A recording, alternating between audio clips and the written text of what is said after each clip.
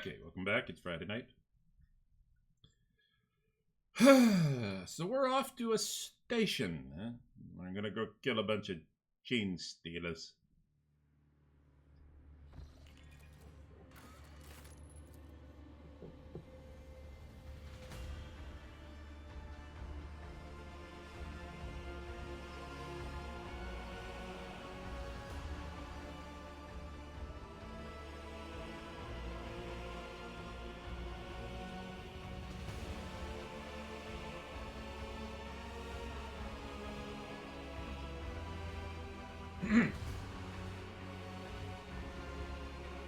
Oh shoot, that's right, I forgot to prepare glass.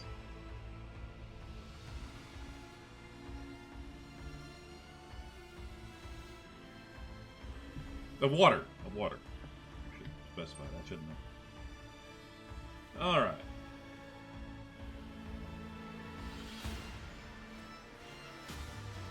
Although instead of water, I could go for whiskey.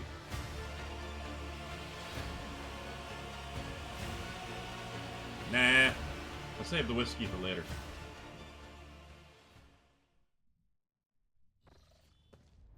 Or, I could go for... I haven't had wheat all day, at all this week, so I could have a cheat day. I could go and grab a... But that's later. I'll probably do that tomorrow, actually. Anyway, what was it? Oh, yes.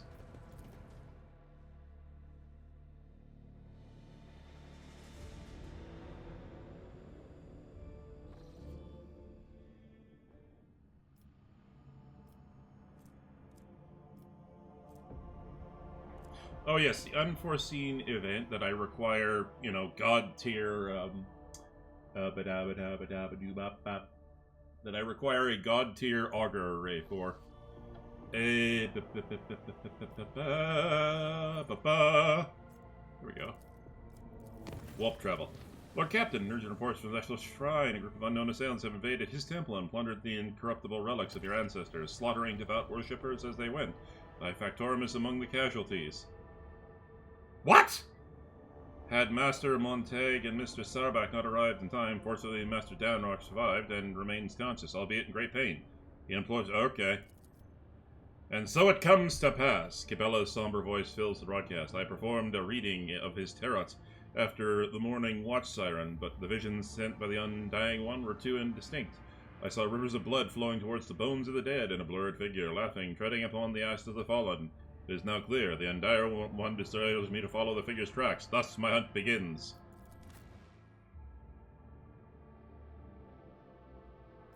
Cute? Well, I mean... more DLC content. More Murder Hobo Goth Girl.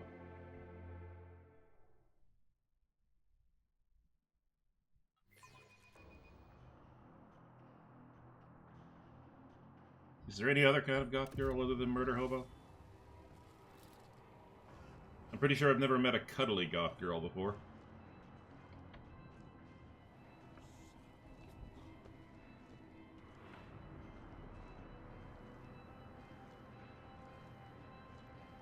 Monte! I like you. The great relic has been stolen. This is sacrilege. Okay.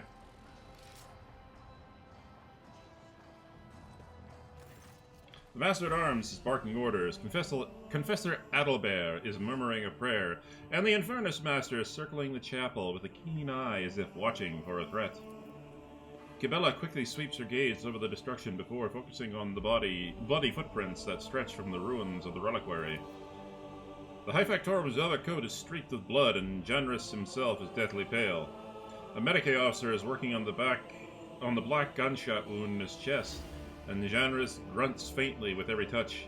He focuses his eyes on you with tremendous effort. Forgive me for not greeting your lordship with a bow. I must tell you, Nemesite has stolen the great relic. Oh. Well, now it's punishment time.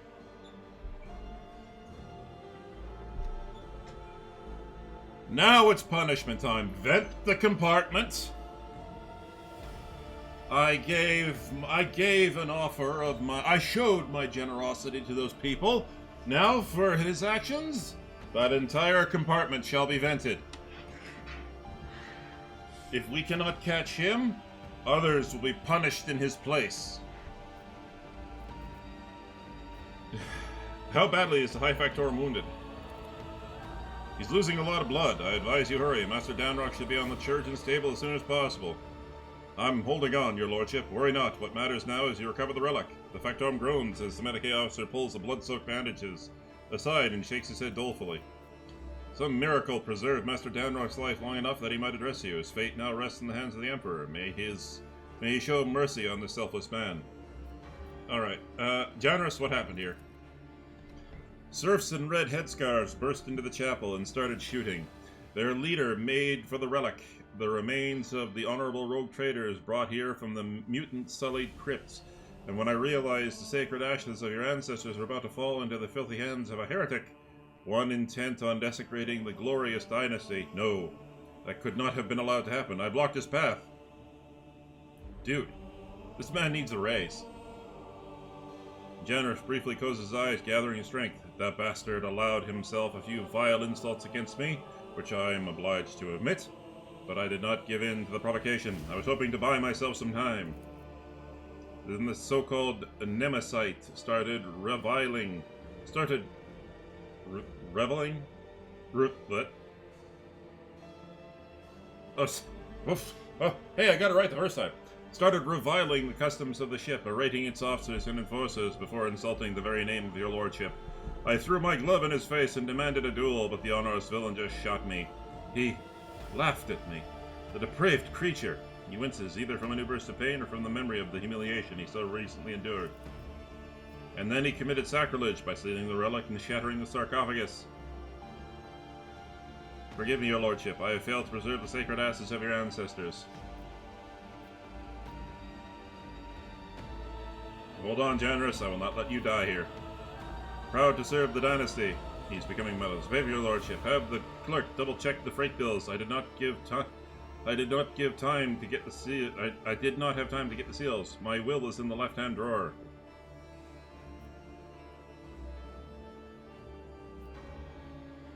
Okay, I'm done. Take him! Take him! Save him!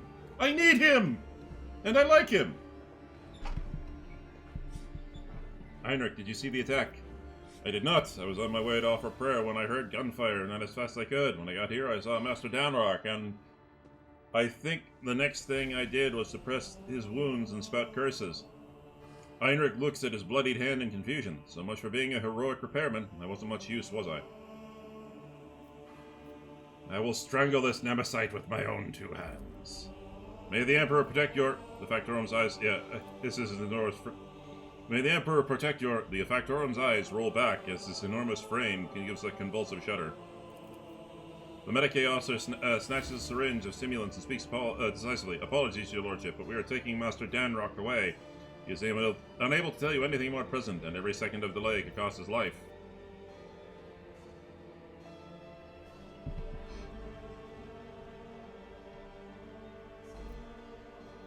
Heinrich watches the limp body of the Factorum get carried away and chews grimly on the low stick that has appeared between his teeth. So what are we to do? So what do we have so far? Master Danrock is on his deathbed. All the attackers are either dead or have absconded along with the sacred relic. And witnesses all agree on one thing. Nemesite and his accomplices came out of nowhere and struck suddenly. Only the throne knows where we can find these bastards now.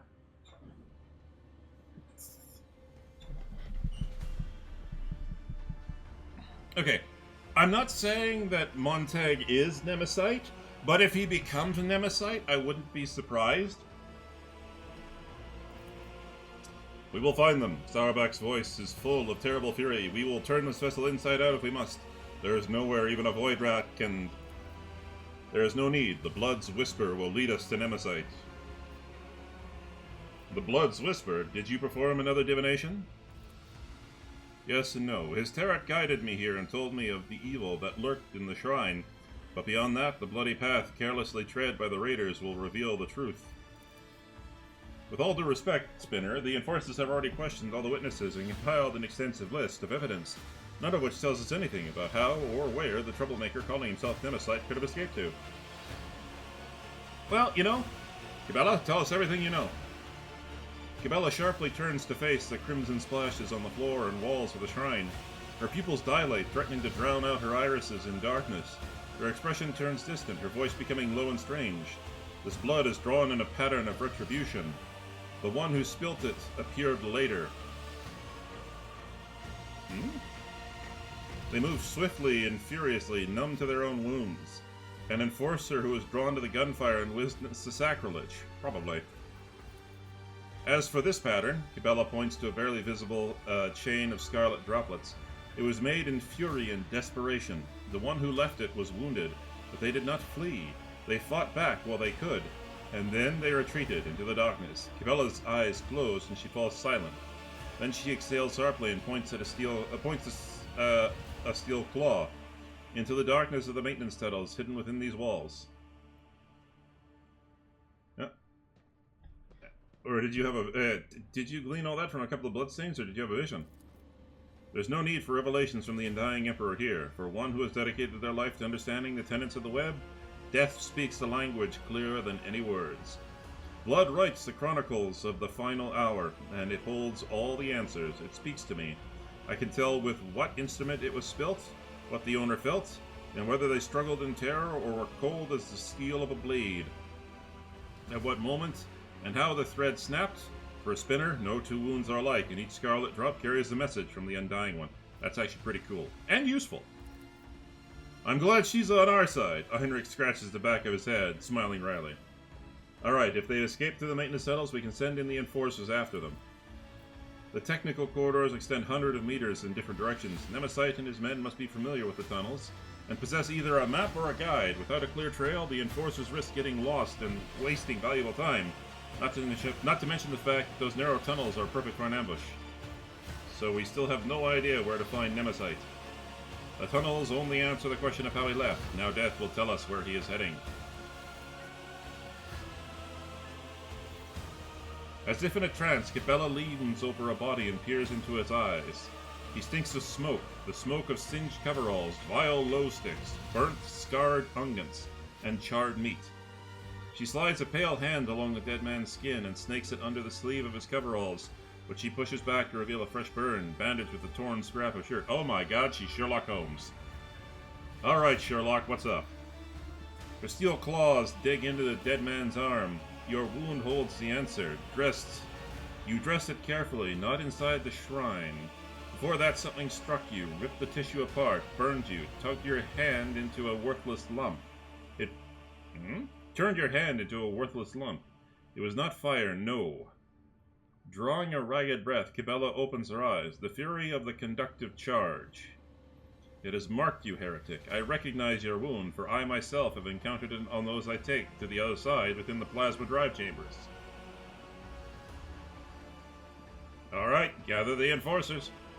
No, Dominstedt, you must stay. You are the one Nemesis has challenged, and those who hunt you will know you by sight. You'll frighten away the prey, and we will lose the trail until the next tragedy occurs. So what do you suggest? Cabela's eyes unblinkingly gaze. My goodness. Brain, you can read and speak at the same time. This English is your native language. Cabela's unblinking gaze meets your own. So what do you suggest we do, Cabela? I will go to the plasma drive chambers alone. I will track down the false champion and all who serve him, and I will prepare the ground for your own hunt. Out of the question. An enforcer squad would certainly scare off the vermin, but I am not letting you go alone, servant of death. You and I will go to the chambers together, and together we will bring down all who have dared insult the Lord Captain. I'm going too. I have a couple of good friends in the plasma drive chambers, the nosy kind, who know everything about everyone. Convincing them shouldn't be difficult, especially if I pull a few favors. It'll be the three of us. Then. What a company! Heinrich's grim laughter echoes inside the shrine. There's an awkward pause. Cabela takes a long look at the officers' faces before finally nodding her assent. So be it, but not like this. Much like your faces, your guises are too conspicuous. Alright, Cabela is right. It would be prudent to use a disguise. The enforcers will procure regular work clothes for us. We will carry only inconspicuous weapons, that we can hide easily in our tool bags. It will help us blend in with the crowd. Before I depart to hunt for the Nemesite, I ask the Daemon to bless me. I pledge never to leave your side, yet the hunt demands that I do just that. Grant me this permission by performing the ceremony of twining. Twinning? Twinning. Cabela nods towards the altar. When your people have taken their leave under the gaze of the Undying One, we will begin the rite. Alright, what is the ceremony? The rite of blessings for the sacred hunt. With it, the Daemon casts their shadow over the path of carnage. Under your benediction, I will strike harder and tread more softly. Okay, let's do it. This should be fun. With your permission, Lord Captain, the Infernus Master and I will take our leave now, and set out to prepare the descent. Sorry, the Infernus Master and I will take our leave now, and set out to prepare for the descent into the chambers. We dare not intrude, your lordship.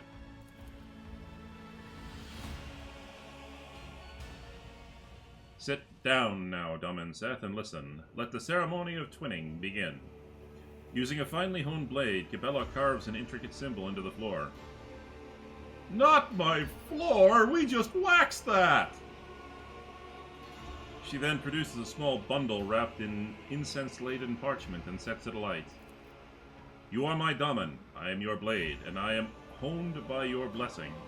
My arms are strong while your will is strong, and as long as the Undying One hears your prayers, my feet will go unheard. Her blade kisses her palm, and dark blood begins to trickle and spread over the bottom of the ritual cup that has just now appeared in her hands.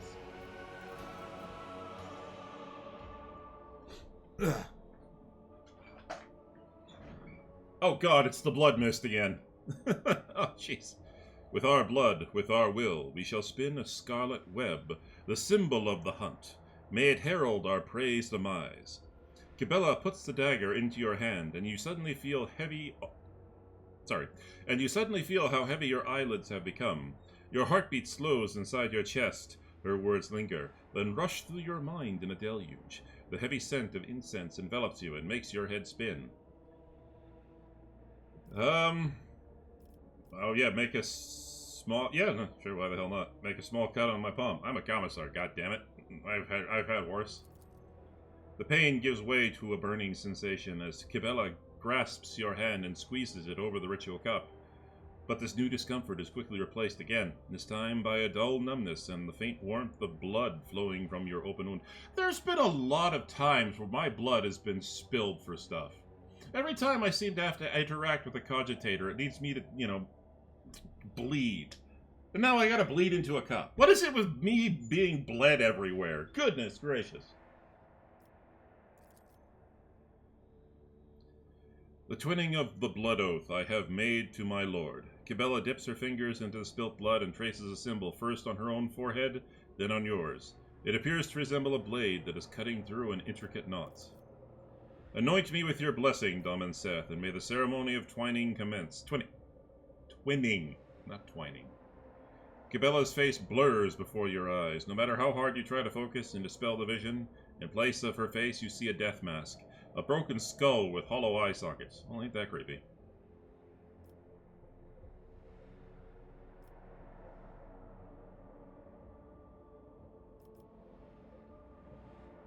May your loyalty to the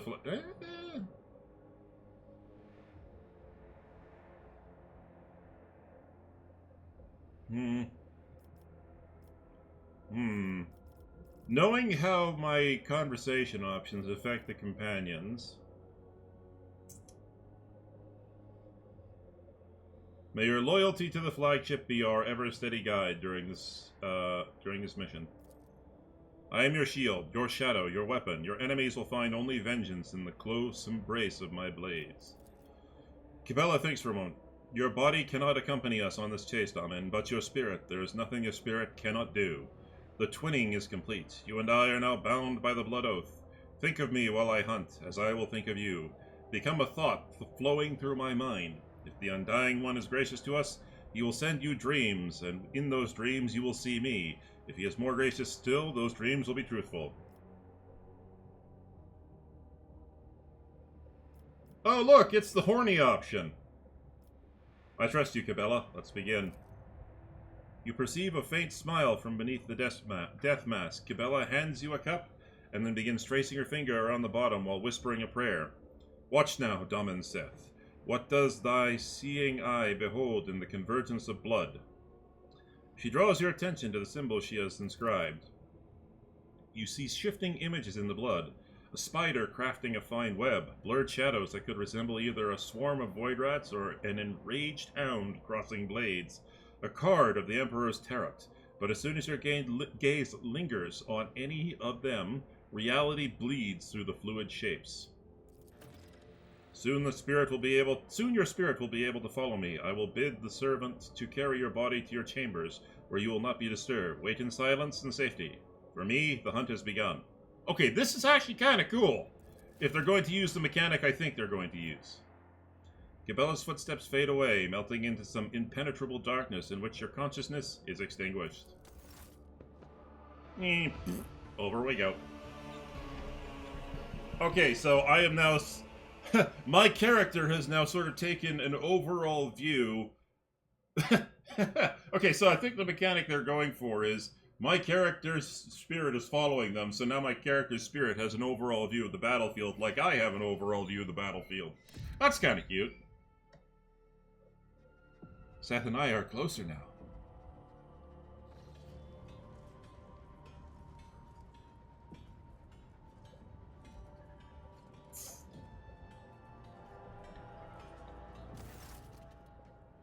Stale air, oppressive noise, the hum and whir of machinery drown out all thoughts. Oh, I see she's got her mask on now. Okay. This place rings with tension. Is it the powerful energy coursing through the cables, or have the wails of the workers merged into a cacophony of indignant whispers and desperate prayers?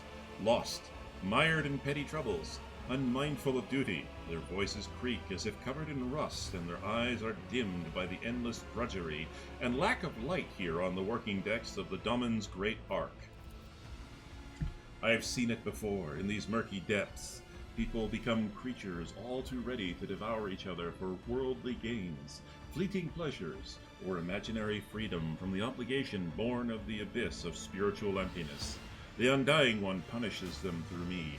Disgusting mutations, abominations, reflections of vice are born in these shadows, and I will be their doom. The thread shakes, the web is taut. I step silently. May the great hunt begin. The thread shakes, the quarry always leaves a trail. We may not see it, but we can feel it. I taste the air, the scent of fresh dye with a subtle note of sparks. This is new, pleasant. The upper decks reek of luxury, but here I feel comfortable. There is something else. This is it. I recognize the smell. Pungent, low, and burnt meat.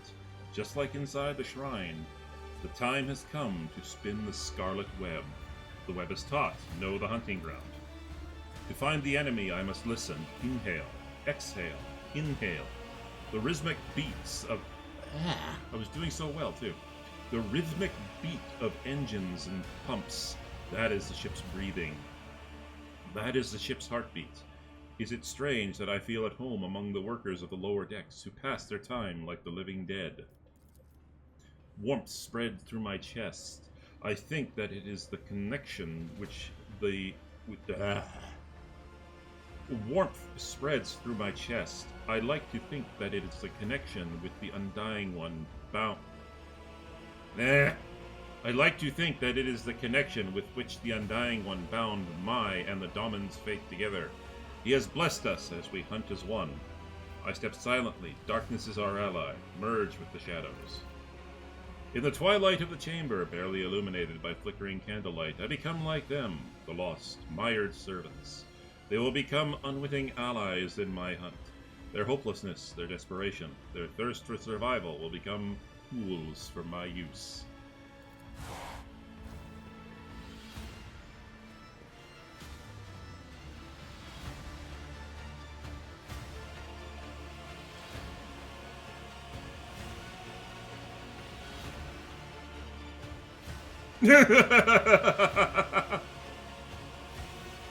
Footsteps, too, are coming towards me. Familiar gaits. Those are the Daman's servants. The Steel Mistress. Oh, that's funny. That's hilarious. That's how she thinks of them. I would not be surprised if the cultists set out on the trail of Nemesis alone. The spinners are arrogant. We are just another soul to them, a gift to offer death. Steel Mistress's voice is hard and cold, like her will. I can see in her eyes that she dislikes me. She is wary, and so she should be, for we serve the Domin, not one another. Flaming voice. I like it.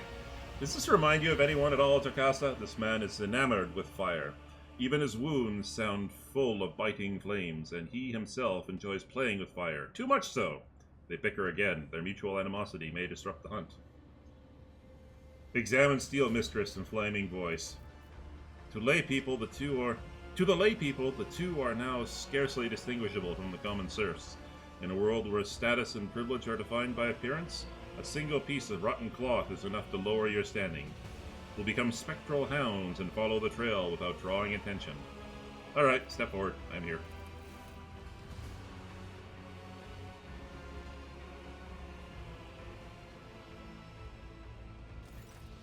There she is! Welcome to the Plasma Drive Chambers, esteemed Holy Assassin.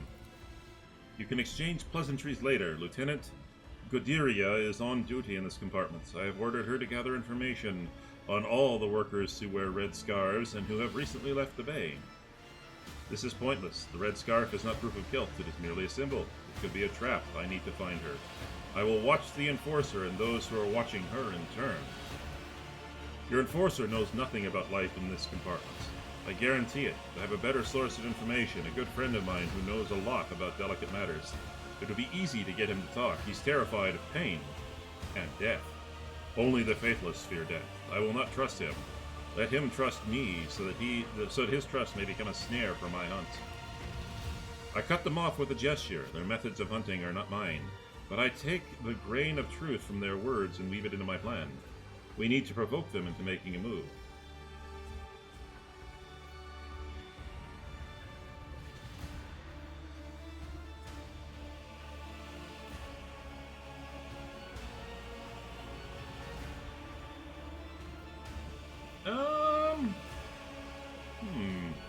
I don't know. What should I do?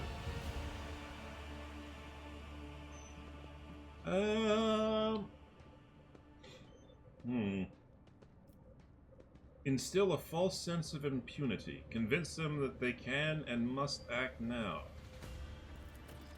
The Enforcer who answers to Steel Mistress is a symbol of order and obedience in these chambers. She is standing in the way. When she disappears, my enemies will believe it's safe to strike, and that will be a costly mistake. Intimidate them with an impending threat. Flaming Voice relies on a talker, one who keeps no secrets and fears pain. An unreliable vessel is bad for holding secrets, but good for spilling them. Through him I will whisper lies to the enemy. Strike out the spark that will ignite the flame. I feel them lurking in the crowd. My enemies, they are cautious. I must find them and let them believe their luck. Then they will shed their masks, and I will take them down. Such is my plan. They look at me in silence. They do not understand yet, but that matters little. I am on the hunt.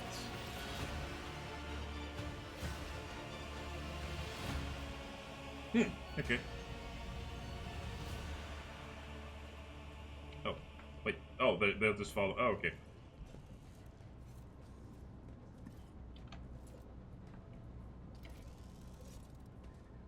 This kind of makes me grin. It's like, heed these words and commit not the transgression of industrial accident. When your belief in worker safety is so high that you're, well, when your belief in, I wouldn't say your belief in worker safety, but when you somehow turn worker safety into a religious commandment, I can get behind that. Too bad they're absolute shit at following through on it, but whatever. Because it's the Mechanicus. The Mechanicus don't give a rat's ass about the people. They care about the machines. The machines are all they care about. So that they don't want industrial accidents because they want to protect the people. They don't want to prevent industrial accidents because they care about the people. They want to prevent industrial accidents because they want to make sure that nothing happens to their precious fucking machinery.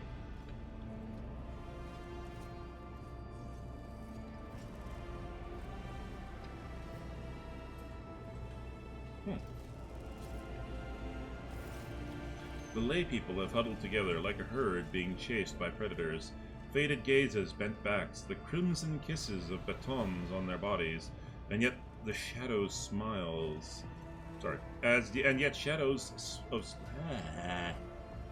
And yet shadows of smiles touch their dirty, burnt lips as a strange pair, like a hammer and anvil, send sparks into the air with their words. What are those two talking about? Hammer and anvil? And then the levers smacked you right in the kisser. Ha! Give or take a tooth, this is nothing. Bruises, burns, cuts, that's just life. Just remind yourself how you can come home after your shift having exchanged your ration card for a bowl of soup. How your little ones gulp that bowl down. How they fall asleep feeling a little better. I say that's worth a hard day's work and a punch in the face. He smiles, broad-shouldered with a rusty beard. He's not afraid to share laughter with others, and so the crimson shades from the beating never leave his face. His voice is bright and sonorous and listened to. Not everyone here is as chipper and thick-skinned as you. A bowl of soup is great, he says. What about having to choose which of your 3 kids gets it? Is that great too? Beatings are nothing, he says. Remember when the enforcers broke your arm? Since you couldn't work, your wife had to pull 3 shifts. She collapsed at the lathe, and the conductive charge burned out her eyes. None of us deserve that. Tough and unyielding. Every word hurts. But she is forgiven for her sincerity. They listened to her to pull themselves together to share their common pain. I will come back later. My hunt has just begun. This is going to be a lot of reading, people. I apologize. I suppose I could not read, but then it's just going to be me sitting here clicking, and honestly, for an Owlcat game, that can get a bit boring.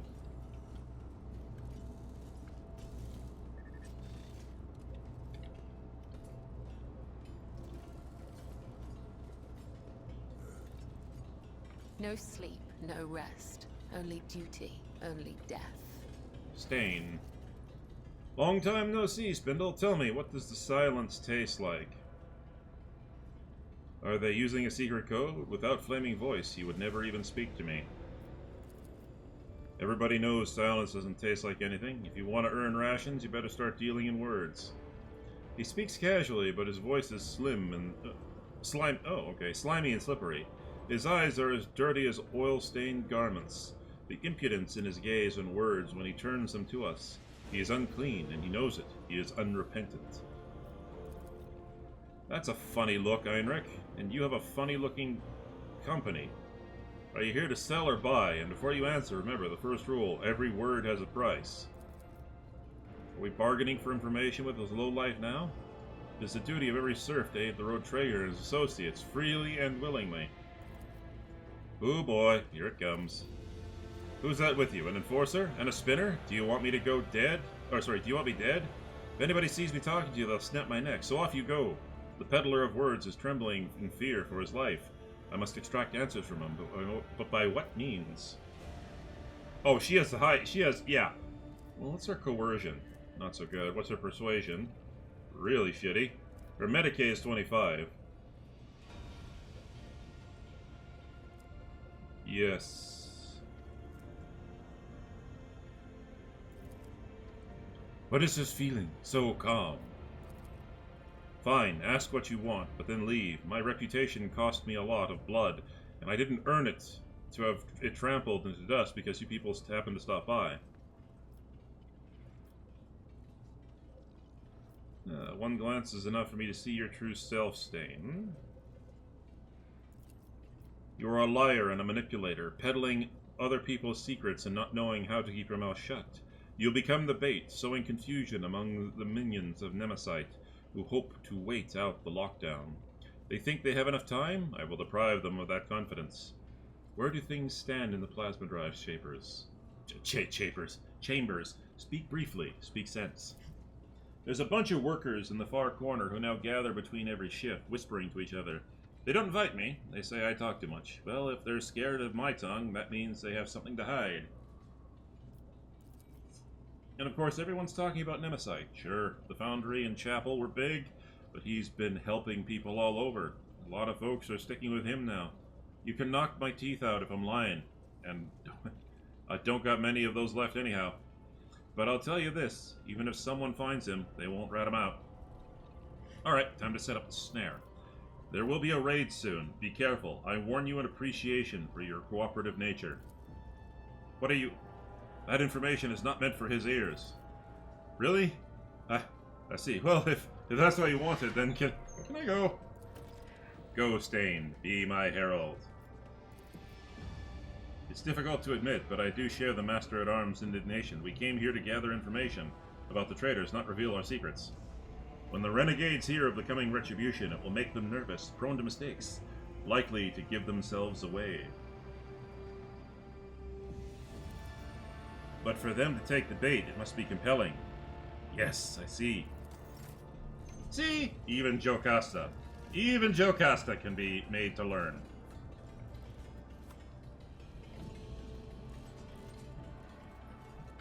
The web beckons. After all, sometimes you don't lead a bull around by the nose. Sometimes you lead a bull around by the nuts. You're an asshole if you do it that way, by the way. But sometimes you have to.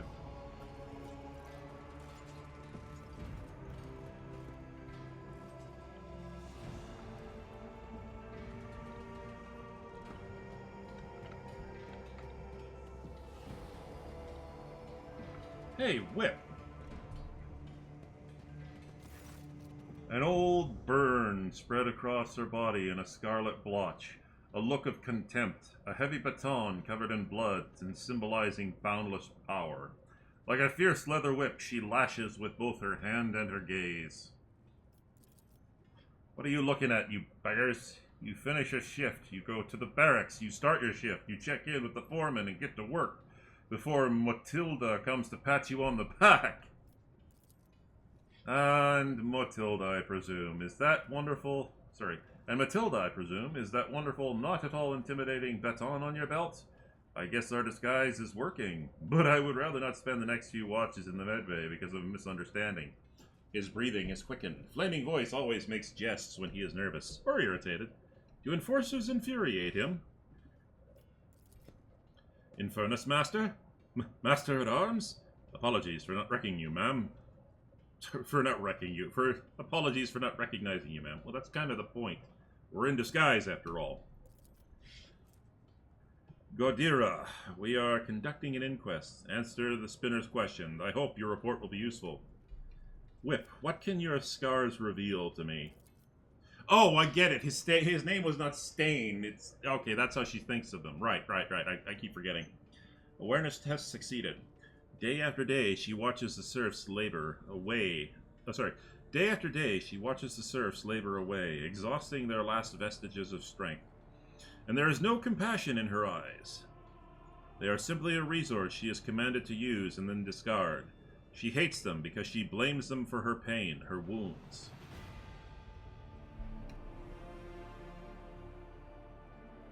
Nothing is unimportant during the hunt. Tell me what you know and I will listen. A group of workers wearing red scarves were seen in the compartment just after the attack on the shrine. The foreman stated that they were at work on the freight line. No gunpowder on their clothes, no fresh wounds. Too many of them have started wearing red masks, and it muddles the trail. But we also found some red scarves and bloody rags in one of the shredders only shortly afterwards. We sealed off the exits and reduced the air supply to the maintenance tunnels to an absolute minimum. Now you can't stay in there longer than a few minutes without passing out. There's no way the bastards could have left the plasma chambers. They are definitely in here somewhere. Like snakes, the servants of the Nemesis have shed their skin. The red scarf is just a distraction. Right. Let the enforcers converse. I will keep an eye on those around us. The workers hide their eyes, but I can hear the murmurs echoing through the bay. There's an impotent rage in their hearts directed at Whip, for she is the embodiment of the very order they despise. But why do they not realize that the enforcer is a shield as much as a lash? Some of the people I escorted to the other side looked at me the same way. In the past, I did not understand, but now, do the lay people see spinners performing their duty to the Undying One, or enforcers performing theirs to the Domin as monsters? Do I sense the touch of his will? The undying Emperor wishes to bestow a revelation upon me in this trying hour. Let his tarot show me the way. I breathe in essence made from the ashes of blood and of the faithful. It enlightens the mind, granting it the grace of reading his signs.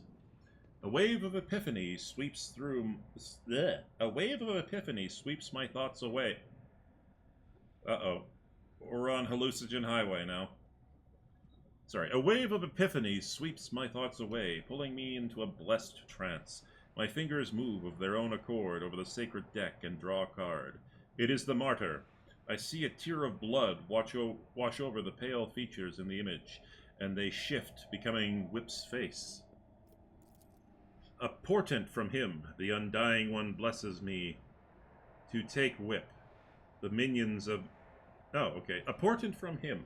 The Undying One blesses me to take Whip. The minions of Nemesis fear her. When her soul is delivered to the Undying Ones, the traitors will feel invulnerable. They will crawl out of their holes and fall into my web. Oh no! I know how Whip's thread will end. I cannot sever Whip's thread with a blade, for the serfs would recognize me as one of the spinners and lose all courage. But the spark of the machine spirits in the plasma chamber has already claimed the lives of many. I will use this, and thus the web will be spun.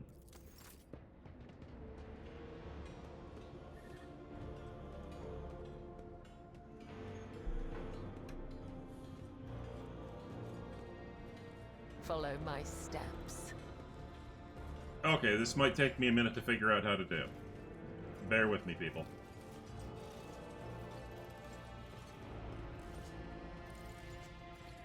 What?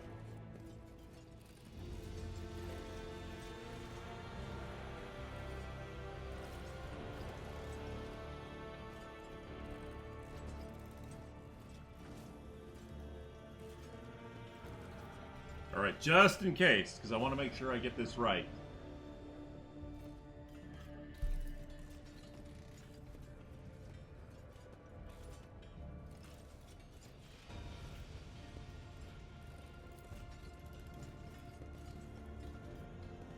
An offering of blood. My visions showed this path, and many others.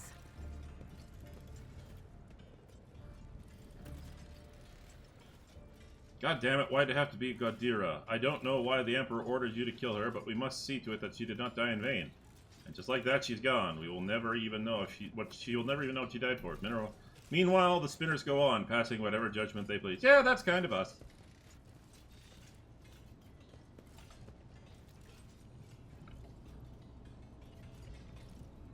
Oops, wrong one.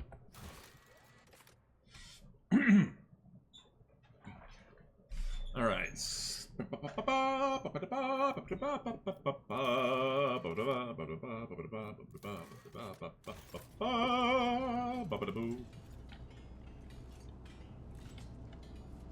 I'm getting dizzy now. Ah, whoa, brains.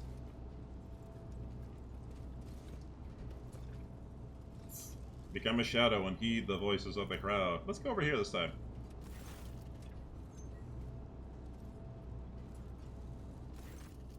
The lay people are huddled together in a pile of sweltering bodies, filthy and battered by the enforcers' batons, reeking of sweat and disease.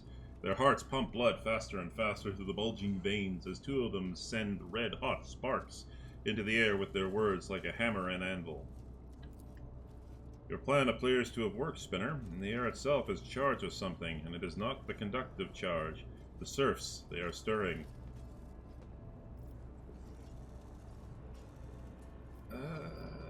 Listen to the rapid beating of hearts. The lay people are frightened, angry. They feel They feel the impunity that sprouted like a weed upon Whip's demise. They feel the threat crushing them from the upper decks, both imminent and inevitable. What are those two talking about? Hammer and anvil? I can hear their whispers, insidious and deafening. No longer do they laugh with the others, no longer do they pretend. The Enforcer is dead, and punishers from the upper decks will soon follow Nemesite's trail. This is our chance. We need to act. This is it. I can sense that the prey is close. They have little fear of giving themselves away anymore. But you need a spark to ignite the flames, something that will convince Nemesite's followers that they are strong, and that the Domin's servants are diminished.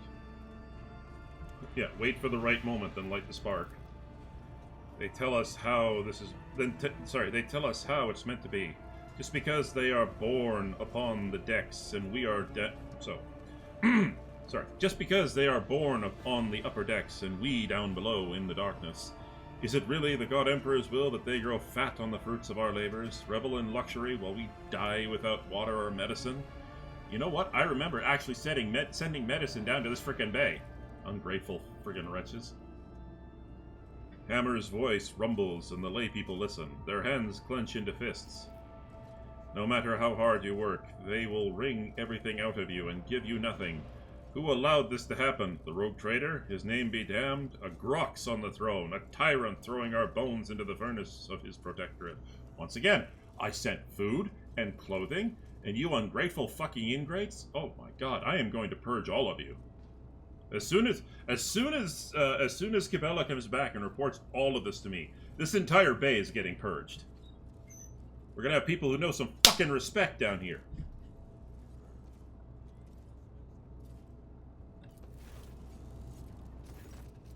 Shut your foul mouth, void dog. Flaming voice. No, it's too soon. I understand your anger, but you must temper it. What did you say about the Lord Captain? The one who gives you work, food, and shelter? You insolent deadbeats, I can see why you've gathered here, and I will not let you start another rebellion. Why are you reaching for your Voxcaster? If you do not disperse, I will give the order to vent the plasma chambers. You have 5 seconds. 4. The tyrant's lackey! If you do this, you'll die with us, you madman! To protect the Lord Captain and the crew, I see you've never met an Infernus before. Their faces are twisted with fear. Will they retreat? Will they flee? Will the hunt be thwarted? No!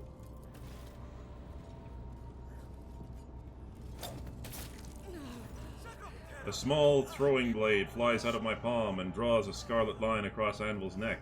If I'd wish, she would be dead, but she continues to breathe and to bleed, and to scream furiously as she looks for me. The rogue trader's assassins are here! Look, they wanted to kill me! Find the assassins! The spark is lit.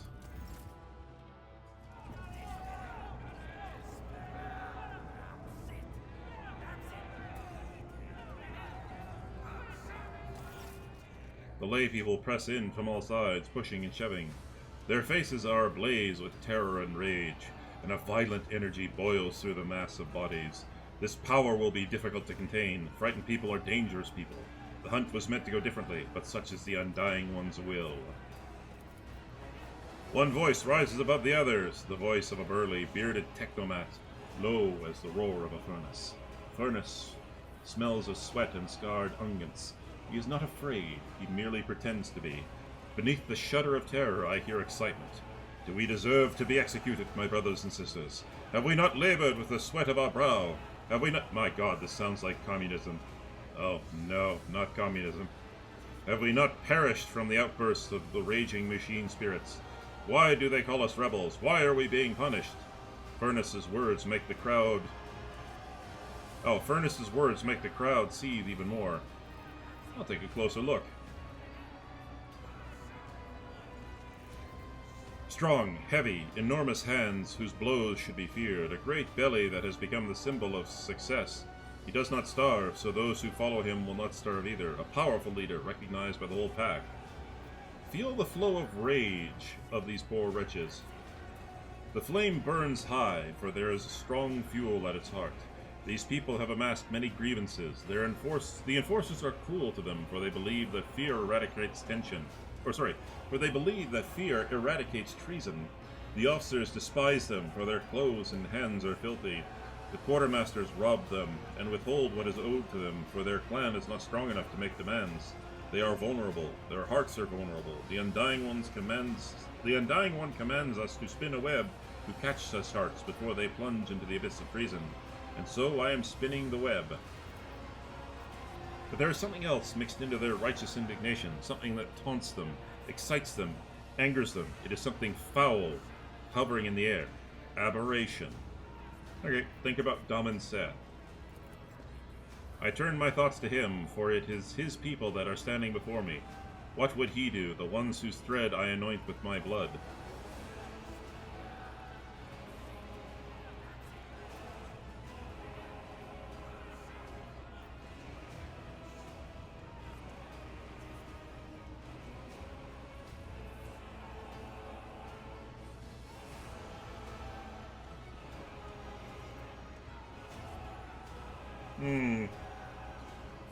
Already, I think, alright, so which of you was it that dared call the Lord Captain's judgment unfair? I demand to see the accuser. No. Already you are rioters in everything but name, and you ask why you have not been shown, why you have been shown no trust. I think this would be the best one. My words frighten them, wound them, because they are just, and that makes their anger swell all the more. Why are you surprised? Have the officers ever treated us otherwise? A new voice, sandpaper rough, tears through the rumbling of the crowd. Its owner is ragged and filthy, and a feverish gleam burns in his eyes. His words inflame the people's minds like rot feasting upon a wound. Rot cries out mockingly, "That's because you're afraid of them, but they're not afraid of you." They have the almighty baton. All you have is the source of the power that feeds the whole They have the almighty baton. All you have is the source of power that feeds the whole ship. Why should they take you for granted? It serves you right, you cowards. His ugly shriek spills like venom upon the sweating faces as they draw slowly closer and closer. Sense the smell hanging over the crowd. I take a deep breath, and something stupefying, noxious, and luscious disturbs my senses. This is no ordinary odor, but something subtle and foul. It carries the same stench as rot. Skinny and scrawny, Rot leers at me with his gaping mouth. He is a nobody who has nothing. His body was wasted away from disease. His hands are 5 fingers short. His fate is sealed. And that makes him convincing. Everyone knows he has nothing to gain for himself, and thus no reason to lie. His poverty is his armor.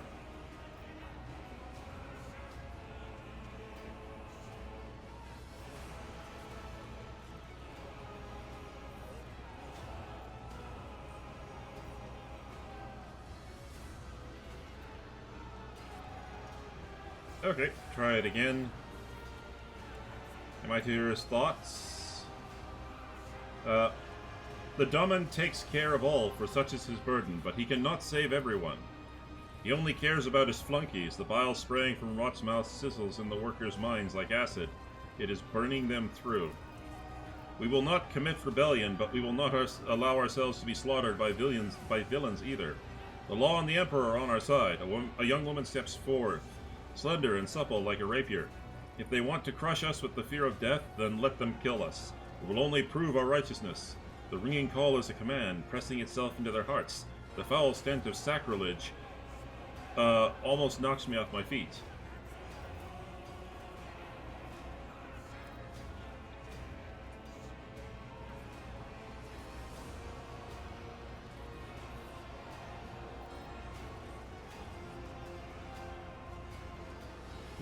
Look Rapier in the eye.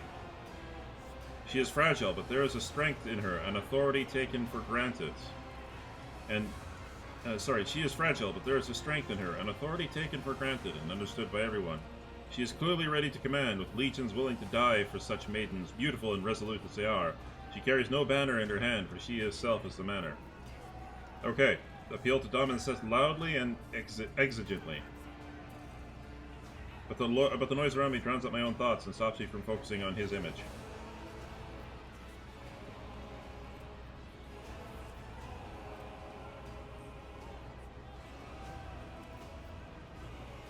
Try lore warp. None of them are steeped in corruption, and yet the sweetness of the trespassing still intoxicates them. Their minds are all captivated by how close they've come to the forbidden. They have not earned an immediate execution, not yet, but they deserve to be saved. Why save them at all?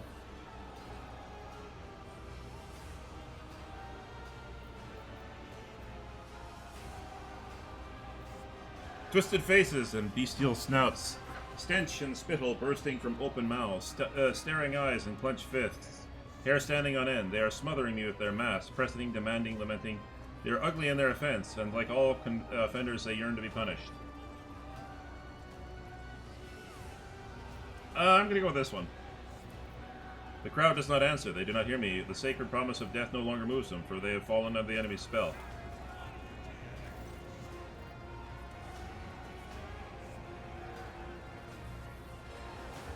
They lose herself in the dance of blood.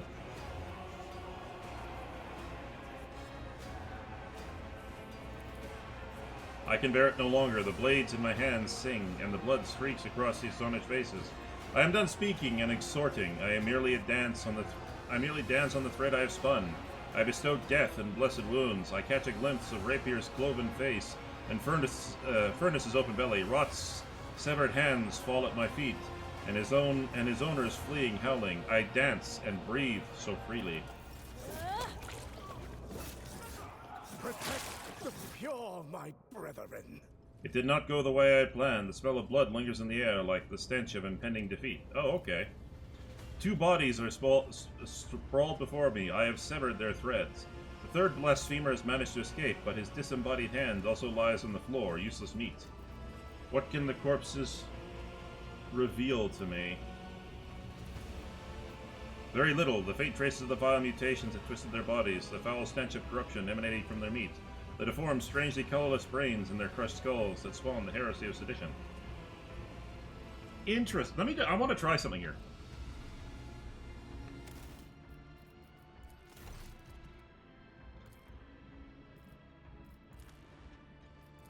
This was actually really interesting. Heavy in dialogue, and I apologize for doing this. I'm not going to read that much, but I do want to see what happens.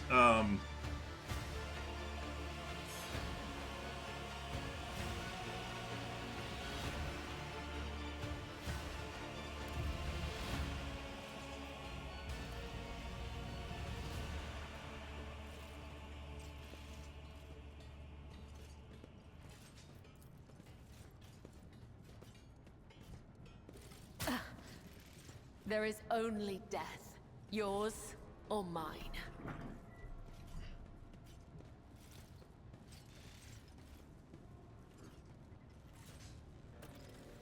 Okay.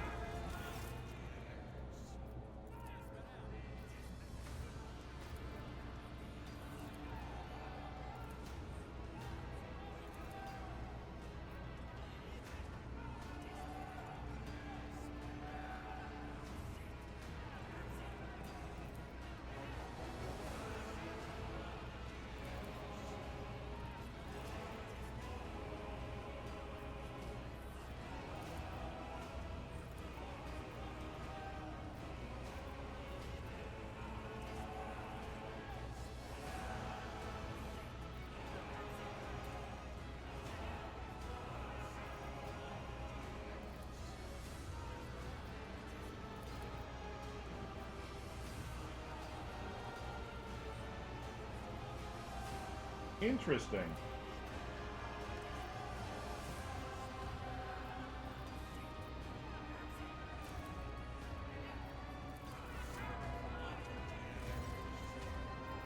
Now I'm just curious. So no matter what you do, you have to go through the whole conversation. Okay, stand firm and do not resist. The crowd is pushing hard. Some of this I endure.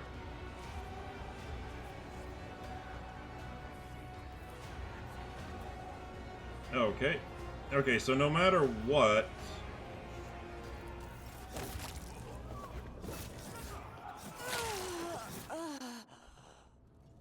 Interesting. Very, very interesting. Alright, so... Which makes me wonder, which actually does make me wonder, is there more stuff I can gather? Like, I know this isn't very interesting to, you know, to other people see me going back, but I really am interested in the mechanic of this particular section of this mission. Because Is it based on how much I get? I'm gonna do another sweep of the bay before I do my before I pop the trap, because I feel like I'm missing something in this scene. I feel like there's something I should be hitting. Now, the warp corruption sense, that's probably something that also factors into it. So, because Another step, another thread. sorry, it does give you the option to not spring the trap right away.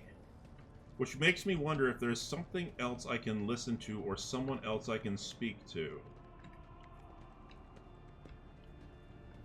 I don't know, I just have this niggling feeling in the back of my head that I'm missing something.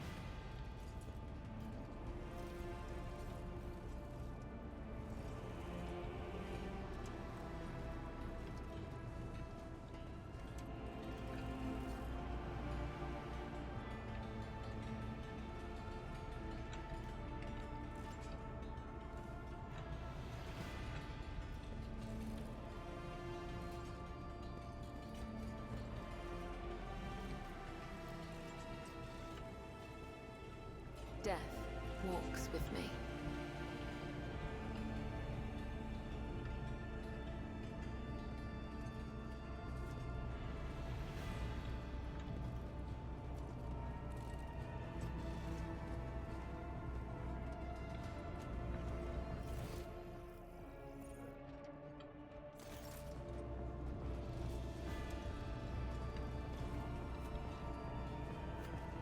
I never even thought about trying to speak to those two. Spring, Grey Hands, and... Oh! I should have checked the map! There are more people to talk to!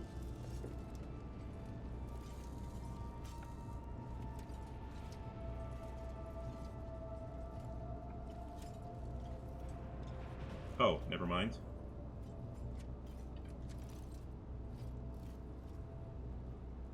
Biter.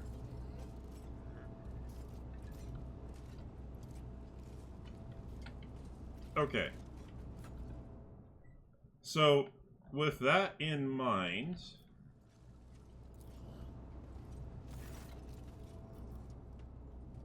Oh! Oh! See if anyone has fallen into my web. Did you hear what happened? Nemesite didn't stop at that foundry business. He's been roaming the upper decks too. They say he went to the vessel's shrine and shot some nobles. And then he fled down to the chambers, so now a punitive squad is on its way. Prepare your backs, this is gonna hurt. The frightened herd sways, humming with whispers. In their eyes, the fires of anxiety flicker. Careless thoughts. Careless, suggestible people. Not all the snares have been set. Oh, right. I haven't,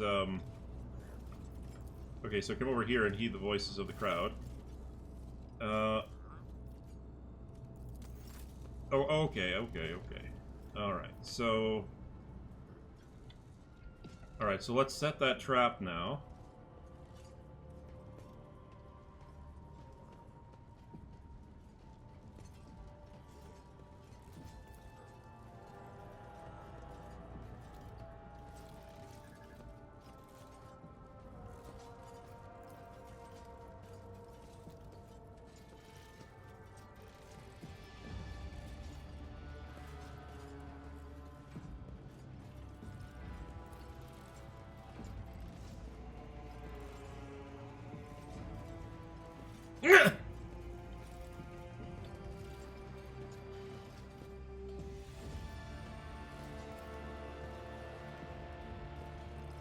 Aim for the heart next time.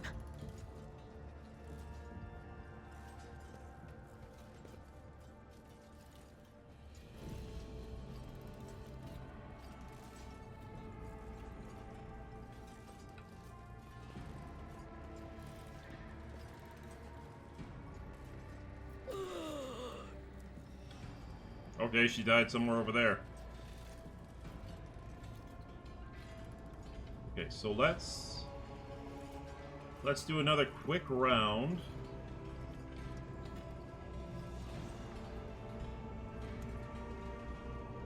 No only duty, only death. Wait a sec, did I ever check the body after? Ooh, I should go check the body this time.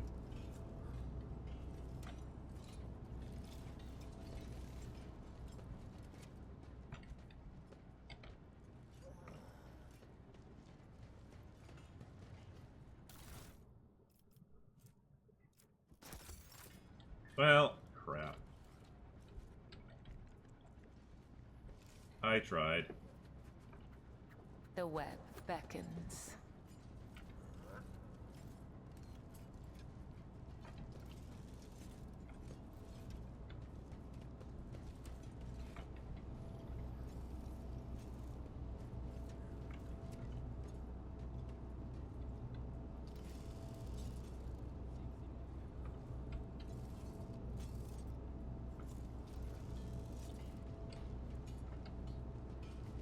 Okay.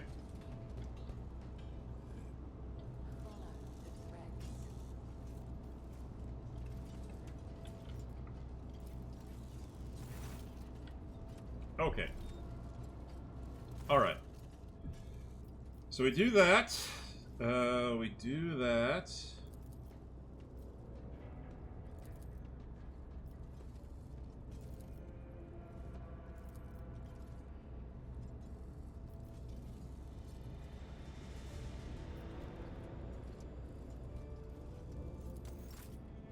So why would they give me the option now to go back? What else is there that I could be picking up? Follow my steps.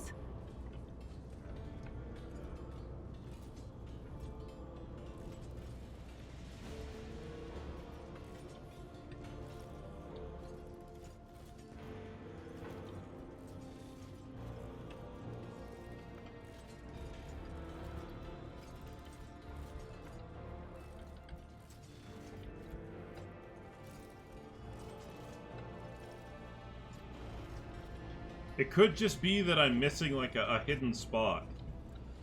Death walks with me. Well, I honestly can't see of any other way to do this, so... Alright, wait for the right moment, light the spark.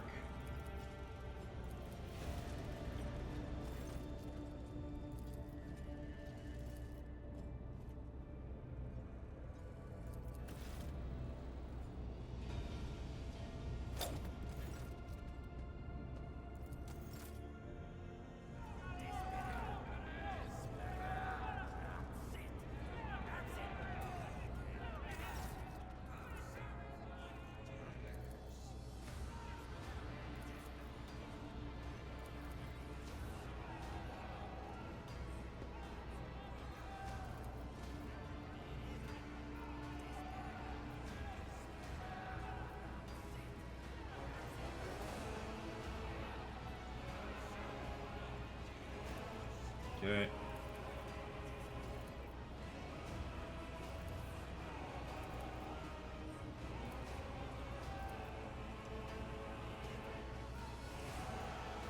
Oh, I see it. It looks at my alignment and it takes away the options.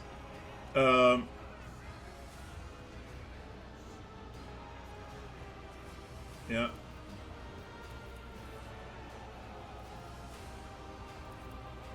Oh, that tantalizing, elusive scent of rage. It is more than a stench, it is a tool. The weapon of the despicable trio which they use to influence the minds of the laity, invisibly intoxicating their minds. The crowd reeks of flowering treason. I delve down into its root and realize what it is that rejects his will sow. His sacred privilege is being attacked. He alone chooses who may journey to him. But these three instigators, they are determined to make the decisions for themselves, dragging the souls of all around into the fires of violence with them. They are impudent upstarts who put themselves above him and above me, the second spinner of the blood-spun web, his chosen servant. The realization of such audacity burns my very soul. And then look Rapier in the eye. Appeal to him, alright. Death will claim you all today, but death will claim you all, but not today, unless you are truly keen to meet its embrace. The crowd does not answer, they do not hear. They're getting close. And time, stop, you are committing treason. And lose yourself in the dance of blood.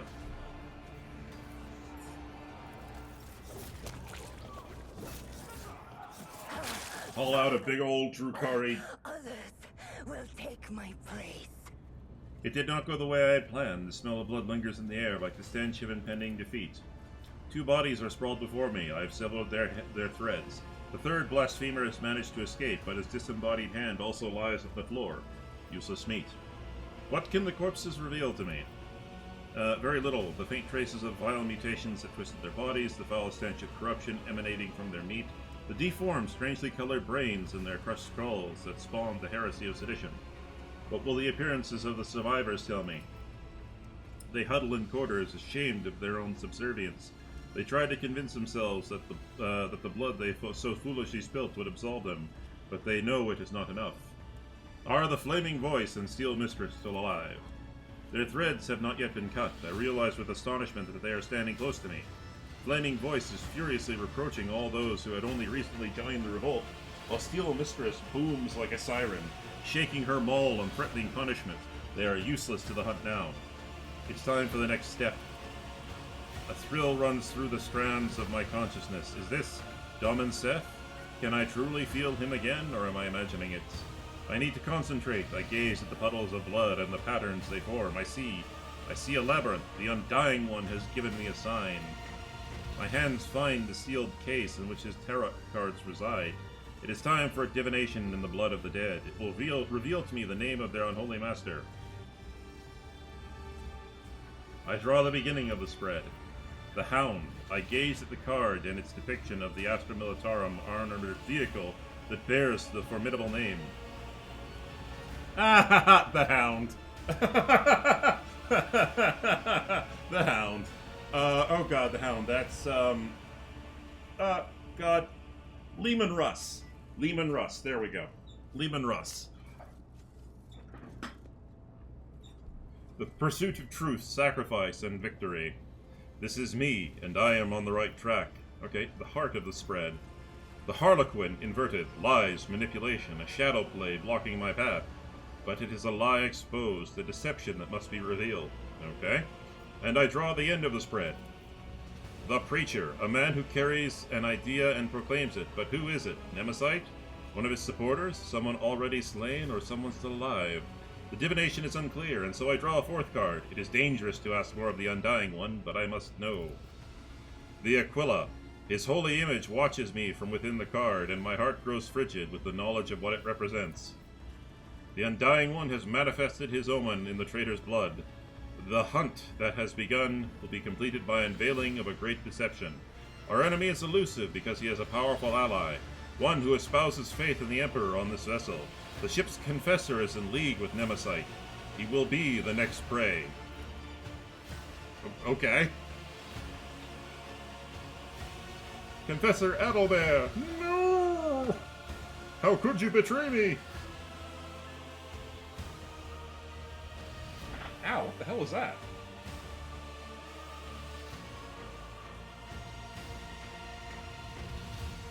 Huh. Go figure. No wonder that hurt so much. Well, when I say so much, it only stung, but still, it was annoying.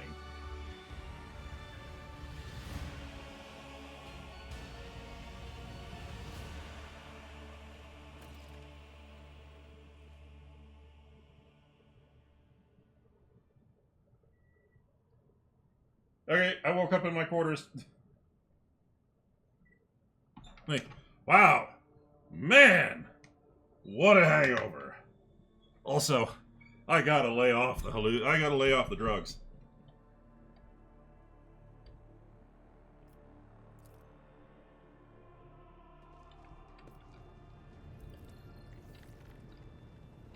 Actually, let's pop in and see if she has anything to say. Hello, Kibella. Domin, I have spun a web of crimson in the plasma drive chambers and ensnared Nemesite's accomplices with it. It is done. My divination has revealed that your confessor, the sower of faith aboard this vessel, is stained with deceit. The Undying One has spoken. His time has come. Okay.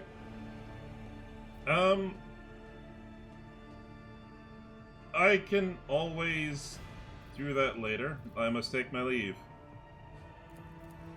Maybe Alright, well, I actually do want to talk to her. So I do want to sit down and talk with the companions a little bit more, and I was sort of thinking about doing that, but unfortunately there's just so much talking in this DLC. I don't want to spend 2.5 hours just talking and talking and talking. So I think I'll have like one dedicated episode where, or one dedicated stream where I just sit down and talk with some of the NPCs. Oops, I went to the Astropathic Chapel. Wrong chapel. I need to go to the shrine. Or maybe what I'll do is I'll talk with. Maybe what I'll do is I'll do all the companion stuff off stream, and just do a recording of it.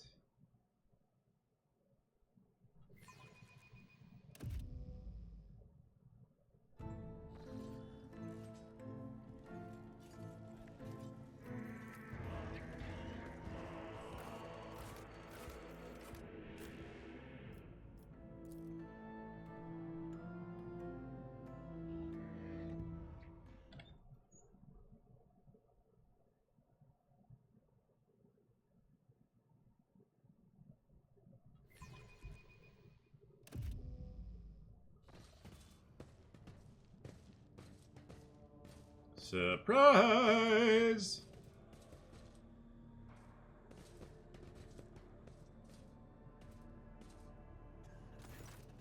Cabela extends a finger top of the metal claw towards Confessor Adalbert. The divination revealed that you stand beside the enemy Nemesite. Speak only the truth before the Domin and the Undying One. Adalbert meets Cabela's words calmly, with an almost majestic resignation.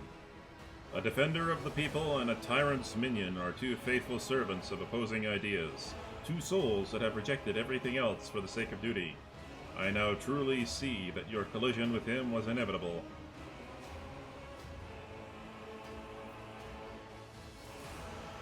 Adalbert shifts his gaze to you and lets out a mournful sigh. I was warned about your visit, Seth, as well as its purpose. Who alerted you to my visit? My son, the protector of those whose blood you feed upon, whose hard work has paid for your content life on the upper decks of this ship. I demand an explanation, Confessor, this instant. Your pet tormentor who extols death is right. I know Nemesite, and I assist him. Just like him, I am your enemy, Seth. Adalbert raises his voice, and in a soft tenor you hear notes of accusation as deep as rolling thunder. And I am also the enemy of your cruel regime, where life is dirt under the enforcer's feet, where a man has nothing to eat, writhes in fear, and knows no hope. Sourback clenches her fist until her knuckles crunch. You treasonous impostor, to think I listened to your sermons and was anointed by your hand. You will choke on your words, along with the teeth I'm about to knock out. Adalbert dignifies her with neither a word nor a glance. And you were so good at moaning about the servants he killed. Ah, no. And you are not even trying to lie. This is commendable. Adalbert shrugs, his kindly face growing harder. Why would I? If the dogs have come looking for blood, they will not leave without a kill. Such is your vicious nature.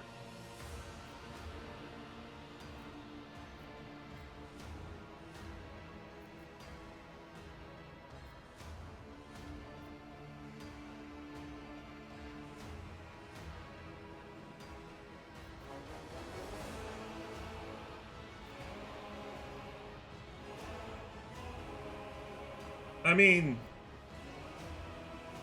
I'm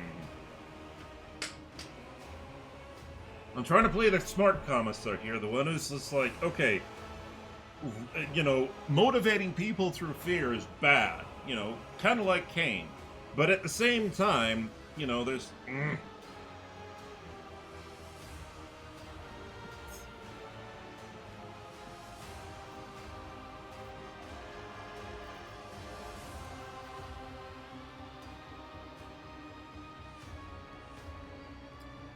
Oh, I grieve for them, but they were unreliable. They could have compromised us. They had to die. But the fault for their deaths lies with you and your enforcer dogs, for fear of whom we are forced to hide.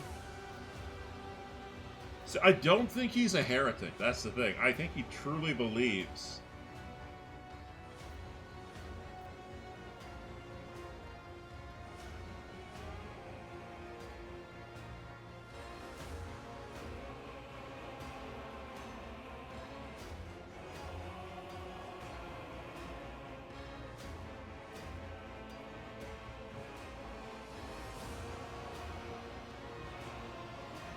Alright, so, if I'm trying to play it smart here, because see, this is the High Confessor for the entire ship.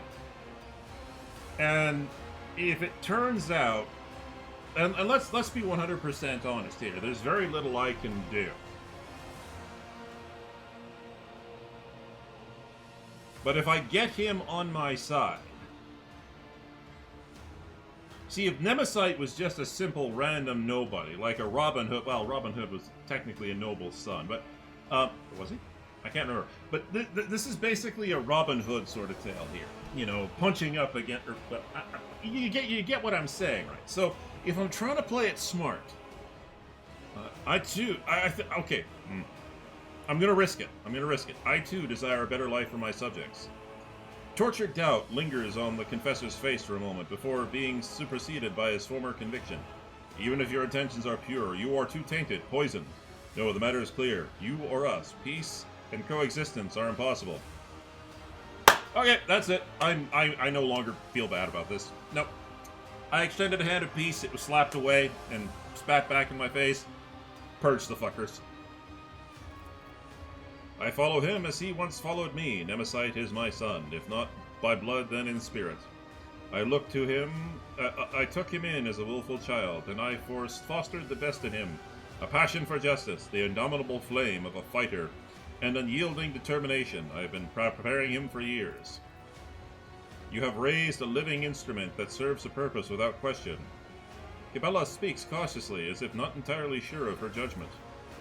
Such is his purpose, to be hope, to break the shackles, to end centuries of torment that have passed aboard this ship. A great sacrifice for a great cause. He falls silent, looking at Cabela expectantly.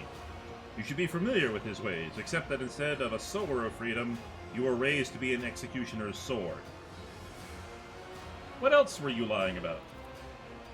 One last confession. Why not? He frowns and pulls back his collar as if he were short of breath. I am not Adalbert. That was the name of an initiate from a clan of confessors who passed away from disease many years ago. I was born in squalor on the lower decks, and at the behest of the... He falters as if he wanted to add something else. And it was by the Emperor's command that I took Adalbert's place through deception, pretending to be him. The dead man had inherited much influence, and many thrones from his clan, which hastened my successful rise to the ranks. But it was not for wealth and power that I did this. I accepted the burden of hard work to empower the common people, to pave the way for liberation from oppression and injustice, and my part is almost done. Cabela whispers to you. I sense no lie in his voice or bearing, Amonset. He feels and welcomes death with open arms. The moment favors us. We must learn more. He who betrayed his oath will not deliver Nemesis to us, but from his words we may divine knowledge of our enemy. Alright, how did your deception go unnoticed? You were not there for those years of pestilence. Confessors attended every deck and died in multitudes. New ministers were recruited in every port, at every station. Their names and faces blurred together, and we recognized our kin only by their robes. No one who knew Adalbert's true face survived that time. The Emperor saved me from being exposed.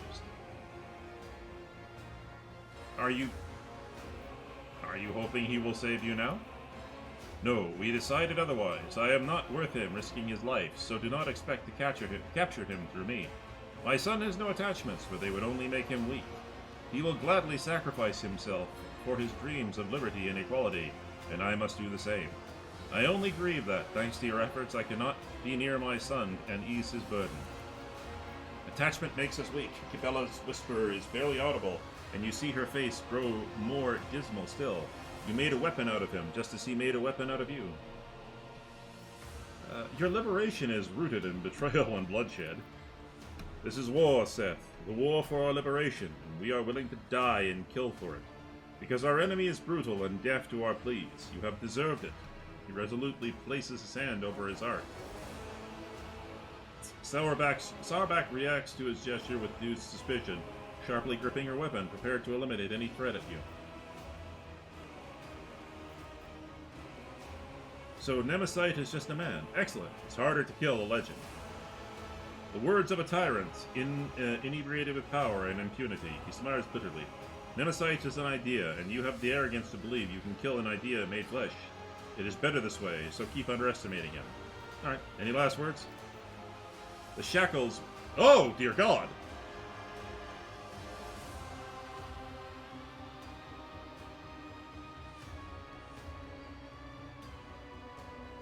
The shackles will fall, and there will be nothing left of your tyranny, nor of you. Adalbert speaks without hatred. His even voice is that of a martyr on his way to glory.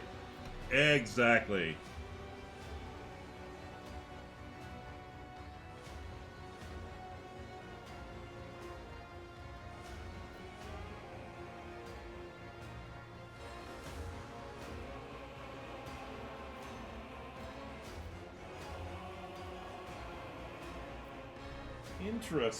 Interesting. Very, very interesting.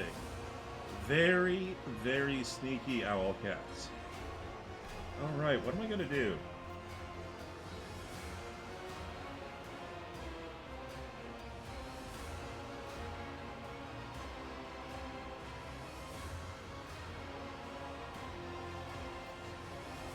I'm gonna give it to Cabela. Cabela, it was you who found him, therefore it is up to you to pass judgment. Cabela takes a step forward and makes a straight, sharp, sweeping gesture as if crossing Adalbert's figure or severing an invisible thread. Death has whispered your name, betrayer of vows. The judgment of the Undying One awaits you. You seem to have mistaken my humility in the face of death for submission. Adalbert smiles weakly. It is not for you to decide my fate. I will make that choice myself. I will surrender my life in a fight for our future. I will die, but I will take you with me. He clicks his fingers, and initiates who have been standing humbly around turn in your direction, their white robes opening to reveal a variety of weapons. For Nemesis, brothers and sisters, for freedom. Lord Captain, this was an ambush. They have been waiting for us. Yeah? Here's a grenade! Protect the Lord Captain!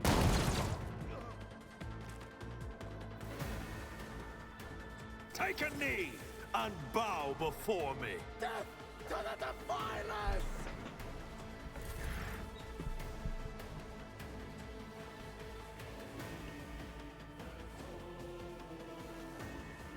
Oh, excellent. Cassia. How many of these asshats can you nail? Perfection. I'm not accustomed to being ordered around.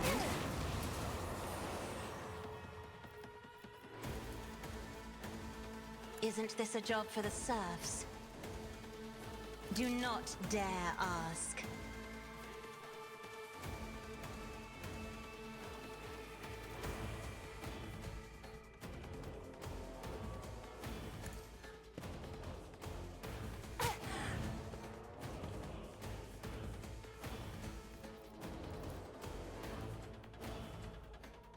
If I may.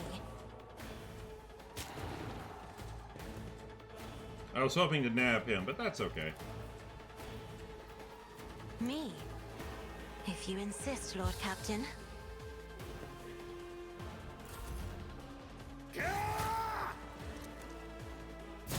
Unworthy soul.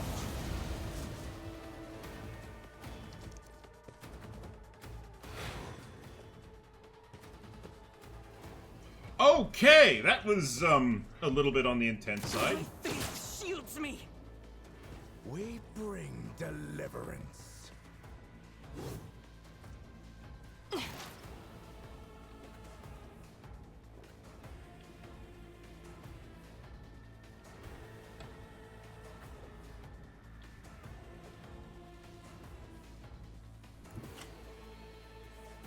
Just designate a target. Yeah, I will took pay that an risk. even greater price.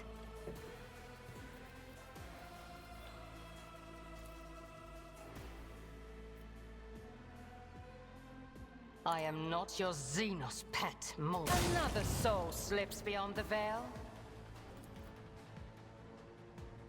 This tedium is beneath me.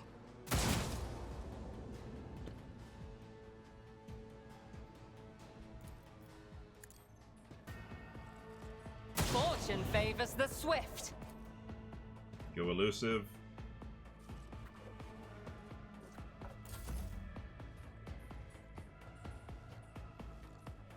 Enjoy your luck while you still draw breath. Net cannon? Oh dear God, why?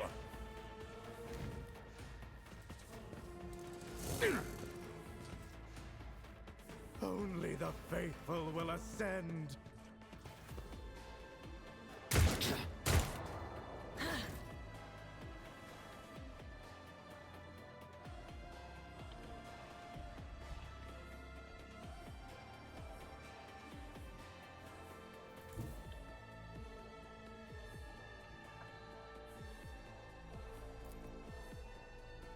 A dance of blades and shadows. The shadows let your soul. Death is a blessing. No.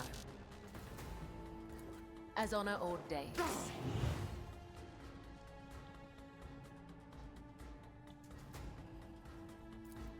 I shall not fail.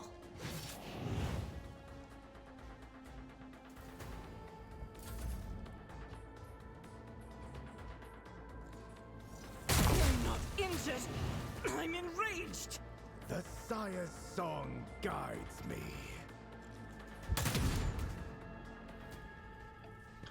Oh, thank you. The angel will reward us.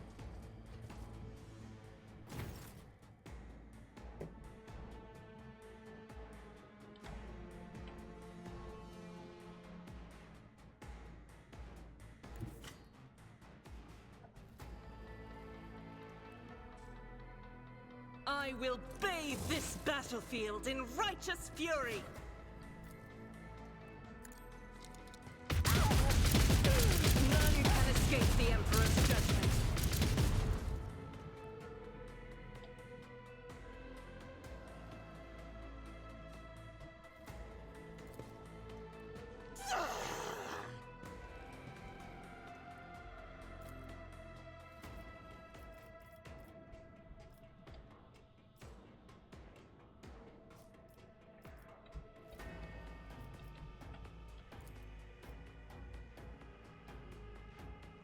I'll do it. This is why I was chosen.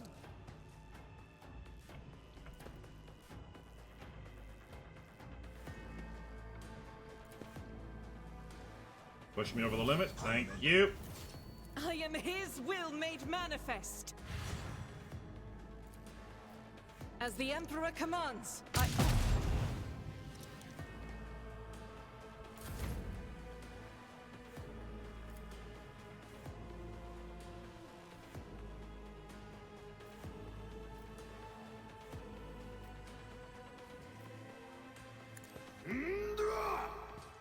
No sense I can't move anyway. Not a problem for me.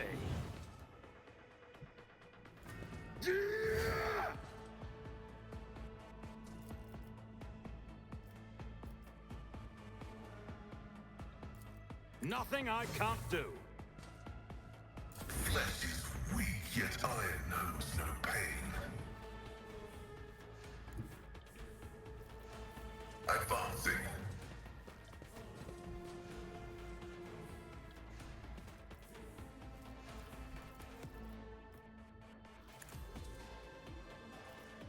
Great.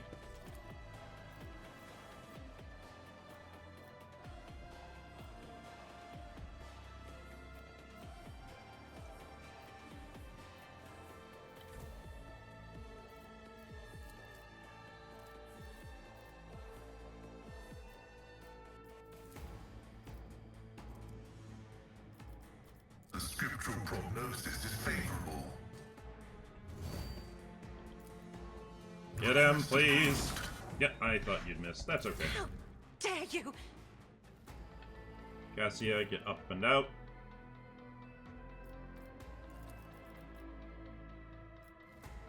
Battlefields are always drowned in scarlet. I am your doom.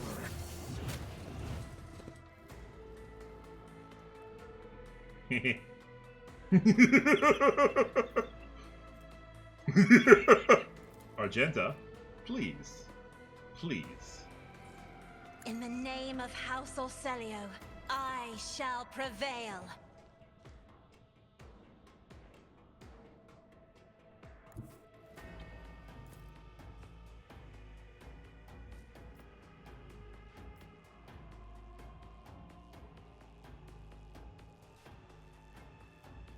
I'll do it. Pain cleanses the body.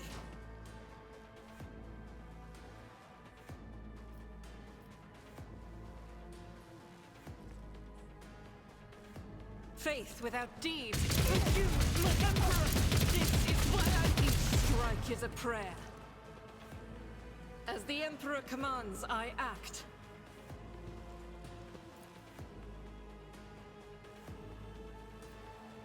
Doubt is for the weak. You none can escape the emperor's judgment.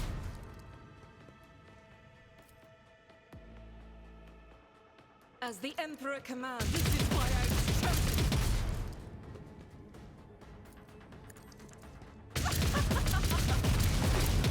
Promethium leak?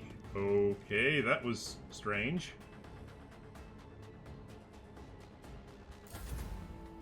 I should have reloaded! God damn it!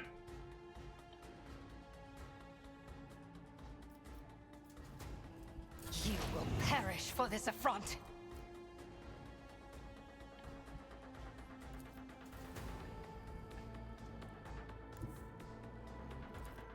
Swift and silent. I deal death with my hands.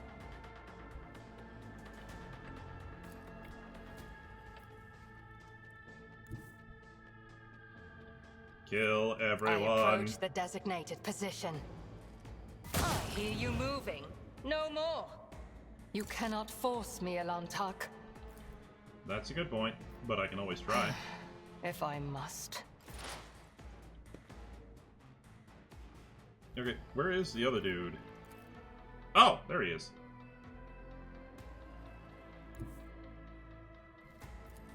Death comes in silence. Run up to him, then jump over him.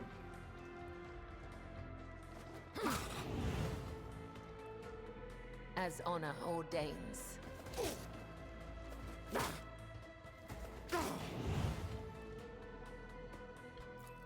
As the tenets demand. And then jump over him again. Come, the other side awaits. We bring deliverance. Really?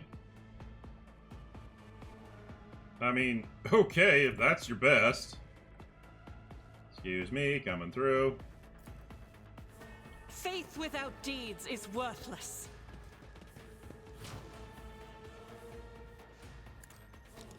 For you, my emperor! Each strike is a prayer. Exactly.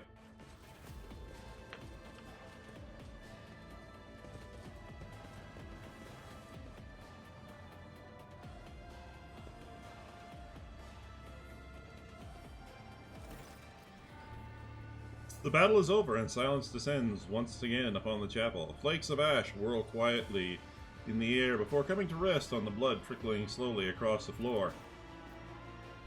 You ought to see this, Dom said. Cabela leans over the confessor's body and slices off the edge of his collar with her blade, revealing a tiny scar on the back of his neck. It looks just like the one the captured worker in the plasma drive chambers had, except this one has clearly healed a long time ago.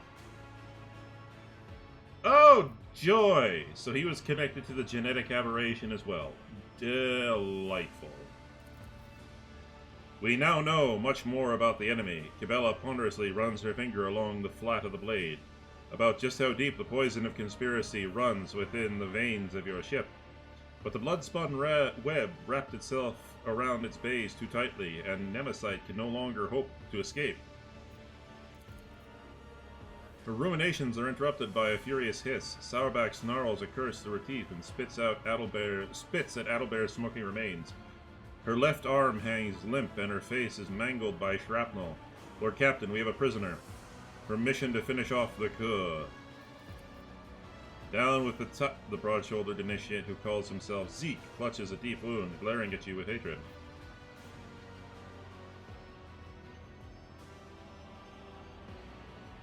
Answer me this, traitor. Were you serving Nemesis for a cause, or simply for money? He promised us freedom. Alright, where's his hideout? Even the Confessor didn't know where it is. He was afraid of spies or giving his son's secrets away under torture. You see, you can't get to our champion. Alright, how many more mutineers were hiding on my ship? I want to know your names, I want to know where you meet, everything. The Confessor said every compartment has people who fight for our cause. They promised to take me into the circle of our most devoted believers. Then I would know, but even then I would tell you nothing, not even under torture. They were waiting for us, it was a trap. Yes, Lord Captain, Adelbear has been warned, yet he chose not to flee. Instead, he stayed behind to set a trap for us. Did he really believe this madness would succeed and he would somehow survive? He did not want to survive. His only hope was to kill. Nemesis managed to turn his adoptive father into a blade pointed squarely at the Domin's throat, just as Adelbear himself had once turned Nemesis into a weapon. Neither of them feared death. That devious, mind-twisting beast. Sourback frowns with worry. I have been going through my predecessor's archives recently, and I may have an idea as to what manner of creature Nemesis is. We are dealing with a Kellermorph, a special variety of mutant filth in service of genetic cults. These creatures are made and raised to play the parts of the people's leader, an inspiration for the mutinous rabble. A Kellermorph's purpose is to sow disorder and use the rebellion to eliminate the ruling elite. Now I'm completely lost. I have no fucking clue what they're talking about. I thought Gene Stealers... But wait, no, we did have Gene Stealers. There were Gene Stealers. I fought them in the last stream. I didn't know there was Kellermorphs. I just thought there was pure strains and brood lords and shit like that. Now, let us decide to do with our surviving traitor. Do not kill him in vain. Kibella shakes her head. Those who follow the tenets of the web know that just as we serve death, so too does it serve us. Allow the death of this man to become an instrument in your hands. Dom and Seth, pass off the traitor's body as that of Nemesis. Instill fear in his supporters. The enemy will be forced to act to undo this deception, exposing himself in the process. I like this idea. I do like it. We will do as Kibella proposes. We'll make certain that the lower deckers believe their hero to be dead. We will leave the body to hang for a good long while, but the hopes of the mutineers will rot along with the corpse. And... bonk. And another bonk. That is one traitor dealt with, Lord Captain, but how many more have been poisoned by the false confessor's heresy?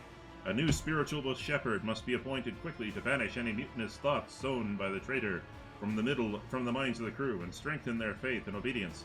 Without the ship's confessor, the rabble will begin to whisper that the Emperor has forsaken us, and such doubts will only play into the rebels' hands.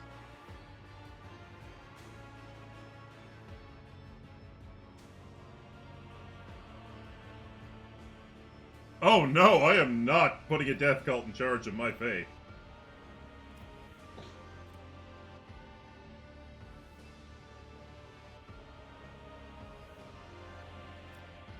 Yeah, and it's like the creed must be strictly observed aboard this vessel. Since the voidsmen are wavering. No! No! We have no clue who hasn't... We know that they're... Fucking hell, no! No! What's the bonus for that one, though? Righteous fervor? Yeah, fuck that shit. No. Appoint a loyal crew member. As you command, I will order the chapel be restored as well. I will send agents to every deck the next time Nemesis rears his head, which I am certain will happen sooner rather than later. We will be one step ahead of him, and not the other way around.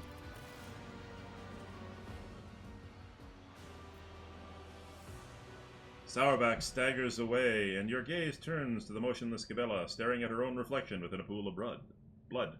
Is something wrong? I am thinking about Nemesis, my adversary. The more I learn about him, the more I see a vague reflection of myself, a twisted reflection perhaps, but all too familiar. Like me, he was forced to tread the path of servitude from an early age, stripped of anything that might stand in the way of duty, a champion and a zealot left with nothing but an idea, forged and tempered by his member. Whoa! That's a Freudian slip. Forged and tempered by his mentor.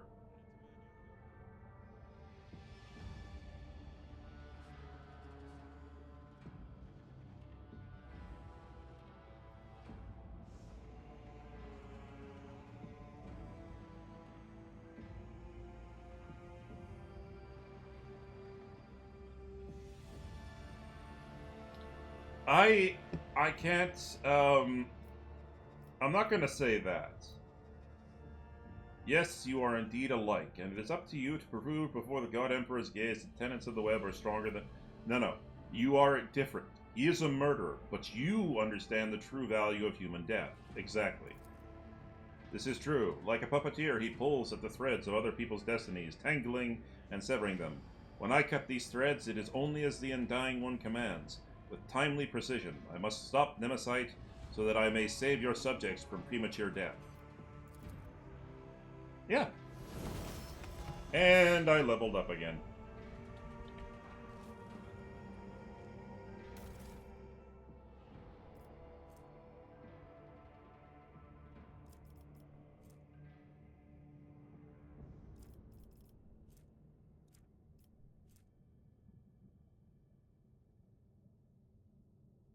Aww.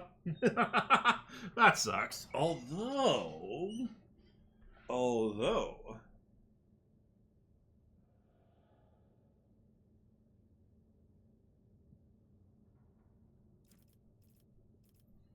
And you are just another great sword. That's cute. A power pick.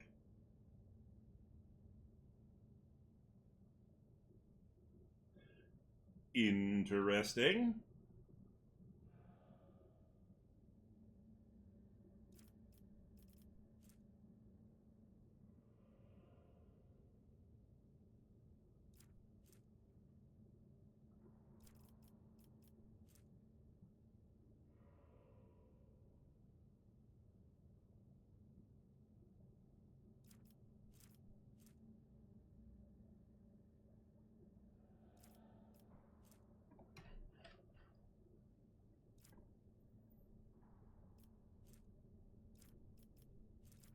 What are you? Manufactured sword.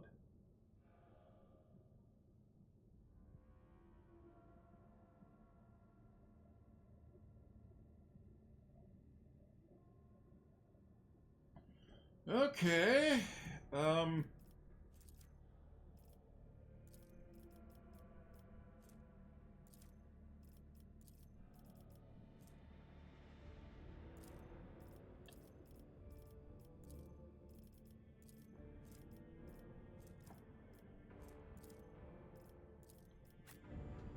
The dead know nothing, and neither do the ignorant.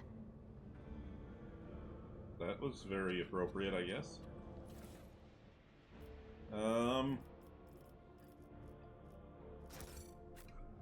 Okay.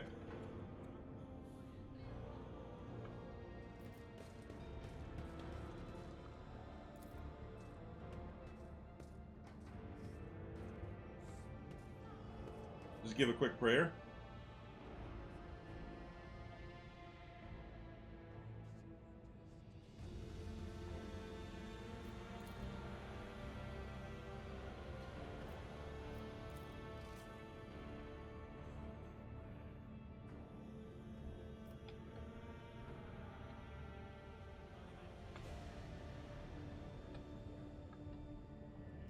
I'll lay claim to the stars.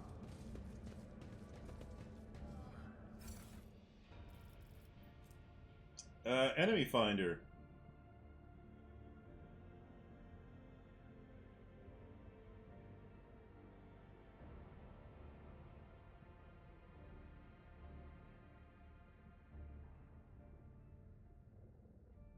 Interesting.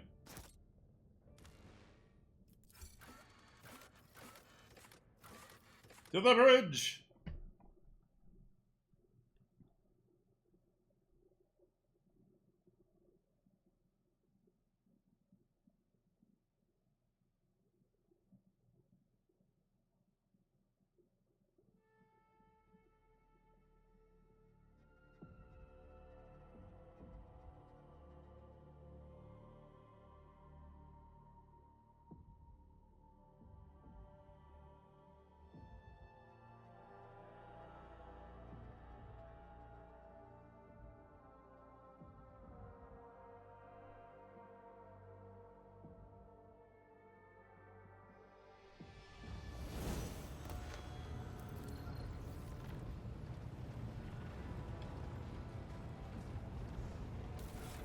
Alright, so let's see. Because I know I can increase her attack if I give her the number of attacks she makes. Then again, she is doing fantastic. You know what I can always do? There's 2 manufactured swords. Boom. And bang. Actually, hang on. No, not quite.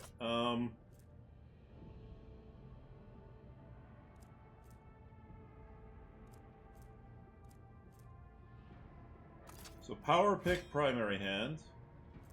And Bio Dagger offhand.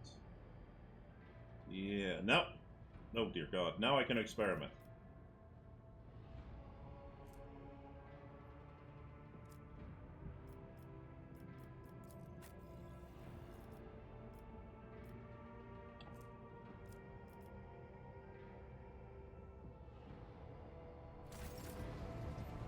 Let's give it a quick save. Actually, we're at 2 hours, so this is a fantastic time for me to take my break. I will be back momentarily. Well, give me about 5 minutes and I'll be back. I gotta get something to drink.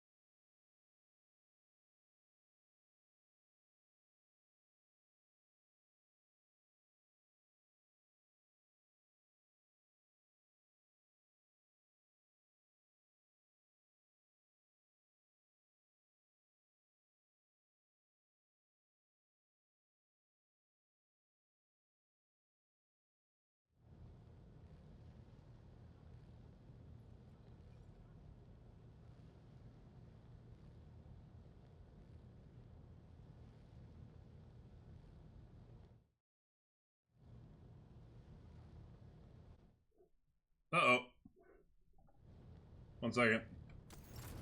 There we go. My headphones weren't working for a moment there. Okay.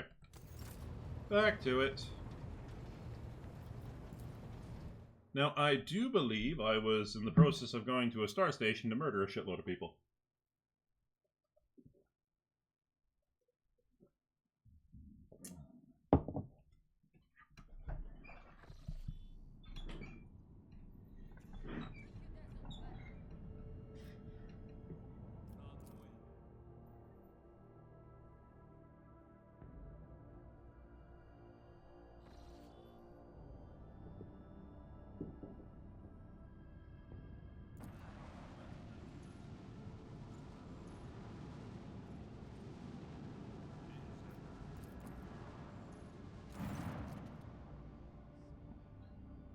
We welcome your lordship to Hyricos Rim, our humble trading station. I am Steward Pontius Lockton, here to offer our highborn guests only the finest wares and special ship modules.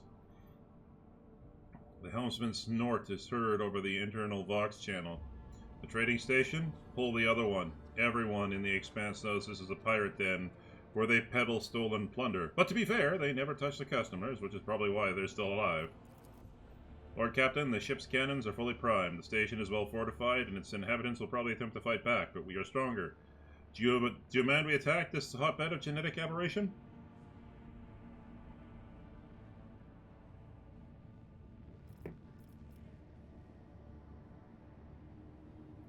What rumors have been flying around lately? Same old, rampaging pirates, nefarious smugglers, Xanos preying on load ships. The valiant Imperial Navy alone fights them all, and we thank the God Emperor that we can enjoy its protection. Alright. There's rumor about a lone Adeptus Mechanicus ship and an ancient hulk that is reported to appear in one system or another, only to vanish the next day. Who knows why it broke away from the explorer fleet or what its secrets may hold, but this is a tall tale, unworthy of your lordship's ears. I like this. I like this tale. I require a more powerful engine. Take a look at this model. It'll be a worthy acquisition for your flagship. The spirit of this machine is obstinate, but fast.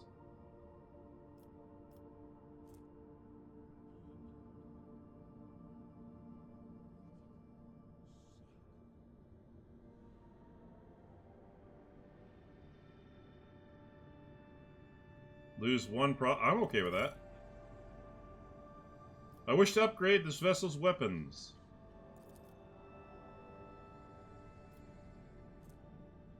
Promethium mortar.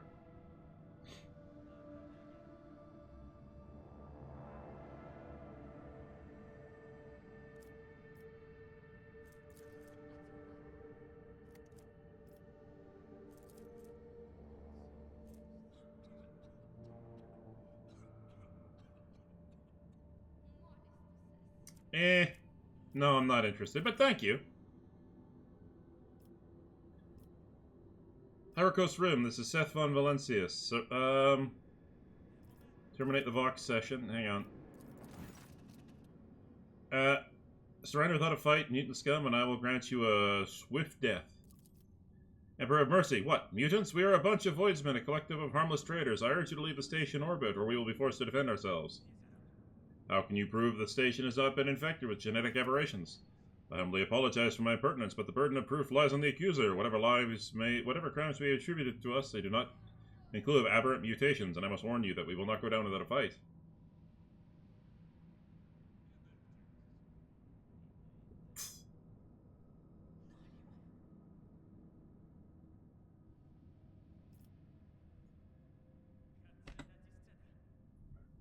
I will not fall for the heretic's deceptions. Okay, this could probably get me killed, but hey.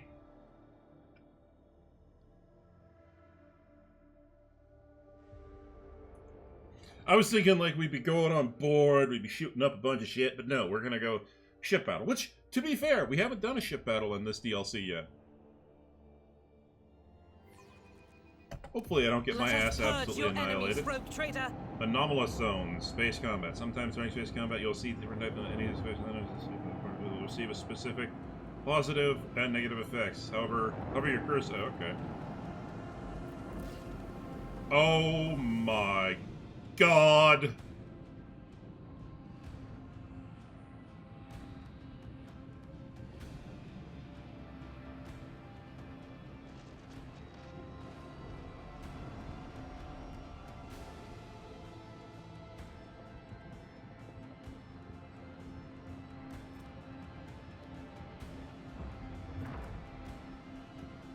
They have Fury Intercept. I could be up shit creek without a battle right now.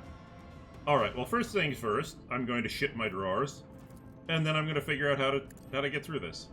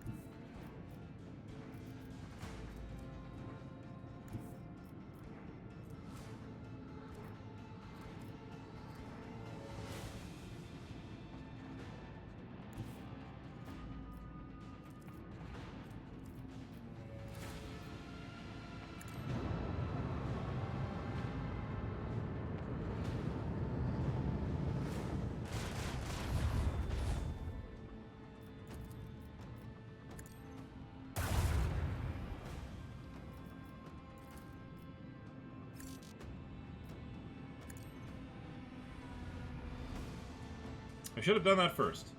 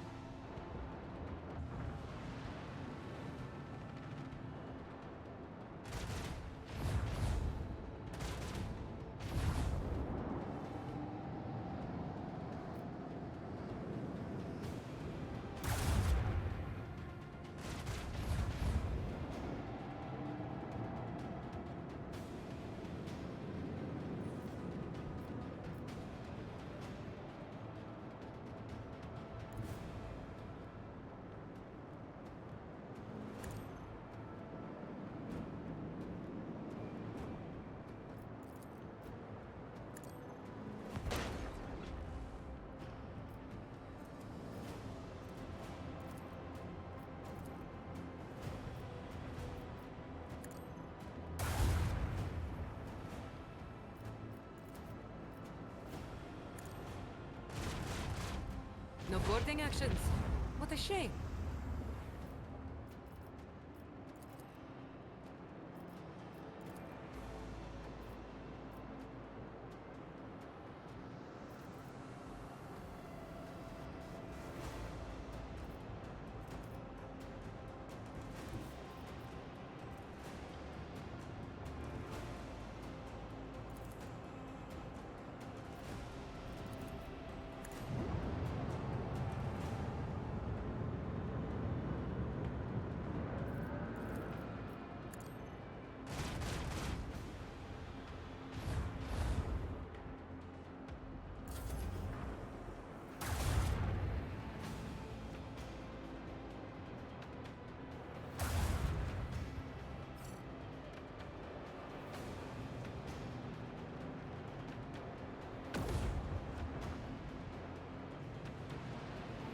Oh shit, Starhawk Bomber Wing. That's gotta get fixed.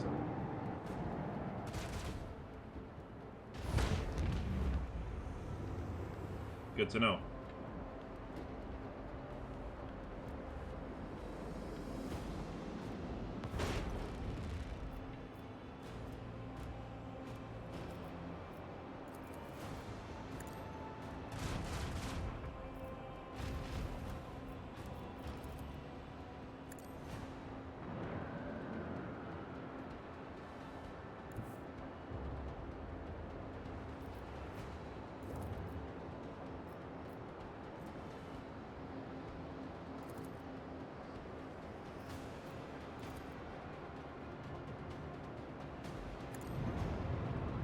Alright, let's get out of range of that son of a bitch.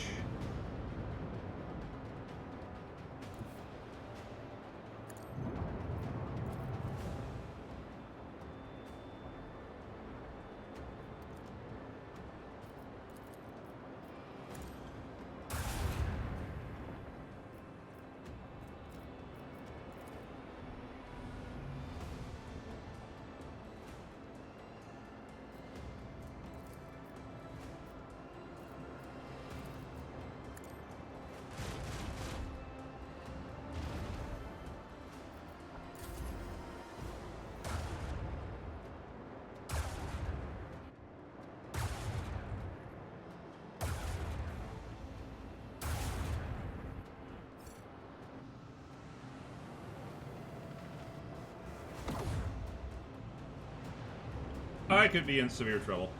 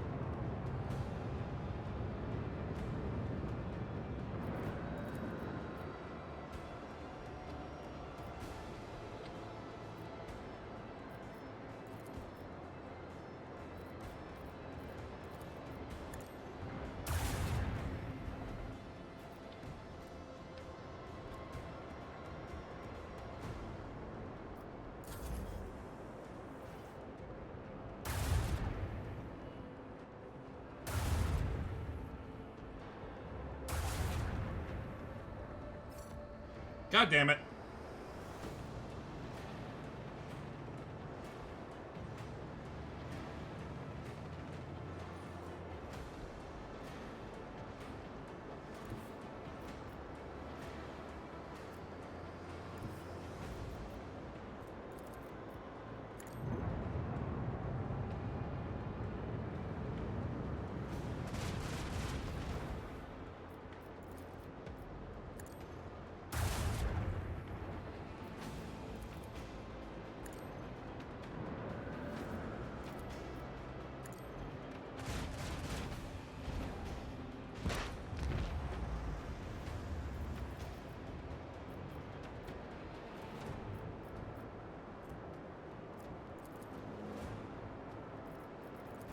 Reinforce my front shield, please.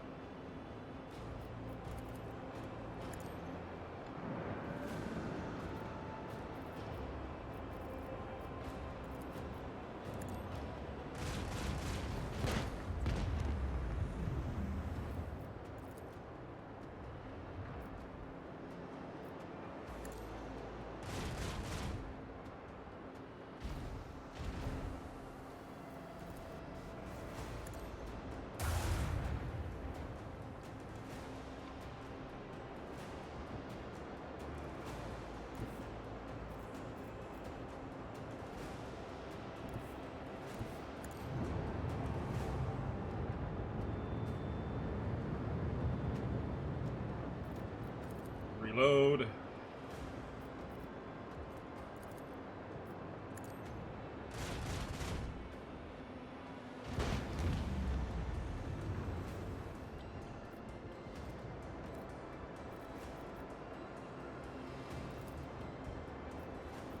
Reinforce my left shields.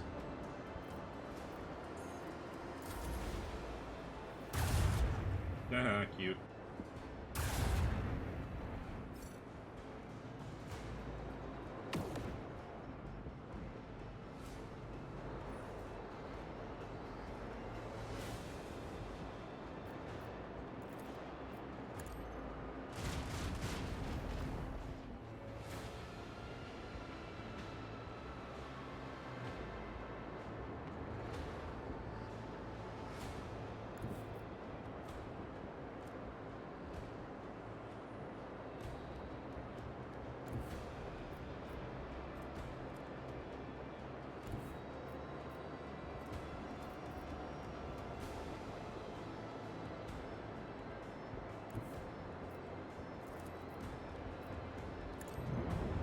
Hit him!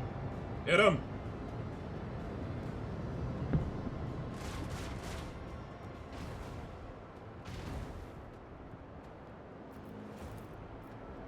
Oh, please, let this crit. Yep.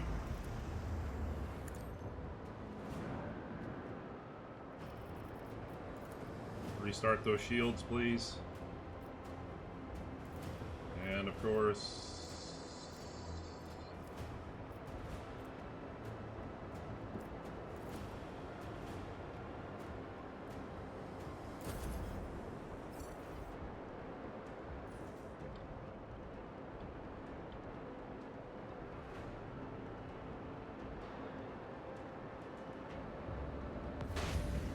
Oh, what happened?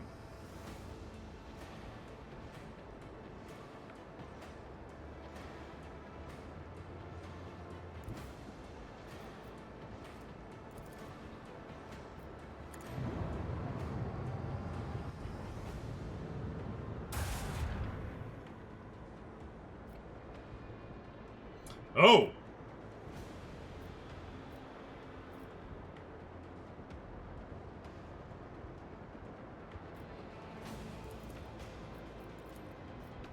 I gotta get out of there as fast as possible.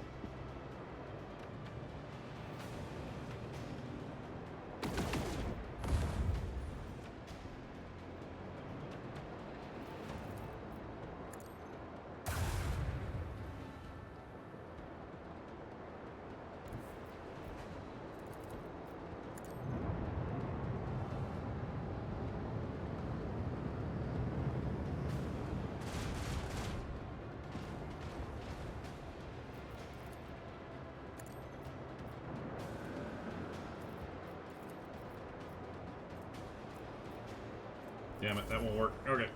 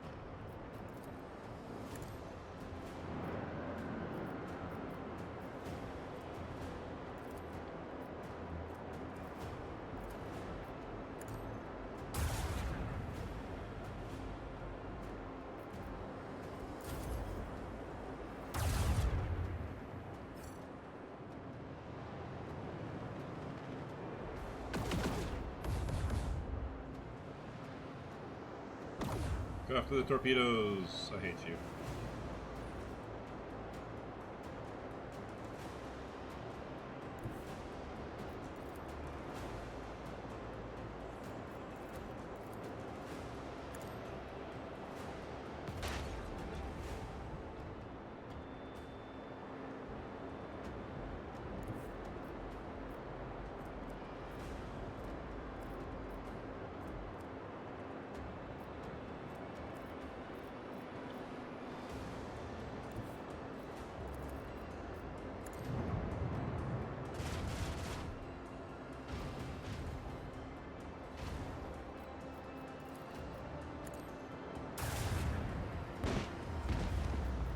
Okay, that's dealing with those guys.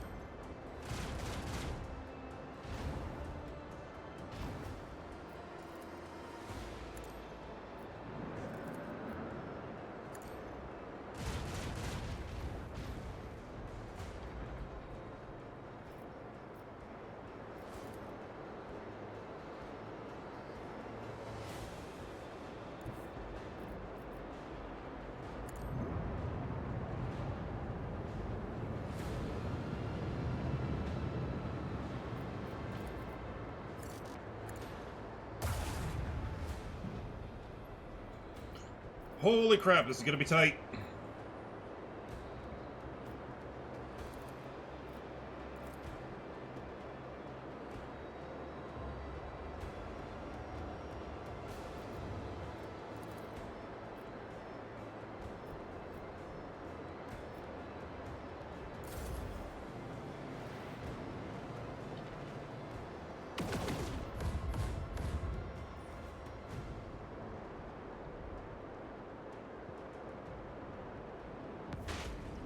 Ah, damn it.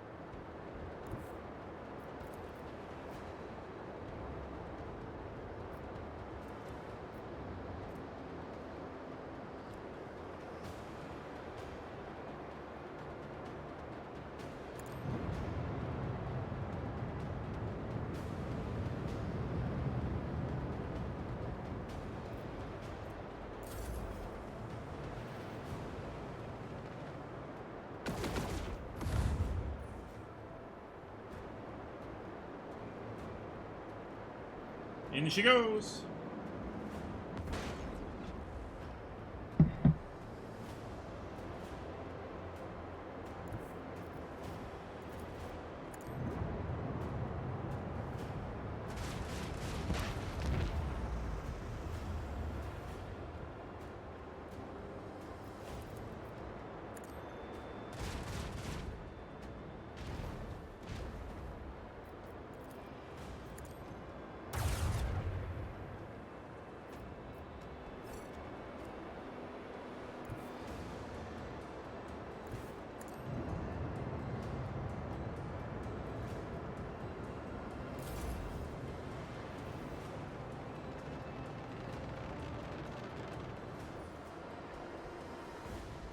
Our technological superiority was Woo! obvious. That was, that kind of scared me. That really did kind of scare me.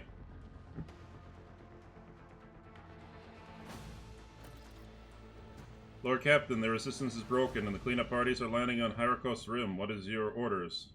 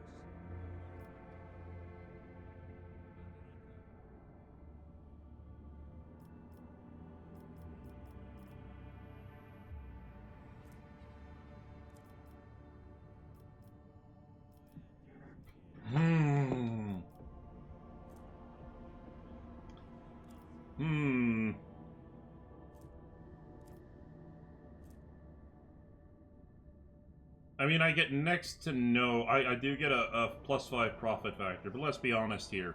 I can easily earn that back from colonies. I'm towing this to my system. The decision of a truly prudent ruler who cares about the safety of the heart of his protect. Damn right. So now what? Also, let's repair.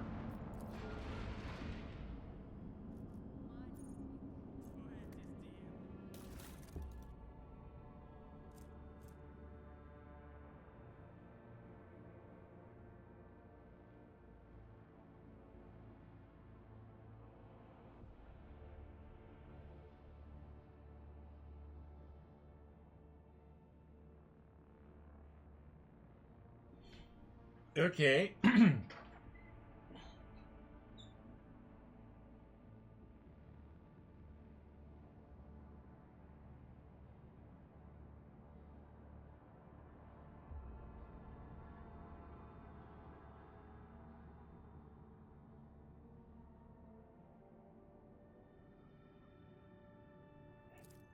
Yeah, I'll bring this in.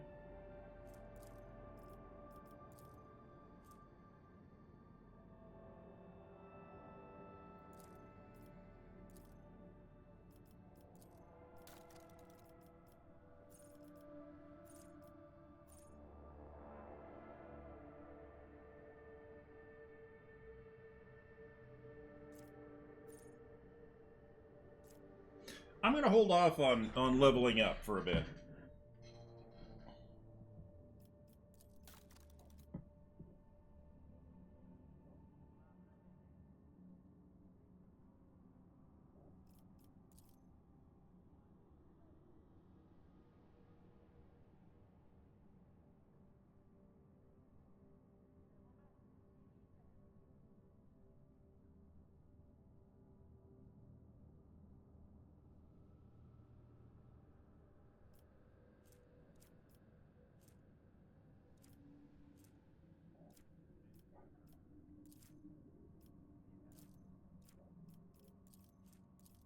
Oh.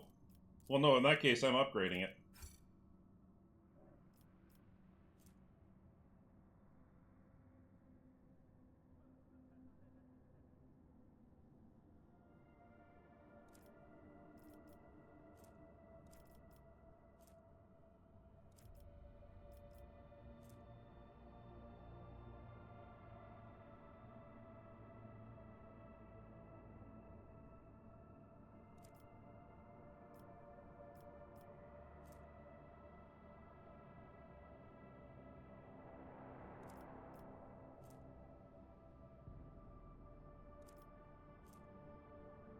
Nice!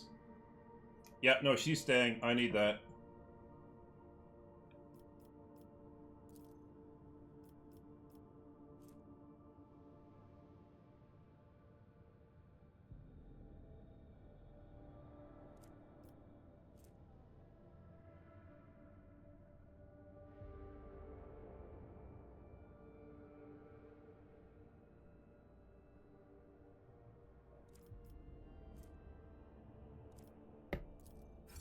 Yep, we're upgrading that.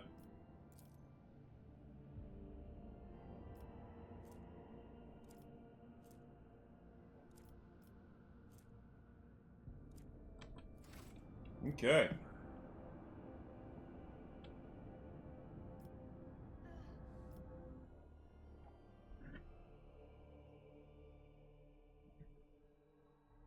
Well, we wiped out the Xenos scum. Excellent. Excellent.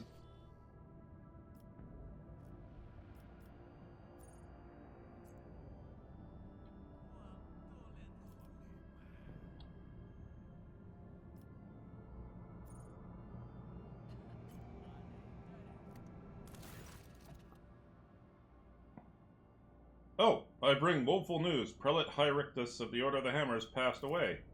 During the great purge conducted by the righteous of Foulstone, a den of subhuman deviants was discovered. The prelate personally led the purge, sustained a grievous wound, and died on the next planetary turn. On his deathbed, he was granted a vision where Saint Cognatius was reincarnated in a body made from the saint's holy relics. The Order's elders believe this to be a sign that Saint Cognatius' relics currently stored on planets throughout the expanse must be brought together. The Order is preparing for the election of a new prelate under whose guidance it will undertake the holy mission. Does his death not strike you as odd? I'm afraid it does. The esteemed Hectorus began his service as a battle missionary and has long grown weary of a peaceful life befitting a man of his status. Oh, I'm afraid it does not. Oh, okay.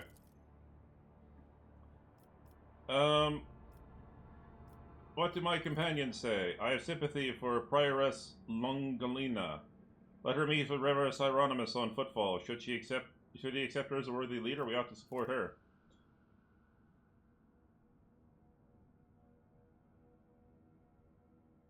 Oh, okay. The voices say he has few paltry secrets, and knowledge of those secrets grants us his loyalty.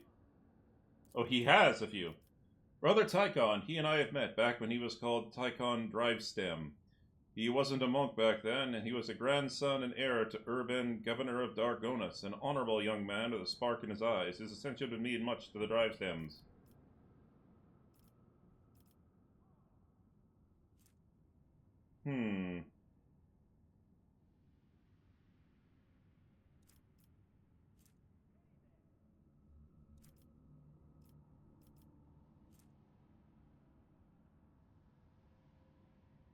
Profit factor and security. Yes, please.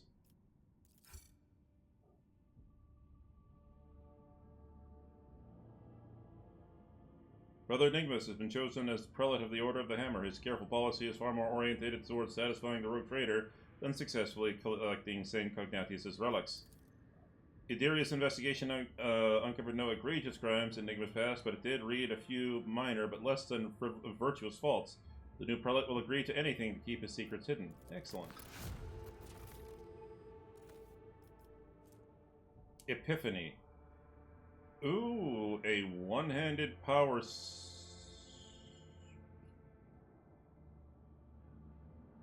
Okay. Next up.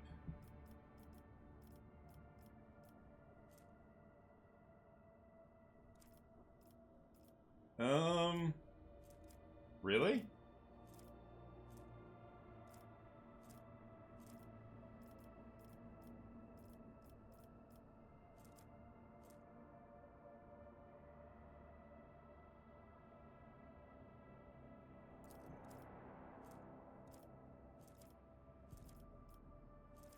Oh, I need 9 people. Oh, okay.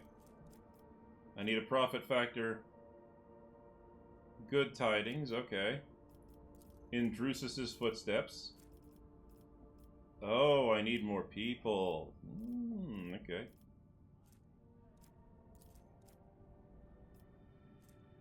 Yeah, execute. Janus.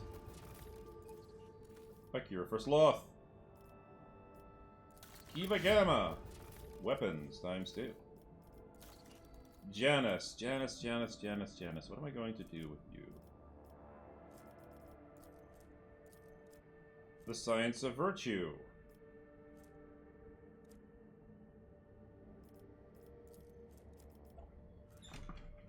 I need 3 people.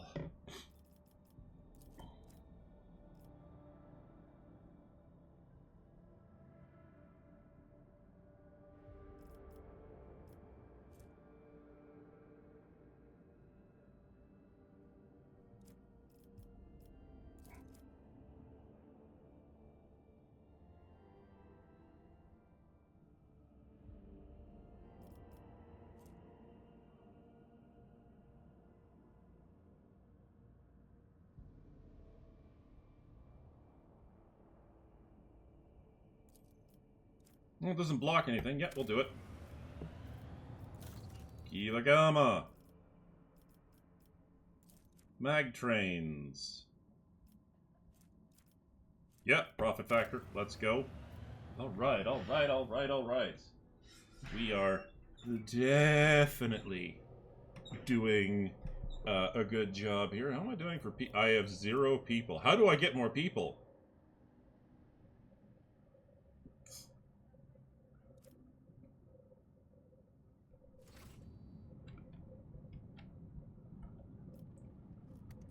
Oh, wait, I did Foulstone. No, yeah, I did.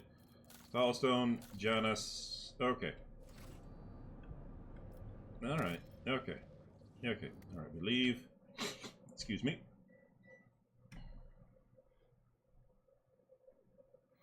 So, I just want to let you guys know, I've been thinking of streaming the DLC for Starfield. Now, keep in mind, I use the Starfield script extender.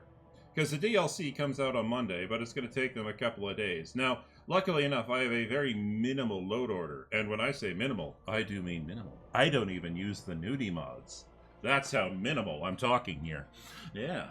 So, I have the potential to turn around rather rapidly and start streaming. Now, obviously, because I use the script extender and the achievement enabler, which requires a script extender, I do need to wait until all those are updated.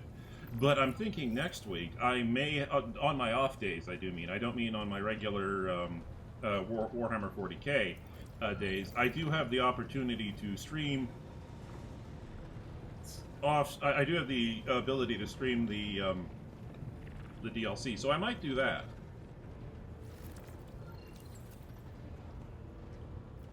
Okay, let's do a little level up here. Okay.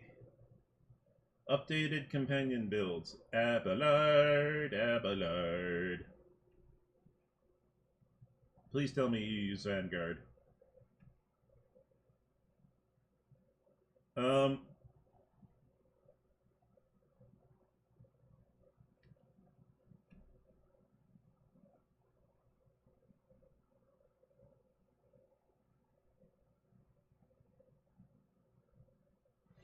Yeah, they do. Okay.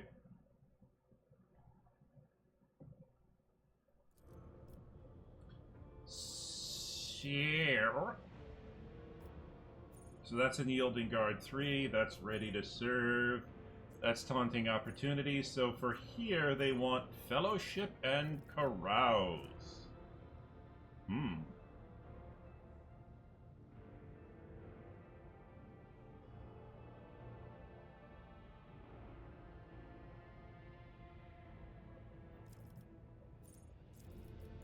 Sure, why not?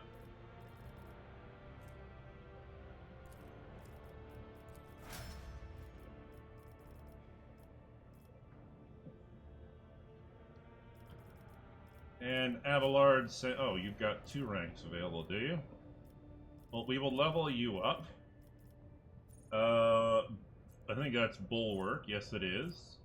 Which is, next one is Punish the Imprudent. And he gets another one here. Oh, yes, so then he gets,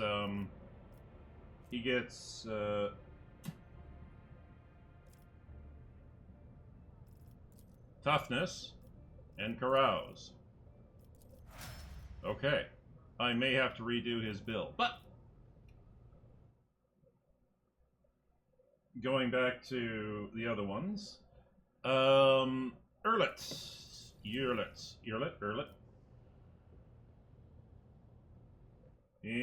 Anyway, she gets awareness. Yes, she does. Idira has 2 ranks. Excellent. And she gets... the last time I gave her was Psyker Majoris, I think? Yes. Oh, Psyker Terminus. Excellent. And Prescience. So, Thriving in Peril is her next one. Okay.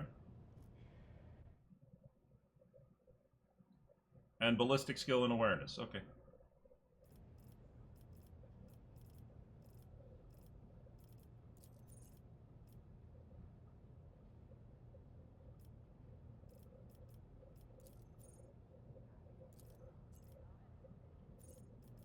Oh, Thriving in Peril and,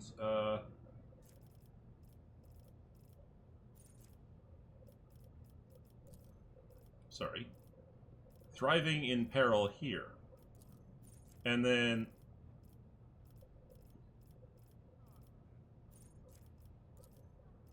Ballistic Skill and...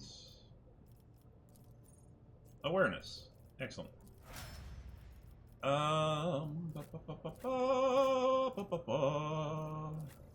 Pascal.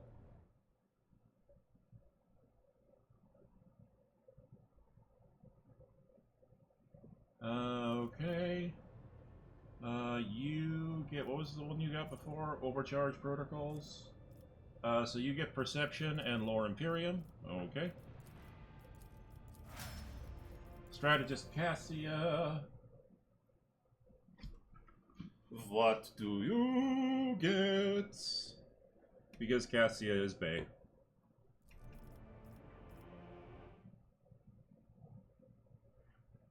I think I gave her Mend Reality on the previous one. No, that was... Yeah, that was earlier. So, Mend Reality, Open to the Warp, It Will Not Die. Lore I give her more Lore Imperium? Okay. And then Intelligence. Alright. Cassia... Who still... Or not Cassia, Argenta. Argenta, who is still kicking ass. And, yeah, I gave her Kick a while back, and then I gave her Dependable. And now she gets agility and Medicae. Interesting. Very, very interesting. Kibella, you, my dear,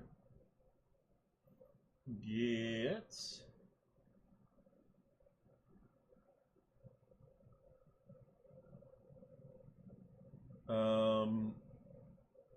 the last one you got was dual weapon combat, so now you get Fellowship and Demolition. Interesting.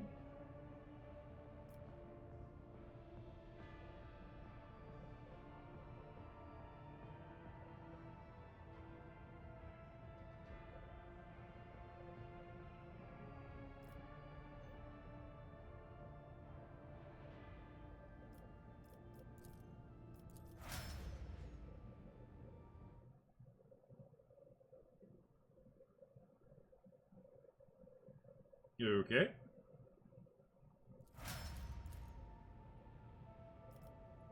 Jai Hidari.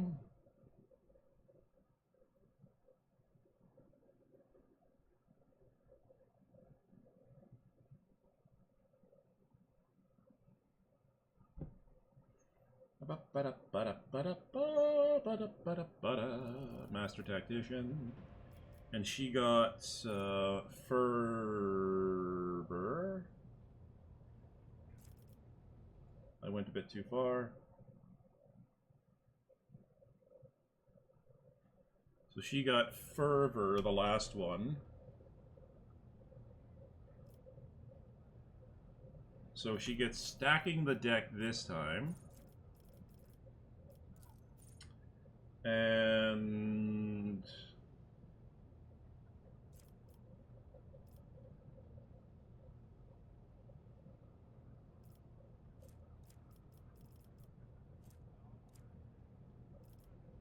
weapon skill, why not? Oh! So she gets perception, my bad. And Medicae. Weird, but okay. And finally, good old Heinrich. Good old dependable Heinrich.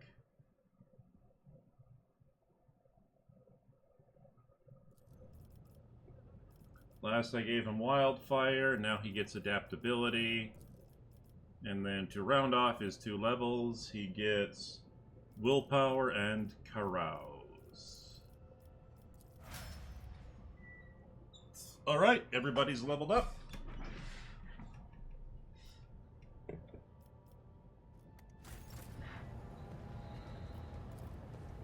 Well, I really don't know where else to go. I mean, I've kind of run out of things to do for now. I just have to wait for the next stage of the investigation to be completed. So, reclaim what was lost. The card inverted. Rituals of the upper decks. Yeah.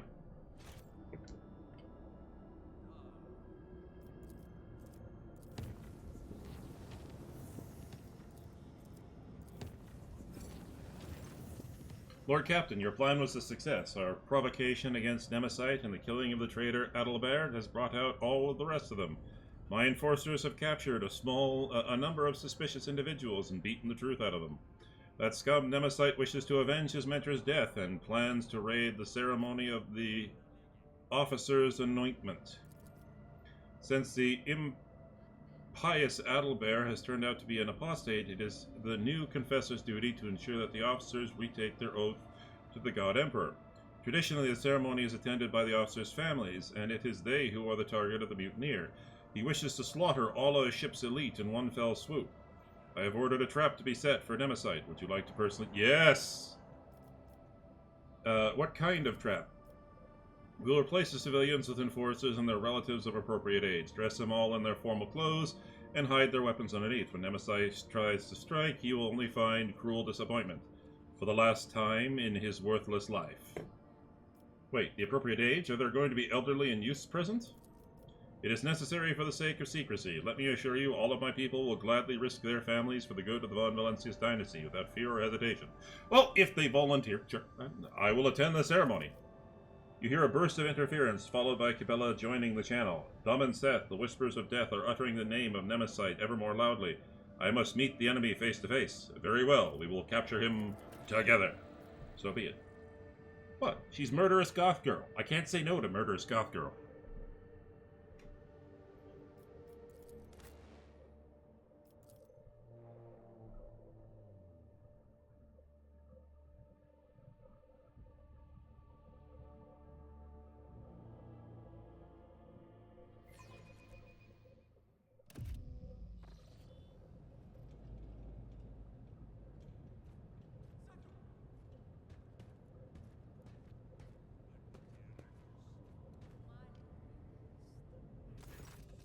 The rows of disguised enforcers are listening to the Confessor's words in silence. All around you are Sauerbach's chosen people, each dressed as a member of the officers' families. Close by, a kindly-looking old woman is fumbling with a starched handkerchief. Catching your eye, she smiles with a mouth that is missing half its teeth, then whispers, "Everything is going as planned, your lordship."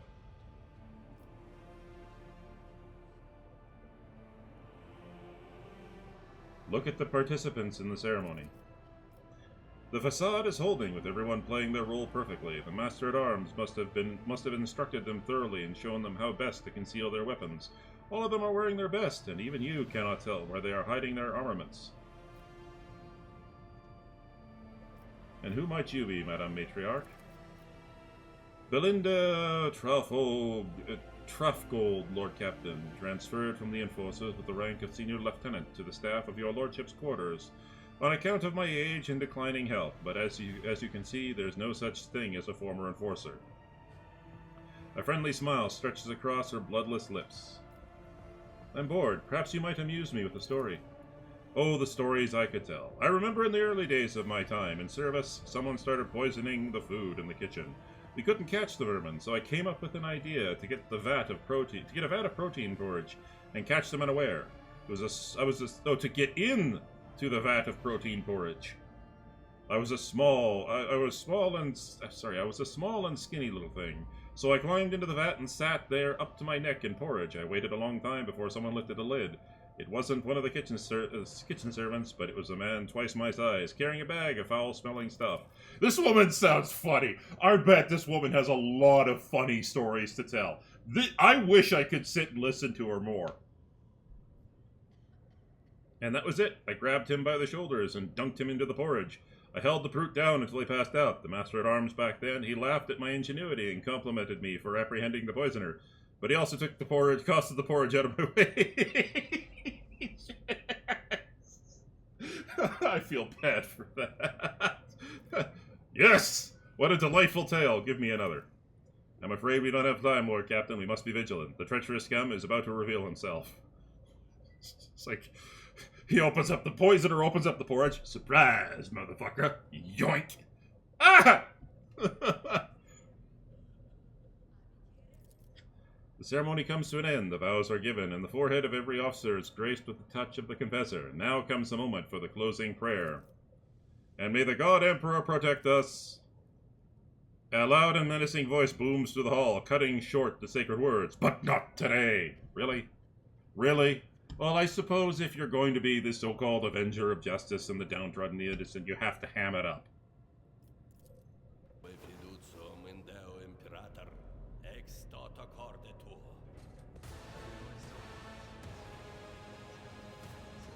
Yep. You cannot stop the Angel's faithful!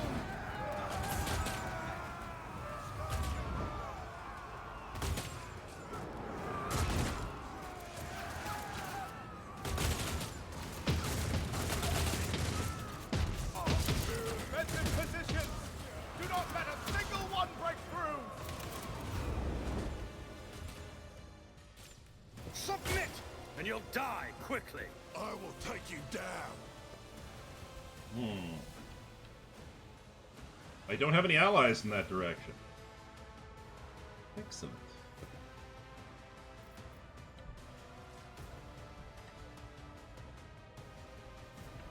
Where the hell is Nemesite? Oh, he's over here. Argenta, my dear, if you please.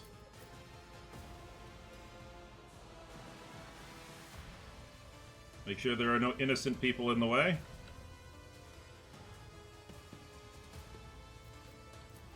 Cassia's getting ready to absolutely mindfuck all these people. And I will stick Seth behind her. I'm also going to stick you in place so that you... Oh, no, behind her. So that you can be ready. Pascal, you go over there and do Pascal things. And Idira, you just be ready to screw everybody. 9 times through Sunday. Because that's what you do.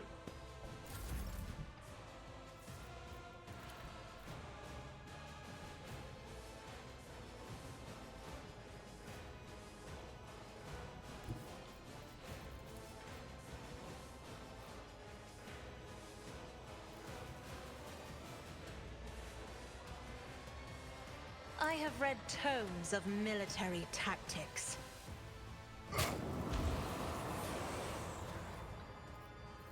And then we put the front line right here. And then we mind control everybody to wander into the middle of it, please and thank you.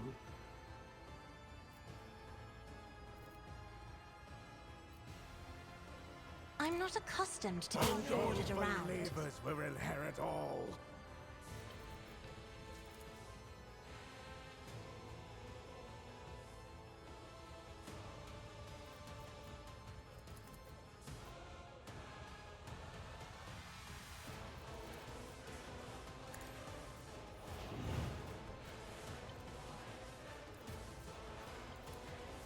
We do a Isn't little this a Buffy job for on the Seth.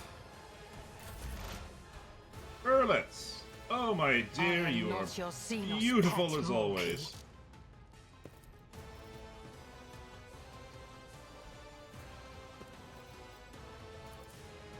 If it serves your cause. No weakness is hidden from my sight.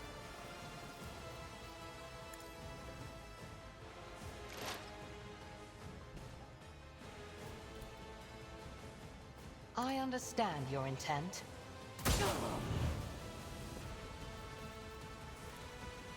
If it serves your cause. That was insulting. Weather the storm!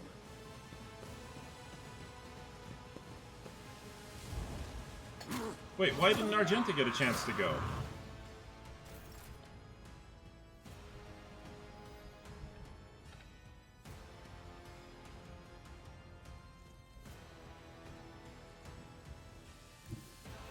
I will leave footprints of scarlet. Oops, I screwed that up. Trust me. As honor ordains. Caught by the web.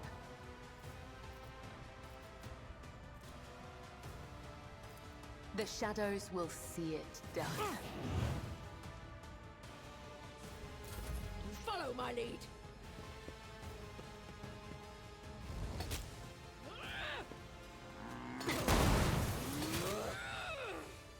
Out my way. Help me, Lord Captain. Stay vigilant.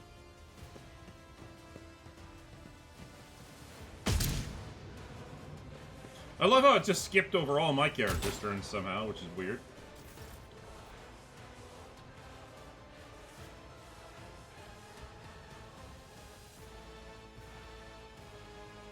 Well, fuck you fine if you're gonna screw me like that, game. Argenta, get up there. Rejoice in battle!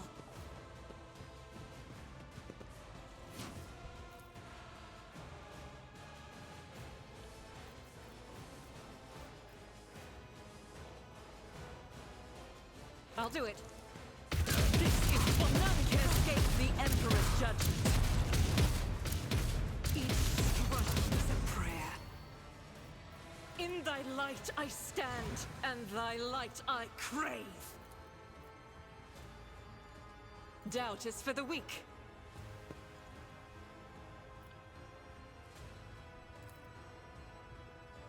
As the Emperor commands, I am. You, my Emperor. Emperor! Faith without deeds is...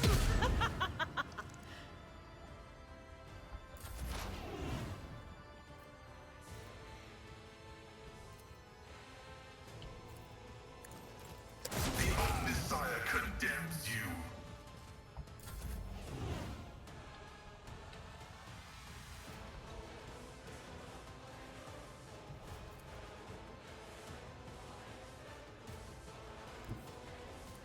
I shall not fear. Haha, you have to attack my character now. You suck. Already done.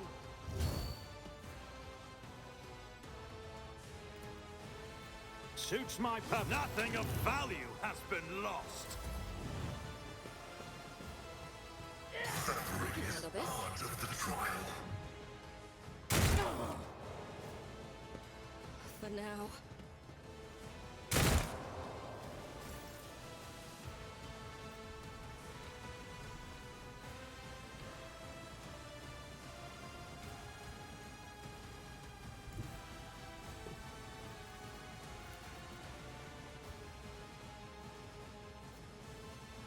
Step aside. The navigator is coming.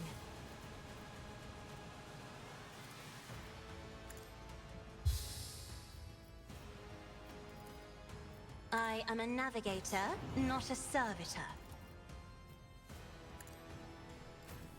High momentum. The undying Emperor whispers his will. I will endure.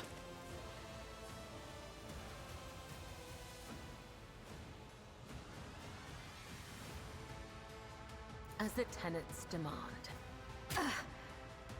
An offering of blood.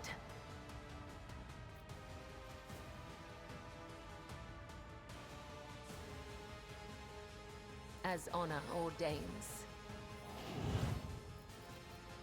I shall not fail. Let your soul be purged. To arms, faithful souls! Their tyranny ends to... Really? More? Oh, crap. Okay.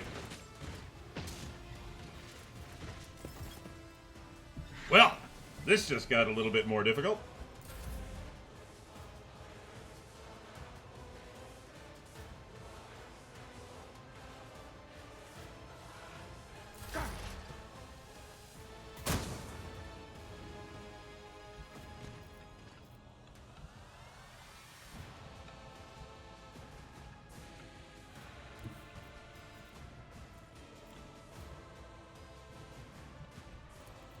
I move swiftly to Get strike. the dots stacking on them.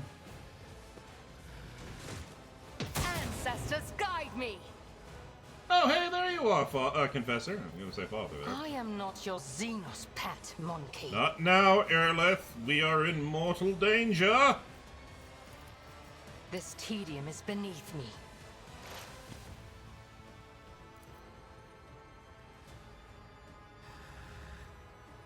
I understand your intent. No weakness is hidden from my sight. If I must.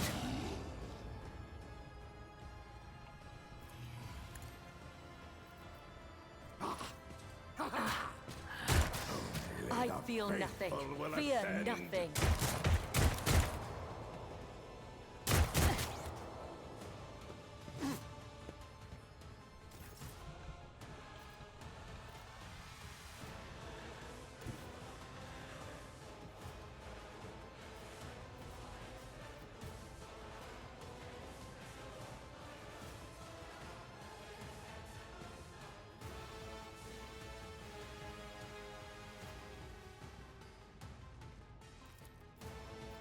I bring mercy and retribution. I will not die in dishonor.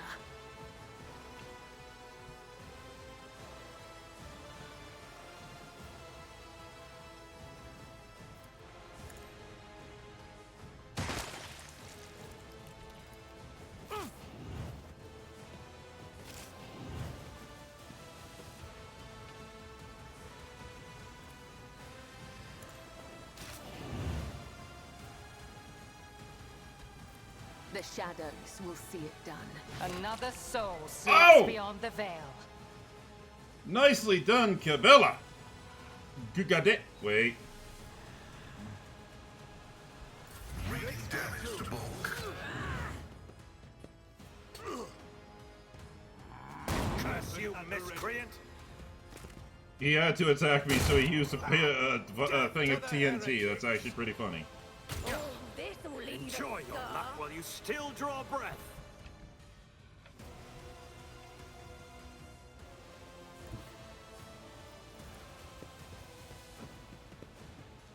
As the Emperor commands, I act.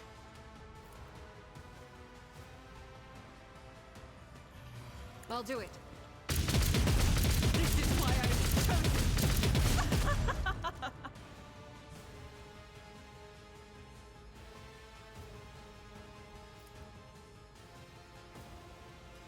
As the Emperor commands, this is why I was chosen.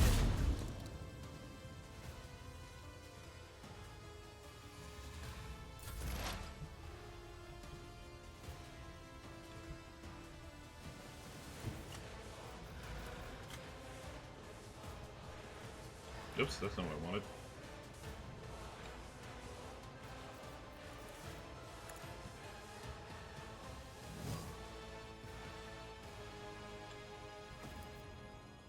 My vow is to serve vital functions successfully terminated.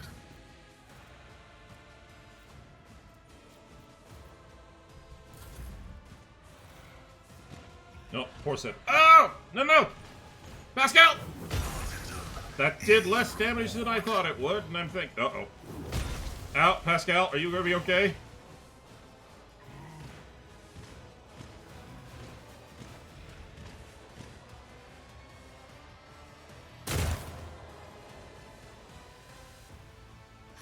Emperor, protect me.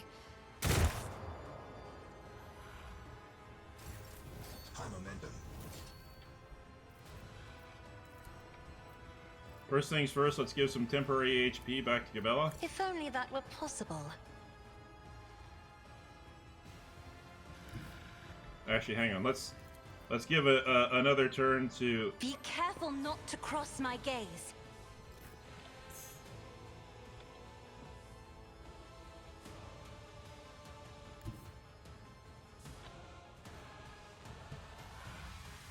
Guided by faith.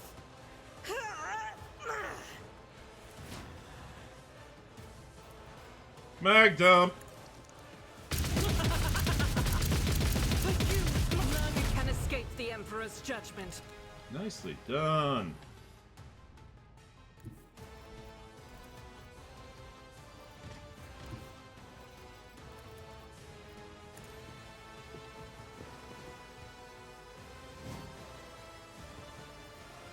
The Omnissiah knows all, comprehends all.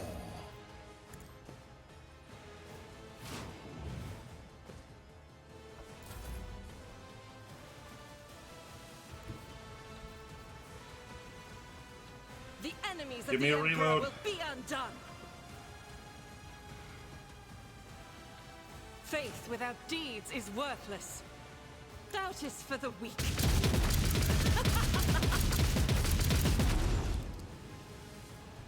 As the Emperor commands.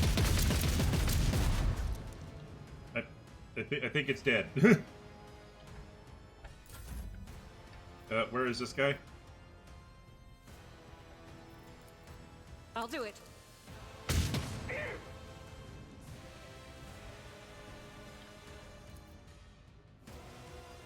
As the Emperor commands, I... For you, my Emperor!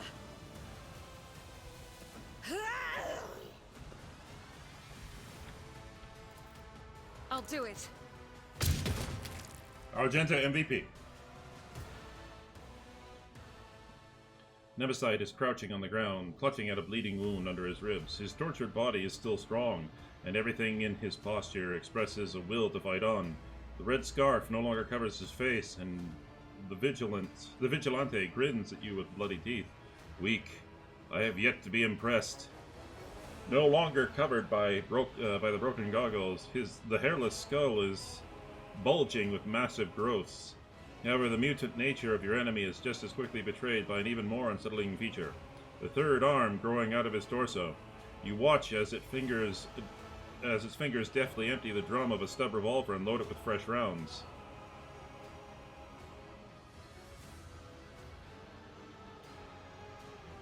So we finally meet.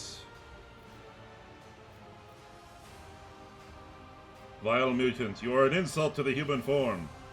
Nemesis shrugs, all three of his arms moving with deadly grace. Fate has rewarded me with the ability to kill 3 of your mutts at once instead of 2. I'm truly blessed.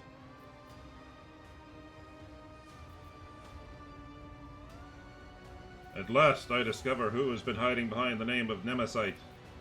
The rebel scoffs and spits out a tooth, together with blood-streaked saliva.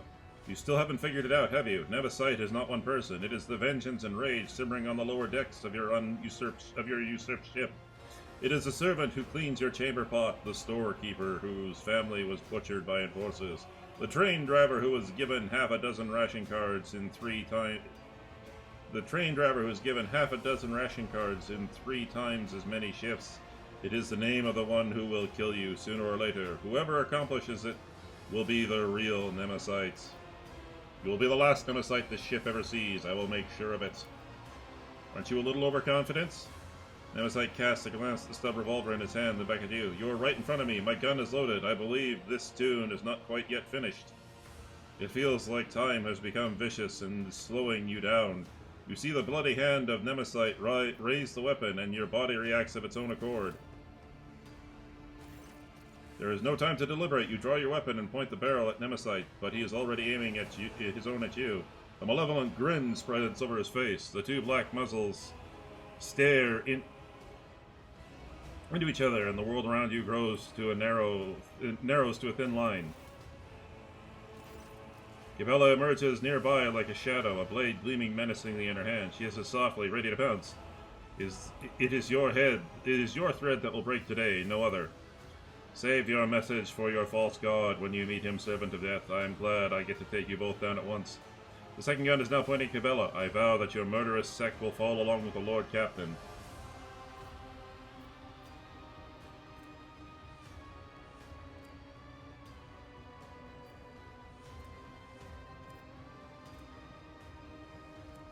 Fellowship 10.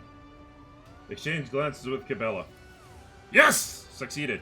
Cabela is watching out of the corner of her eye. She does not utter a word, but in her posture, in the cold look on her face, the subtle glint of her blades, you read every movement of the deadly dance she is about to perform. Meanwhile, her slightly shifted gaze tells you that she is reading her tactics just as clearly. Nemesis will stand no chance when the 2 of you act as one.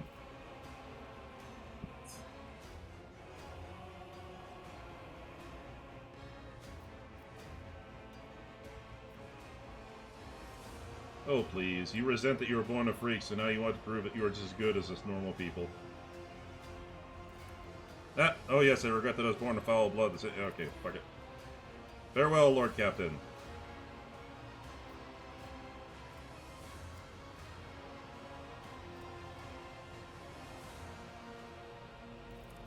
Logic test succeeded. Woo! You and Cabela move as one, and you manage to confuse Nemesis with a perfectly timed maneuver. His left hand is hesitant to fire, but you are not. Yes! Cabela, are you alright? He did not harm me. Cabela looks at Nemesis' body with an incomprehensible expression, but he tried. Such was his idea, and he remained committed to it until his last breath. His was a good death. Look at the corpse. The decapitated body lies motionless on the deck. The cut at the neck stares back at you from the grotesquely distorted ridge of its spine. The power of the folk myth fades into the air like the smoke billowing from the muzzle of his stub revolver. Thus ends the struggle of Nemesis. Cabela picks up the severed head from the deck and gazes into its extinguished eyes with a strange wistfulness. The struggle is not people, the struggle is ideas, and people are merely the vessel, the carriers of the struggle. I need to reflect on his death, Domin. I need to stand before the Undying One and hear his blessed whisper. We can discuss what happened after. Yeah, unfortunately, if this is Gene Stealers, this is not going to end, because we just killed one of the... Yeah, this is gonna suck. Ooh, what are you? A needle rifle. Good armor penetration, but not quite what I'm looking for. And Physaline.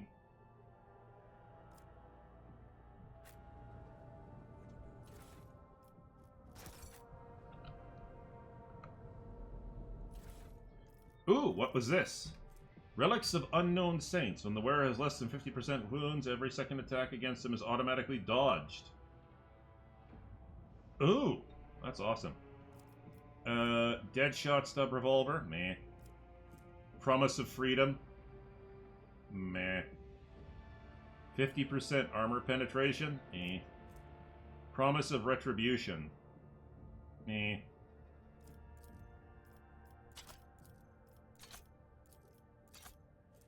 Efficient Armored Body Glove. Okay, that might be worth having.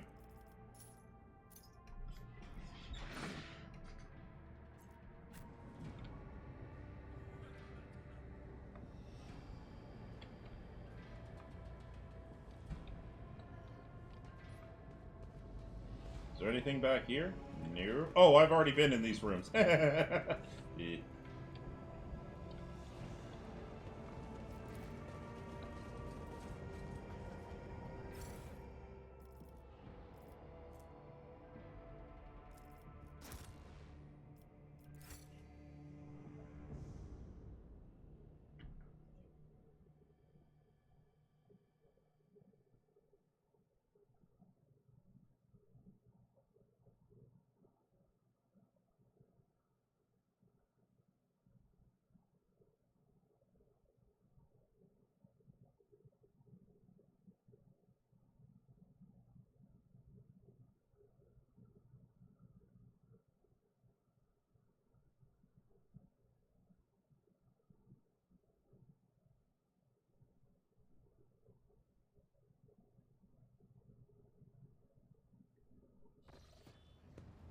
Okay.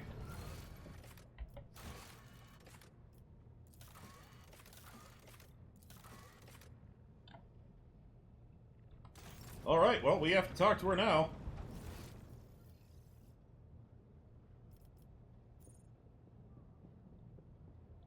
Oh wait, let's talk to the High Factorum first. Let's see how he's doing. He did kind of get shot, you know, defending my honor, so... A pleasure to see you, Lord Captain. How may I be of assistance?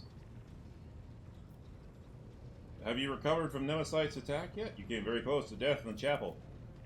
Janus puts a hand on his chest, right where the gruesome wound used to be.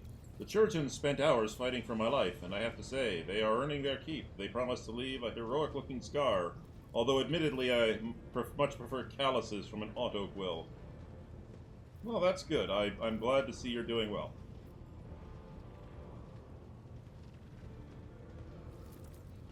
I shall await your instruction, Lord Captain. Excellent. Actually, hang on, save first, just in case. Cabela, what do you have to say, my dear? Take heed, Nemo. Our blessed Domin honors us with a visit. The one who delivered this ark from the curse of your existence. Are you talking to the skull? The malformed skull in Cabela's hand has been polished to a pale sheen. Its empty eye sockets pose a question that can only be answered in death. Who's Nemo? An aberration. Your former foe. His eternal foe. My new companion in shadow and my trophy. You once knew him by the name Nemesite, but now his name is Nemo. Okay. Whenever I feel the need to voice my thoughts, I turn to him. He is far wiser in death than when he was alive. I'm a little worried, but okay. For years, I have been honing my body and spirit through sacred rituals. I have ushered hundreds of souls to the other side. The hunt for Nemesite was not my first. Yet, after my enemy fell, for the first time ever, Oops, sorry. I felt empty. And that emptiness only grew heavier under the weight of the question that formed in my mind during that hunt. Okie dokie. I prayed. I longed for his guidance to put my mind at rest. But in my self-pity, I showed weakness in the eyes of the Undying One. And so, my only answer was silence. I must therefore ask you this agonizing question, Domin. Tell me, what is the purpose of the blood-spun web? Does this have anything to do with our earlier conversation about your resemblance to Nemesis? Please, just answer me. You serve the Undying Emperor, yet you also serve his faithful. You are the givers of his peace. Then that makes me a driver of the ignorant. One who guides people into following an idea they may never hope to comprehend. Okay. All my life, I have walked the road that was prescribed for me. I did as I was told. I searched for the truth in other people's words, then repeated them in my own voice. And I never once questioned my destiny until you came along, Nemo. Okay, now I'm getting I worried. might just as easily have met Nemesight's fate and he mine. All it would have taken is a different pattern of threads. The only distinction lies in our ideas. Thank you for this conversation, Domin. It has satiated the void that gnaws at my soul, if only for a time. As for how to seal this chasm for good, that I have yet to find out. May the tenets of the web guide me to the truth. Okie dokie.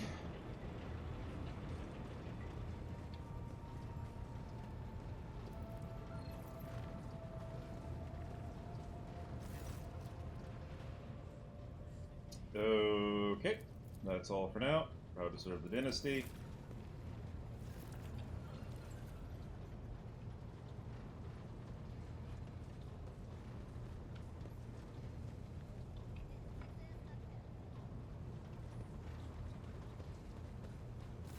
Greetings.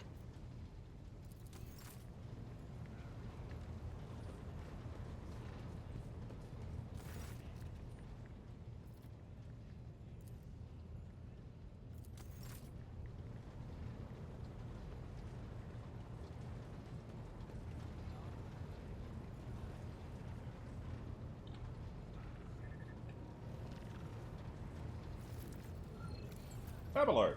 Lord Captain. Okay, I'm never going to dismiss Lord any Captain. of my people. Alright, so, I don't know if we've come to the end of the DLC. I mean, let's see, I've been doing this for 4 days. I've streamed about 2.5... They say there's about 15 hours of content. There has to be more. There has to be more.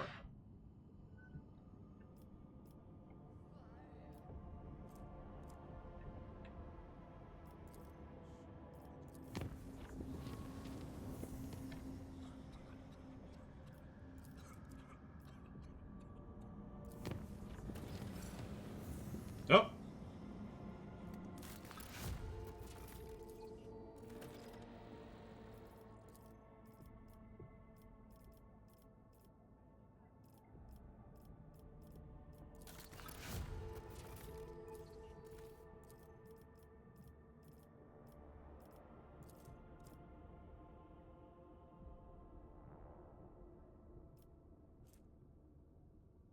What's the Rose of Zamarkand? +2 profit factor. Okay.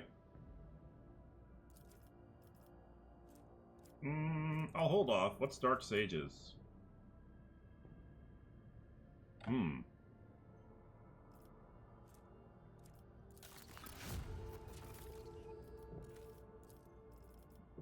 Oh, what's Giants?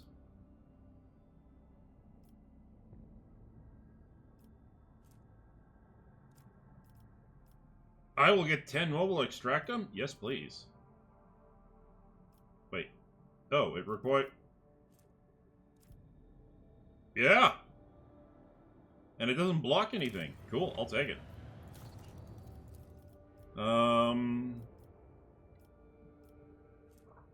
Oh, wait. The forest fortresses. What's this? What's this? What's this? The inhabitants of Janus are restless. The populace may be placated by turning... Oh, okay.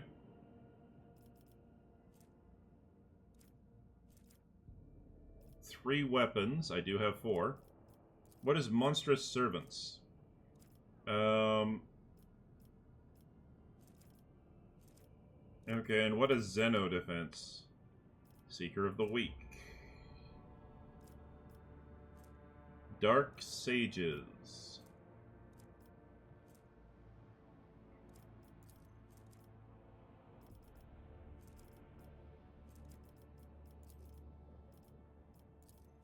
I'll do Forest Fortresses. Might as well. And Kivagama, what's your oh wait, I've already got you doing something. Foulstone, what are you up to?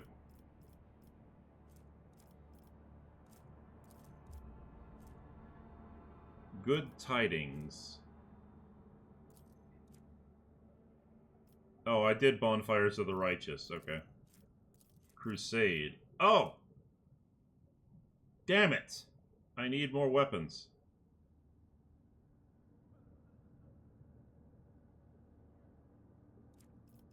Oh, and I need people. Promethium and people. Okay, well. This is gonna be what I have to do next, so, alright. Okay. Scoot and buggy over. What? Foulstone event? Alright. Lord Captain's presence will be required. Where is Foulstone? Oh, God, okay. Foulstone, wait, I need to be there, okay. To Foulstone we go.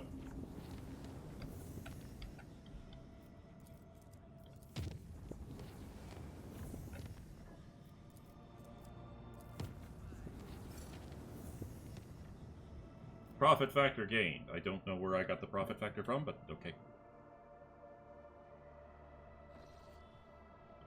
To Foulstone. Slander?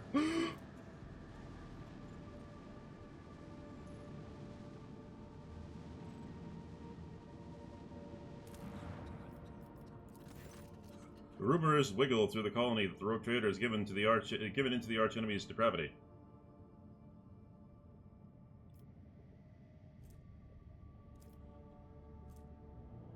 I could no.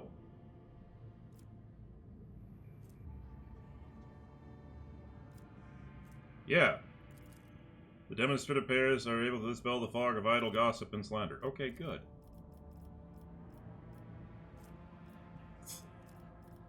I'm not gonna do dirty bureaucracy. Oh.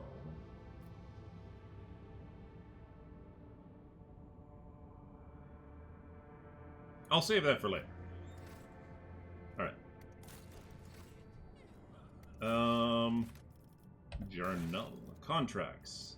Tools of the Righteous. I do not have 9 weapons. Blood and Nephilim. I do not have people.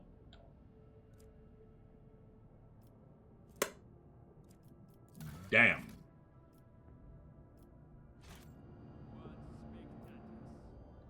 Well, I tried.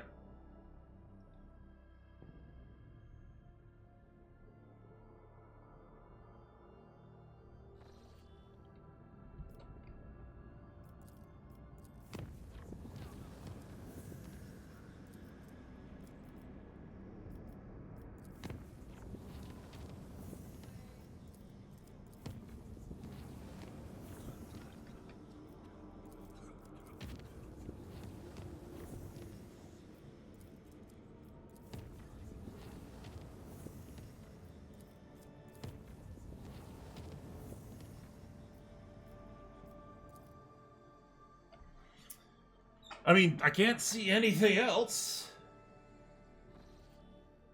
Lord Captain, Master Helmsman on the line. I can report the quest for the capital world of Von Delancius dynasty is finally at an end.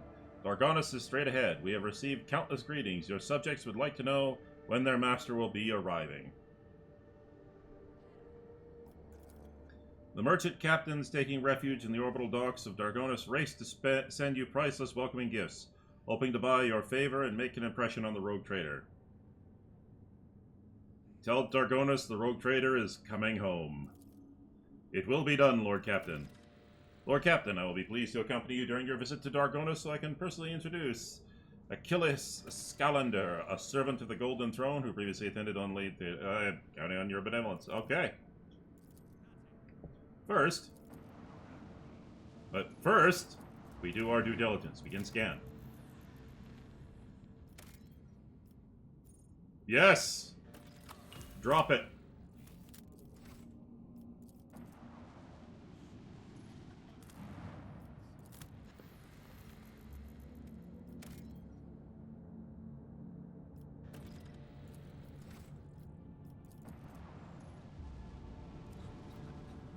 There's an Adeptus Mechanicus ship. Yay.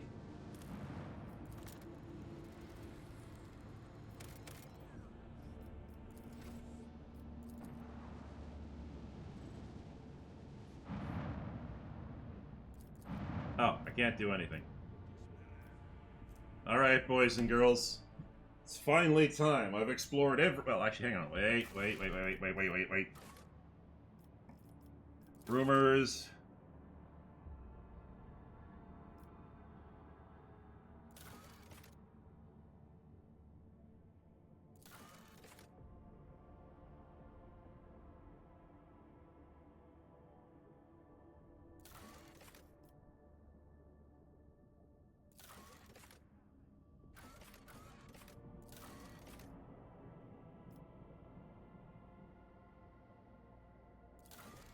Burning Worlds, In Footsteps of History, Beholding the Truth.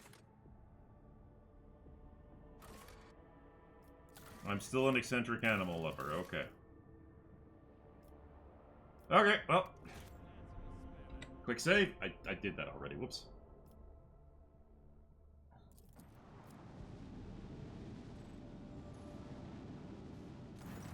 Lord Captain, the transport shuttle bearing the markings of the Adeptus Mechanicus is approaching the ship. Magos Tarzus' delegation intends to board our ship and gain an audience with your lordship. This is exactly how they phrased it. He intends, not humbly requests.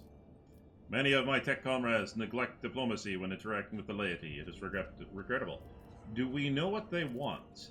The honorable servants on the Omnisci have ignored our requests. Such arrogance is hardly trivial. It rather appears to be part of their intimidation tactics.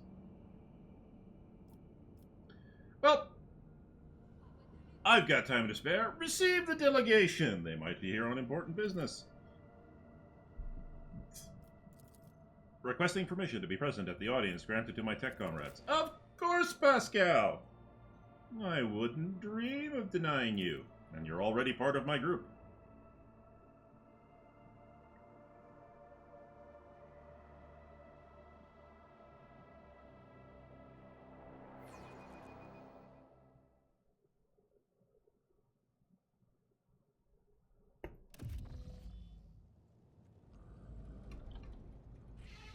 The upper decks.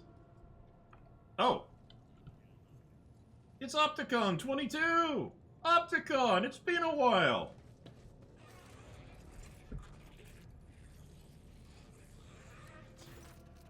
A group dressed in the crimson of the priesthood of Mars walk towards you. Their gazes are fixed on Pascal.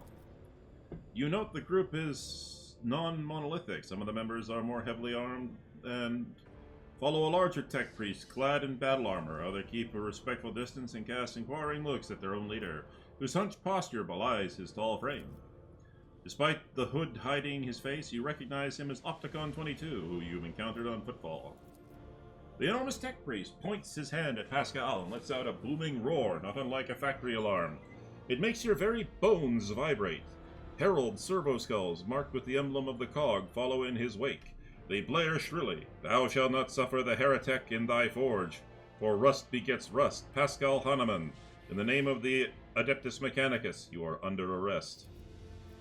The hunched servant of the Omnissiah turns to warn you. Diplomacy mode engaged. Announcement. The Adeptus Mechanicus offer their apologies for, would like to inform you of the necessity of conducting an operation to detain, arrest, terminate a faulty unit on the Rogue Trader's territory.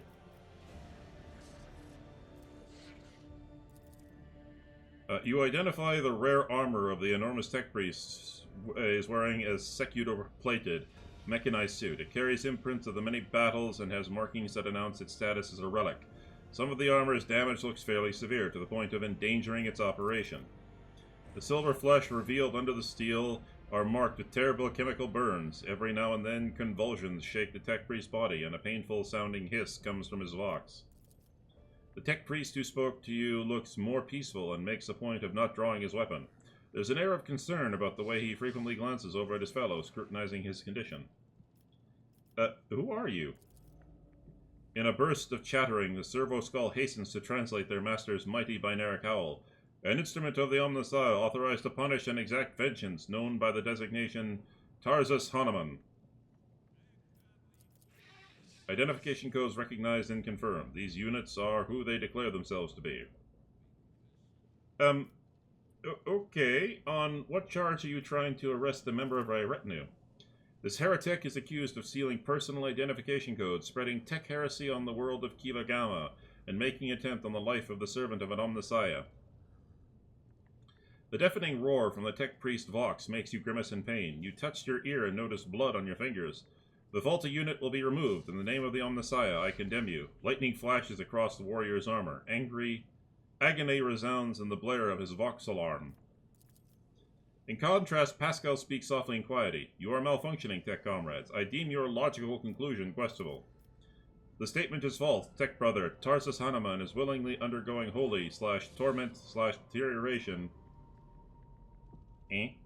Undergoing holy torment deterioration, which however does not critically affect his cognitive capacity for data analysis. Unit calling itself Pascal Hahnemann, we have information that implicates you. Having learned that you are a member of a retinue, a maintenance specialist in service of Rogue Trader von Valencius, we have come here with the goal of meeting you, intercepting you, engaging you in combat.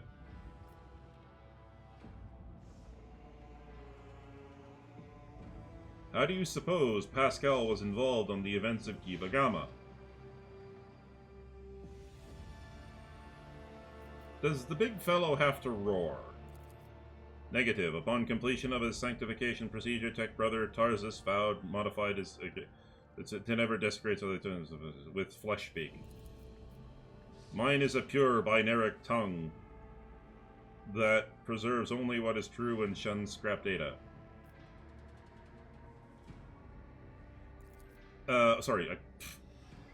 Our data suggests that the unit which used Megos Explorator Hahnemann's identification code performed an unauthorized upgrade on the planetary Vox array, introduced data deemed to be scrap code into its operation. This fact points to this unit's criminal complicity with the heretic Cubist Delphim. Well,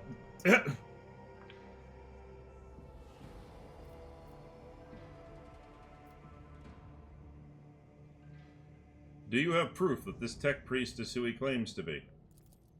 Confirmed. According to the archive entry 1E99237, Megos Explorator Tarzus Hahnemann maintained the ship identifier classified in the capacity of a reliquary caretaker. He sustained extensive damage to both the organic and sacred part of his body in a series of sacrilegious breaches of the right of operation and assassination attempts. Owing to statistically fortunate coincidence, by the Omnissiah's grace, enough of his operational capacity was preserved for him to don a Goliath model sacred battle harness, which would preserve his vital functionality.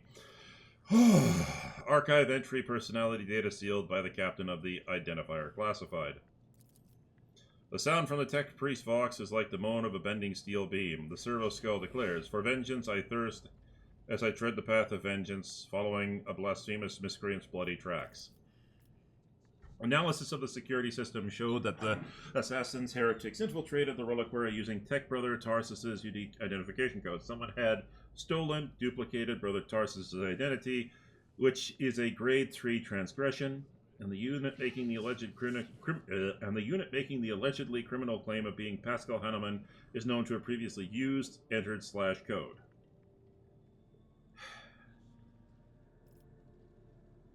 Pascal, what do you have to say? Pascal replies firmly, his vox crackling with a hint of indignation. I deny these charges. I never plotted against my tech comrade. My cognitive purity vows were never distorted.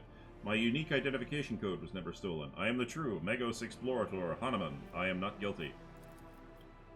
The tech priest's deep guttural roar blends with the servo skull's high-pitched whine. False witness.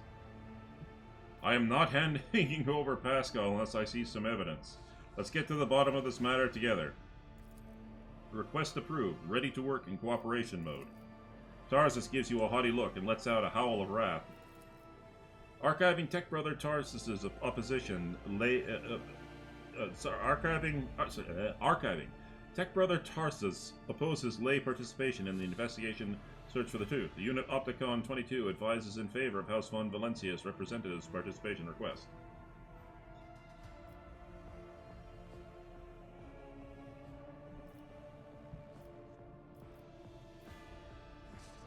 Yeah, I've been to Kiva Gamma. I can assure you Pascal has nothing to do with it. Request for cooperation reviewed and accepted. I request Tech Brother Tarsus' consent and co-participation of representation of the Von Valencia's dynasty in investigating the proceedings. Sacrilegious conspiracy. I refuse help from laypersons. I am a cog of the Deus Machinus that grinds down corruption. I will carry out the sentence immediately.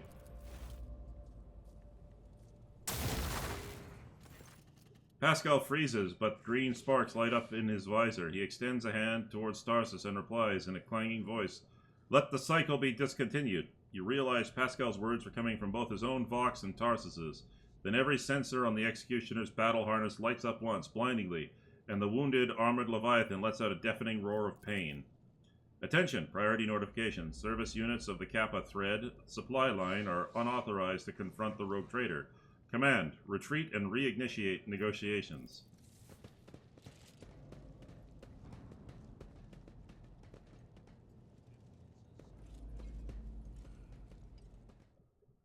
Take a knee and bow before me. Well, okay.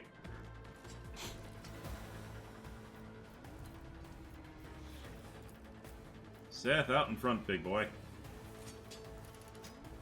Cabela, get into cover. Argenta, get... Oh, that's bad. Argenta, get slightly into cover. Pascal, I think they're going to come directly after you, so Pascal, actually, you're going to do really well over there. And,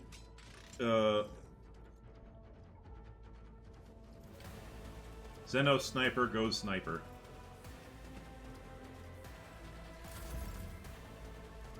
Cassia.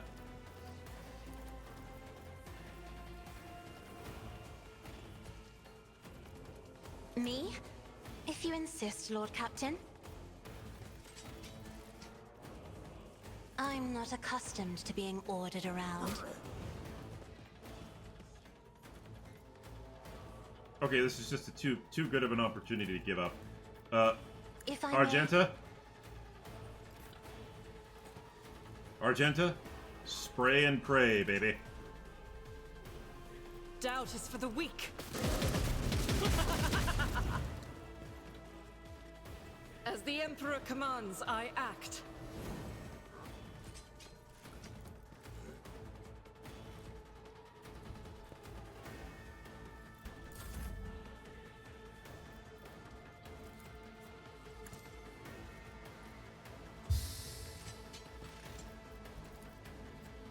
Me? If you insist, Lord Captain.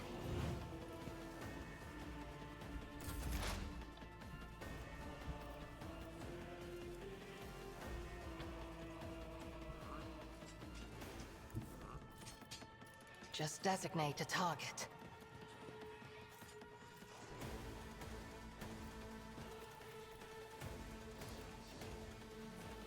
If it serves your cause. Ancestors, guide me.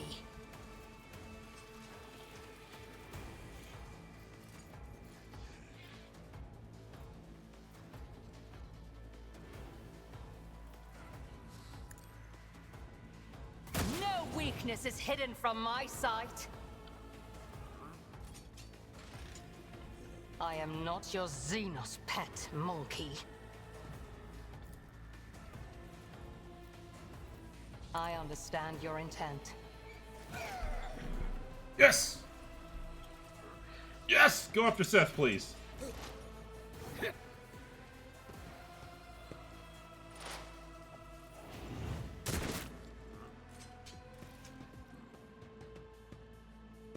Yeah.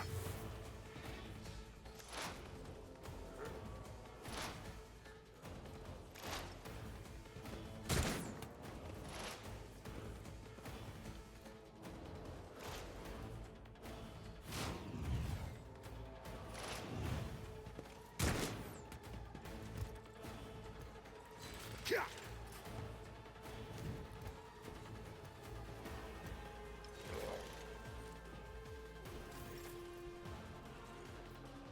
Faith without deeds is worthless.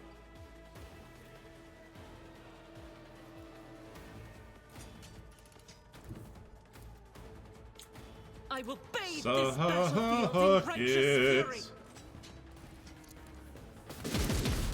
This is why I was trembling.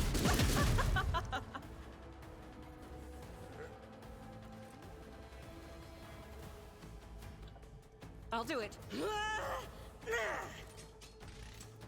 As the Emperor commands, with you, my Emperor! Doubt is for the weak.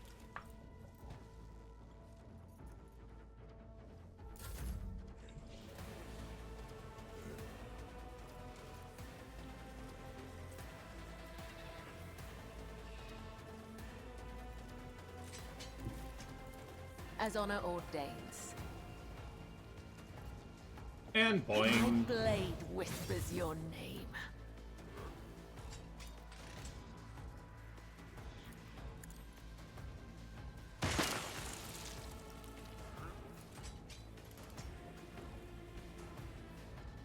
Ooh, that's bad.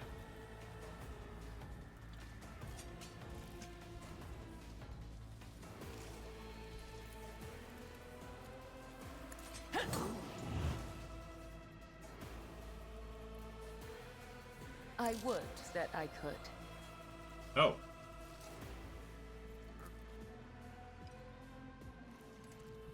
As the tenets.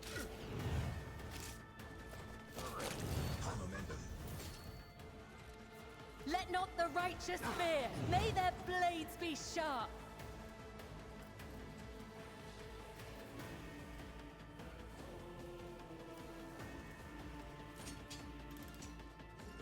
As honor ordains. Trust me.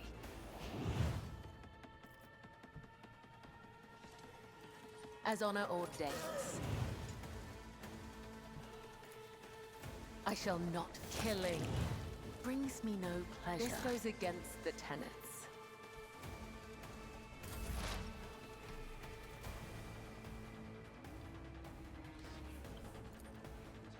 Running binary to the right. Oops, I fucked that up.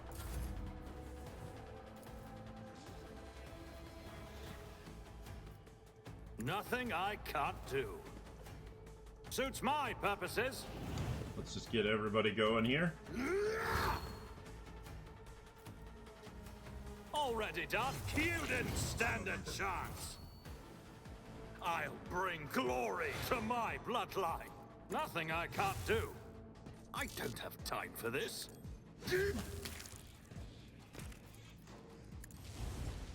Nothing of value has been lost. Absolutely not. All too easy. There's nowhere to hide. I am a navigator, not a servitor. Bombs away! Nothing I can't. You didn't stand a chance.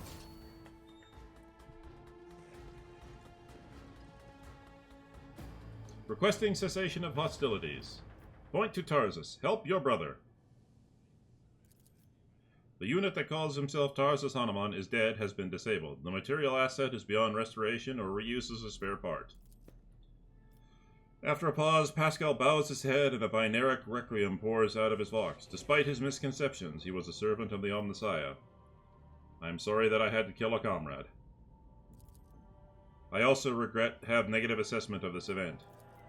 The Adeptus Mechanicus still accused the unit identifying itself as Pascal Hahnemann of criminal theft of a unique identification code. Unlike Tech Brother Tarsus, I am not authorized to immediately arrest/execute the unit, but neither am I authorized to drop the inquiry. There are no apostates among us.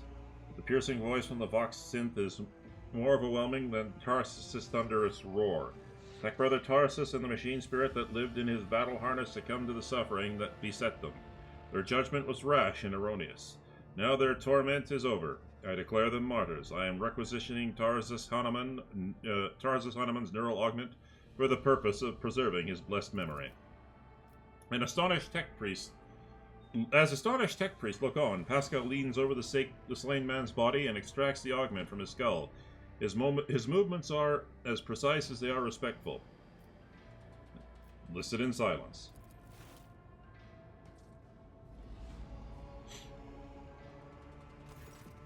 With each word, Pascal's voice grows more powerful and majestic. You saw the agony your tech brother Tarsus was in.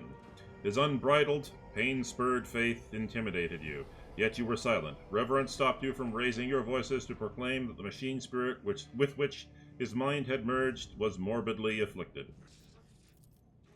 The imperative of reverence has paralyzed your will, and you watched a tragedy unfold in silence. The sixth universal law states that comprehension is a true path to knowledge, yet the procedural cycle has robbed you of your comprehension. Therefore, let the cycle be discontinued. There's a clang as Opticon 22's knee presses to the floor. Crimson hooded heads are bowed. Let the cycle be discontinued. The radiant light pouring out of Pascal's visor grows dimmer. Static creeps back into his voice. Let the cycle be discontinued, tech comrades. Pascal, there's one small point I'm not clear on. What just happened?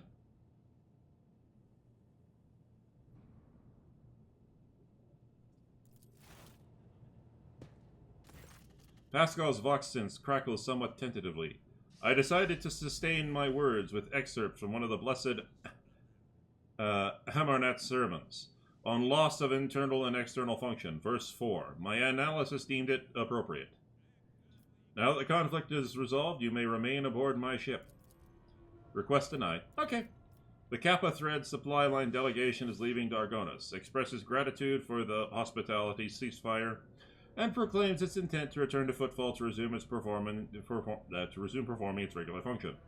The tech priest looks over at Pascal as if waiting for something. Pascal's mechadendrite briefly touches the shoulder of Opticon 22, who bows respectfully. I feel bad for Opticon 22. I like him. Tarsus, what do you got for me? The Omnissiah axe. Meh. A power sword. Meh.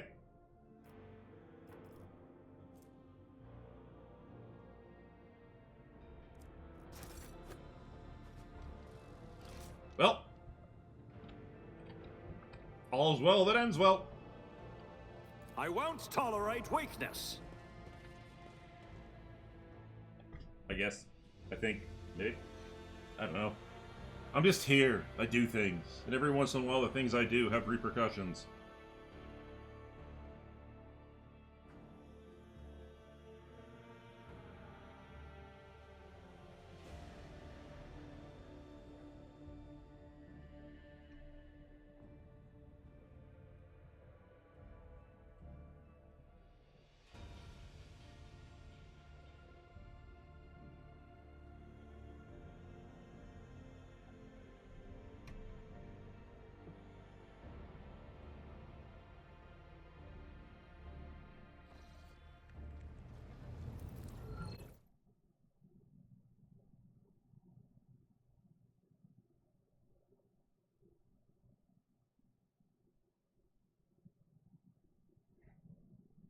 Alright, so, yeah.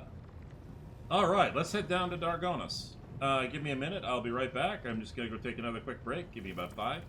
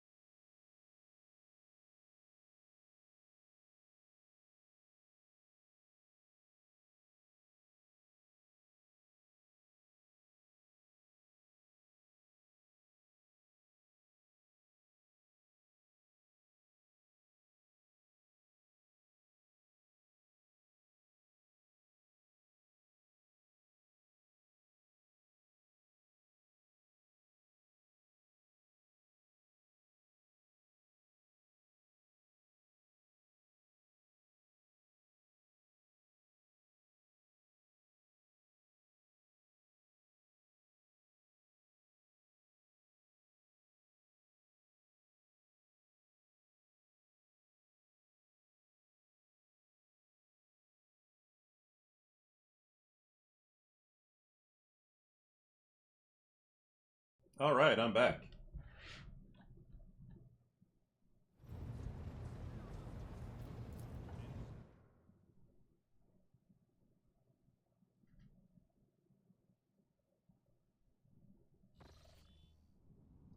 Doggone us.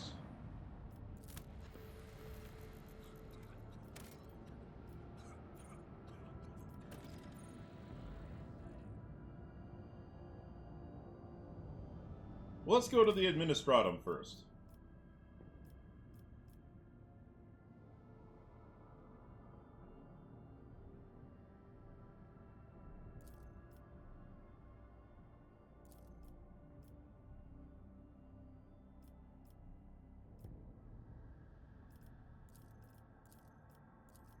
Yeah, I got 2 people I gotta take down with me.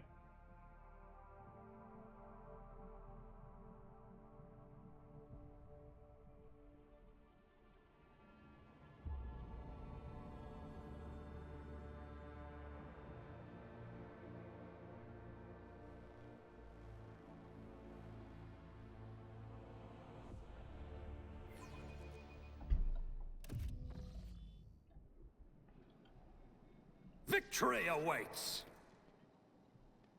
Turn after turn. Oh, God. Welcome to the palace of the Adiptus, your lordship. Please follow me. You're okay.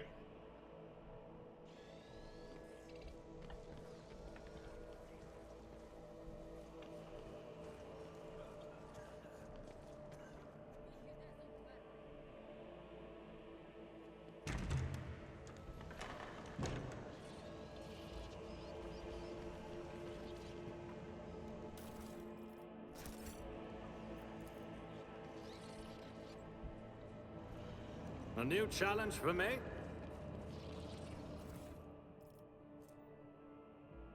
Oh, God. Alright, I'll pick it up.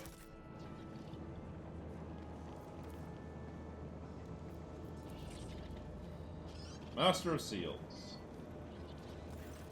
An ancient-looking woman in a voluminous robe peers at you critically through her ocular lenses when you descend into the bowels of her bureaucratic domain. Another noble bypassing the queue under the pretext of just wanted to ask? All you highborn ever want is to just ask, what about protocol? That's what I'm asking. Who goes going to follow protocol? Jay glances at you and whispers, so what? So I paid off a few clerks to let us skip the queue, Shireen. Your time is more important than any little formalities. Very well, don't just stand there. You're here now, or do you think the Master of Seals has nothing better to do than receive unexpected visitors? The old woman beckons over a servo skull floating nearby. Begin entry. Current hour, current turn, current cycle, 41st millennium. Metal manipulators immediately begin feverishly clacking, taking dictation. My companion wishes to obtain a Mercantum Tabula Officiale. The Master of Seals peers over her ocular lens at Jay in disbelief, and she looks at you. I take it you are a sponsor? In that case, you must submit a written application in conformity with template 404.01, as well as a written permission for the processing, notarization of personal data of your most sacred personage. Without it, I cannot issue Mistress Haydari. Mistress Haydari, with the form for collecting the seals required to obtain the Mercantum Tabula Officiale, the certificate of official trade representative. At these words, the saccharine smile drops from Jay's face. Seals? What seals? We will discuss that when Seth von Valencius has prepared the primary documentation. Okay. Complete the form. The perfectly sharpened quill scratches pleasantly on the parchment, but for the first few minutes. The obfuscatory phrasing, footnotes, amendments, you are forced to write out the details over and over about you, the Protectorate, Theodora von Valencius, Jai, and then also every living person who bears your family name. If you do not know all the required information, you must complete the supplementary forms. Time passed, 1 hour. The Master of Seals nods in approval and stows the scroll into a tube labeled with your name. Next is the consent form for the processing and notarization of the personal data your most sacred personage. Give your written consent on the presented form. Another hour. The scroll is whipped into another tube by the Master of Seals. Protocol executed. Application received. Process approved. The servo skull scribe taps out each word after its mistress's pronouncement. Come on, esteemed Damar. What is the word? What's that you were saying about seals? The old the old woman unhurriedly holds out a printed scroll to Jai. Here is your document, Mistress Haydari.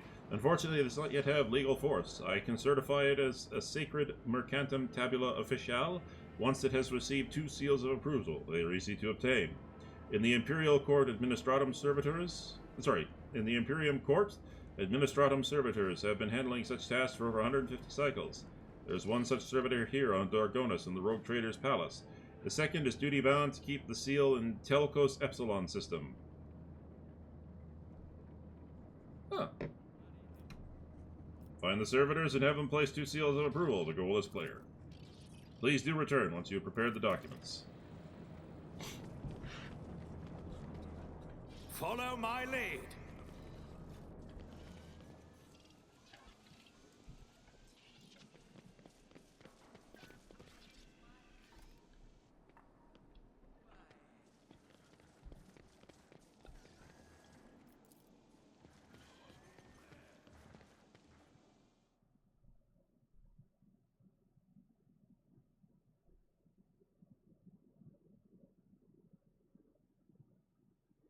Interesting. Actually, one thing I should do, and I should do this, because it's someone has mentioned that once I do the final planets, there is going to be a timer that kicks off, and there's going to be a timer that kicks off and counts down, which will bring me to an event that will signal the end of Chapter 2. So, I think what I'm going to do now is I'm going to create a hard save. Yeah, I'm actually going to create a hard save right here.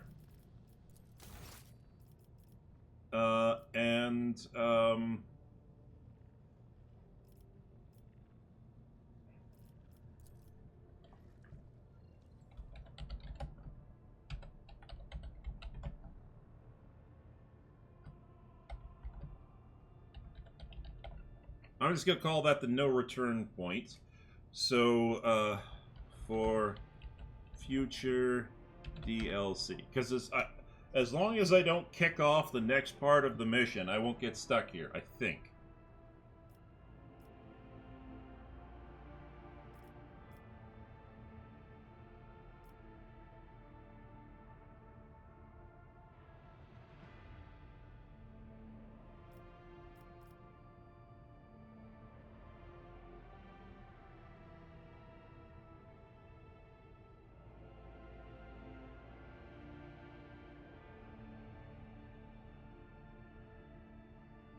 Yeah.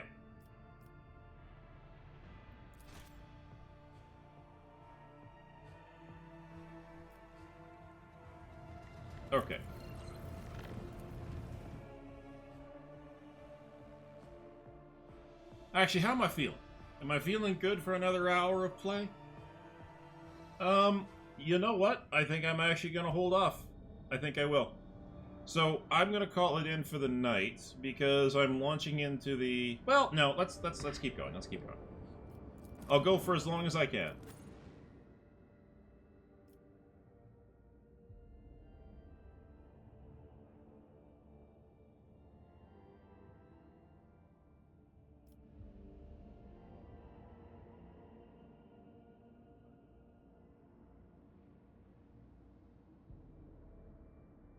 Wait, hang on. There is something I do need to do.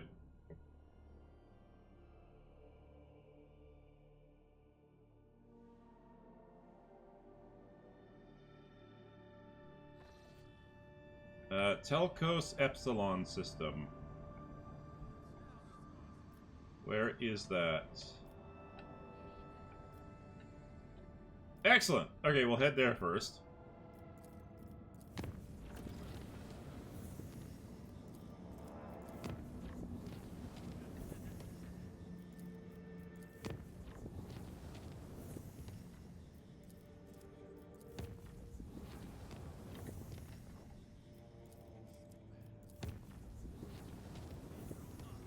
Visit.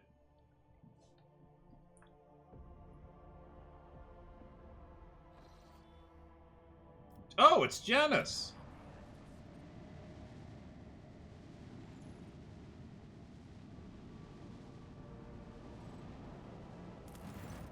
Your Lordship, Janice is reporting about a disaster. Ghostly Xenos figures that appear at dusk and go away at dawn.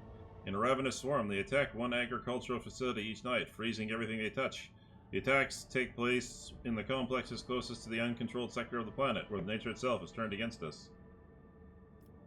What think my advisors? When dealing with Xenos, one should be prepared for the manifestations of all sorts of ominous mysteries. There's a whole cast of specialists among the cold traders who can whisper at Xenos artifacts to expel spirits residing within. Perhaps we should ask them. After some events that took place on the ship, I got interested in ghosts. While on footfall, I bought a book, an illegal one, of course, that describes the so-called Ritual of Silence. It's said to be able to pacify violent spirits on the scale of an entire world, but I cannot vouch for the safety of this ritual. Instead of relying on the wicked ways to solve these problems, it would be better to turn to our good priests. They are skilled exorcists in the ecclesiarchy. -1 security.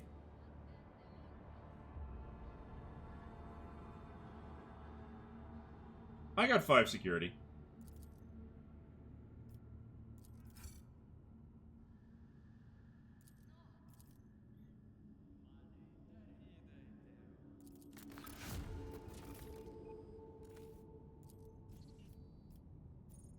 Governor Viat's estate. Excellent. I'm not sure what I'm going to do next. I'll be honest.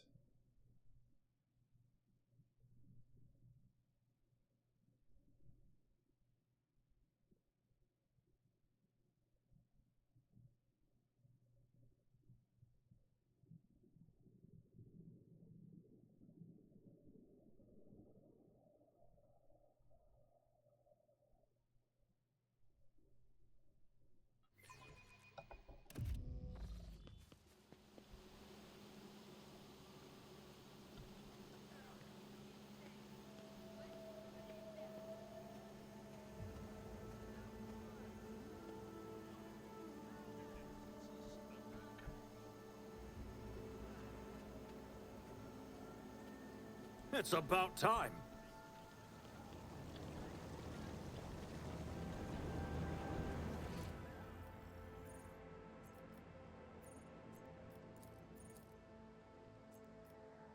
No, Aquilus Quint. Let's talk to him. Maybe he knows. I require a seal to certify a mercantum... Oh, how are things on Janus? Besides the Xenos that have settled in our forests and periodically frighten the people, everything is calm, your lordship. We have managed to come to an understanding of sorts, although not without concessions on our part. Yeah, okay. Yep, I'm okay with that. Of course, it would be an honor to assist the rogue trader. Wait but a few minutes, your lordship, and your humble servant will have your seal ready. Interesting, Shireen. I assume we'd be dealing with servitors, but no. Some places in your domain still have the work being performed by people of flesh and blood. I beg your pardon. What's this about servitors? I have faithfully performed my sacred duties in the Imperium and the Administratum all my life. And guarding the seals is part of that. After half a century, not a single seal damaged. I keep them in a special case, and I oil the handles every month, as the rules stipulate. I'm merely repeating the word of Master of Seals on Dargonas. Servitors have replaced the entire category of lowly bureaucrats assigned to the Von Valencia's planets. Oh, about 10 years ago now. But after 70 years of service and not a single directive, not from Holy Terra or Dargonas. A complete breakdown in communication. What a farce. What an insult against all processes. Scarlet patches blossom on the Secretary's pale face. But this is easily remedied. If the Administratum requires such a servant, then I will immediately begin preparations for servitorization. The will of the Lex Imperialis is supreme. Jay nervously licks her lips. She clearly did not expect a response to her remark. Attilas, I do not think the Exalted One has any particular desire to see you lobotomized and turned into a mindless skanking ghoul just because someone changed the law.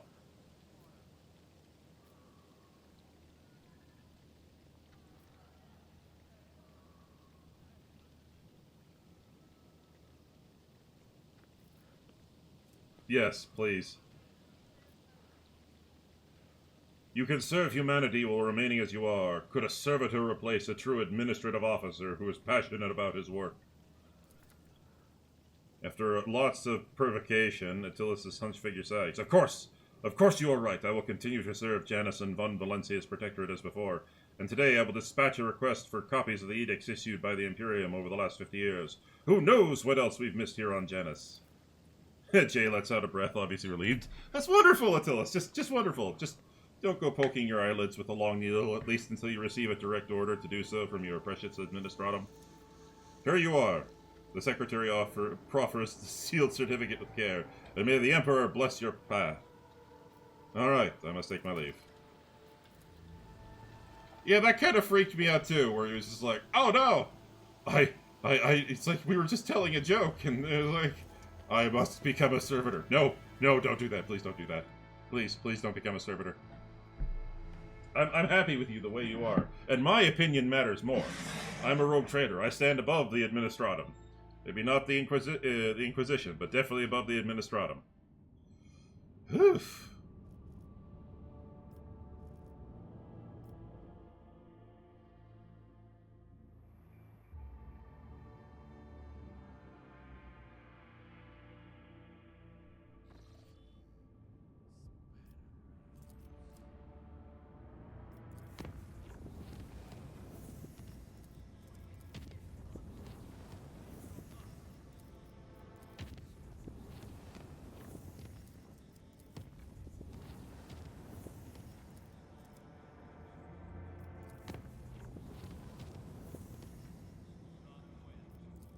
Okay.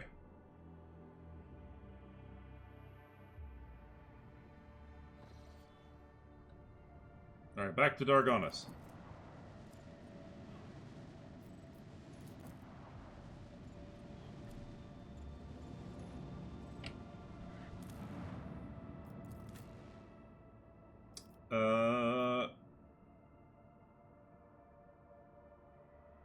Yeah, I'm okay with my current loadout. The Von Valencia's Palace. Baby, I've come home. I think.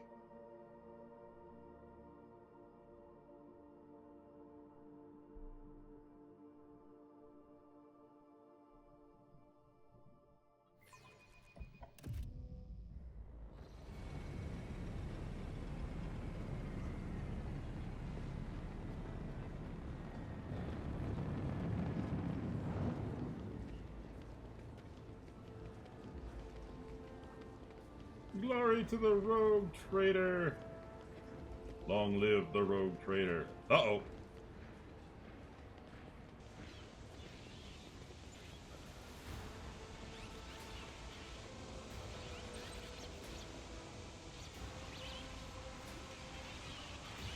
Still like the powdered wings on the servo skull. That's freaking adorable.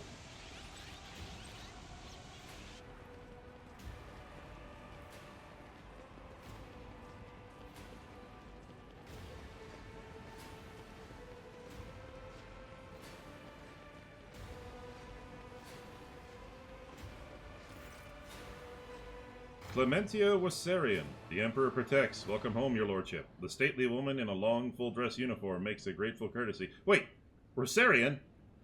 Abelard! Oh, I should... To hell with that!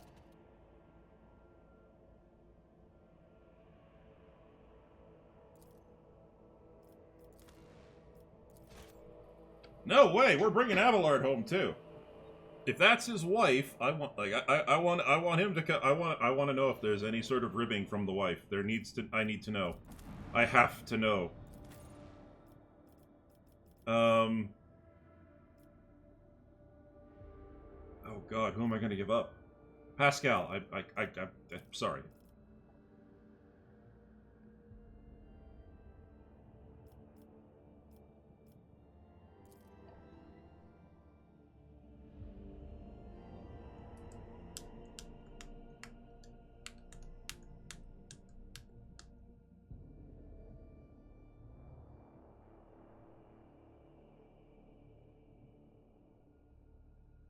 I mean, if that's his wife or his kids, I have to know.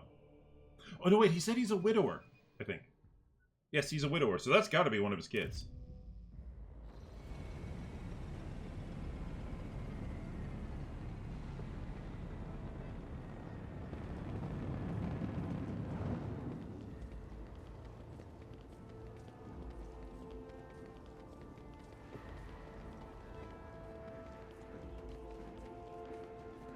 Oh my God, that hair.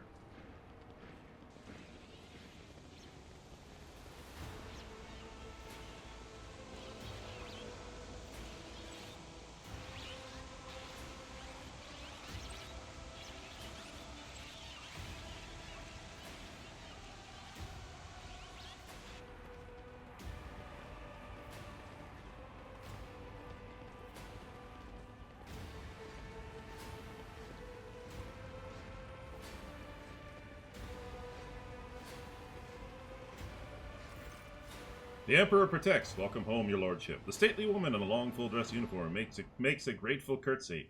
Her short, graying hair does not obscure her stern features. I'm Clementia Wassarian, Court Chancellor of the Von Valancius dynasty. On behalf of all Dargonis, please accept my deepest condolences on the untimely passing of Theodora von Valancius. Her departure is a terrible blow to us all, but as one star expires, another always flares to life. And, although still overcome with bitterness and grief, your subjects hope that you will become the Trade Dynasty's guiding light in these trying times. Clementia. Abelard offers a reserved nod. She nods in return, and then the lines on her brow soften ever so slightly. Oh dear God! The fuck happened to you, man? The young man quickly brings a respirator to his burnt face and bows his head courteously. His raven black hair veils his burns and skull implants, and his thin metal fingers creak quietly as he offers a welcoming gesture. Achilles Scalander, secretary at the Administratum Department. I hope your journey to Dargonis was not darkened by unwanted troubles?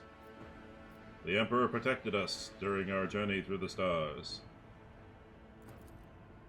He makes the sign of the Aquila, and may he remain merciful to us till the end of time. Why doesn't she get a picture? Does your lordship wish to survey the grounds, or perhaps we could sate your curiosity by answering any questions you might have? Governor Urban Drivestem has been notified of your arrival on Dargonis, and will visit the palace shortly. The preparations for the official visit are well in hand, but your lordship still has plenty of time before the meeting. Hold on, Clementia. What did you say your last name was? She nods politely. You heard correctly, your lordship. I am of House Wassarian, Lord Abelard's granddaughter. Yes! Chancellor Wassarian has held her position at the Von Valancius court for many years. She earned the Lord Captain Theodore's respect through acts of great perseverance. There is no room for doubt. Blood hath nothing to do with it.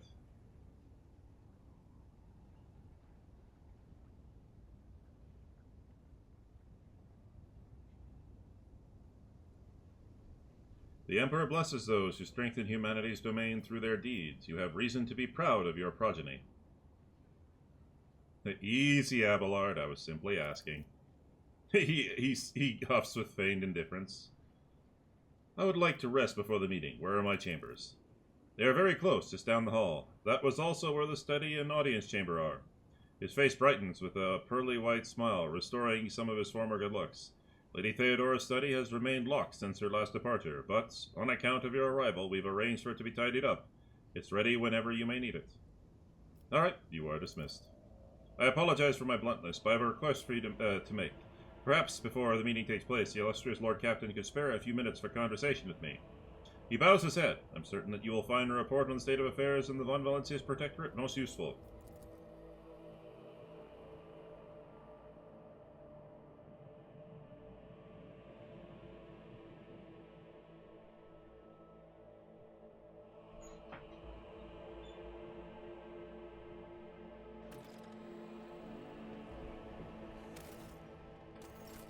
Wait, my peoples! Where are my peoples?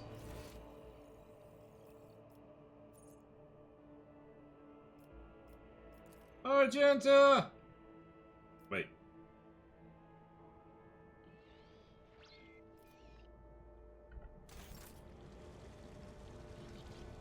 Head of Kiva Gamma's delegation. Oh boy.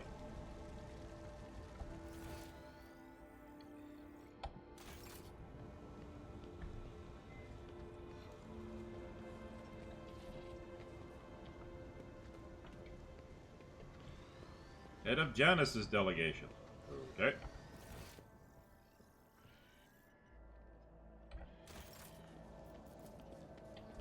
Oh, goods. Yes. Were there goods over here? Goodies? Yes, there were. Sweet.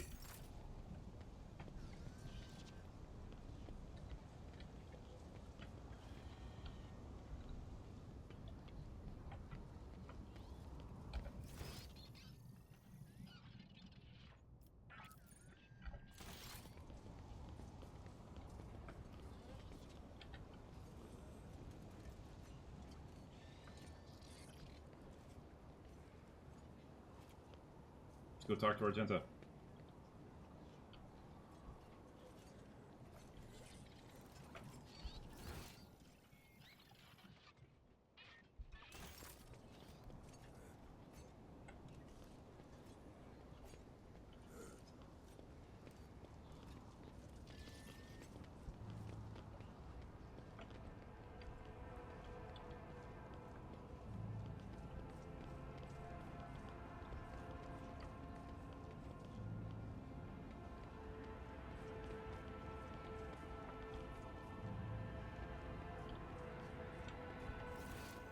Let's go talk with...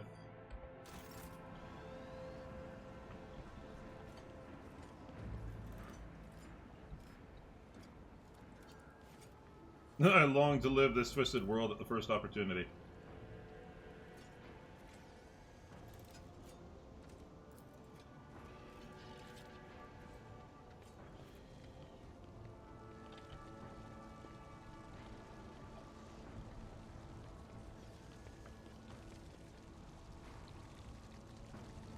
Such well-heeled nobles, indeed. It would be worth visiting Gargonas, even without getting to know you, Shadeen.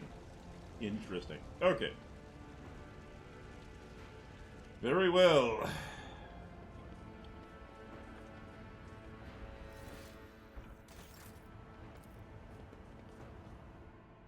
The Von Valencia's Palace.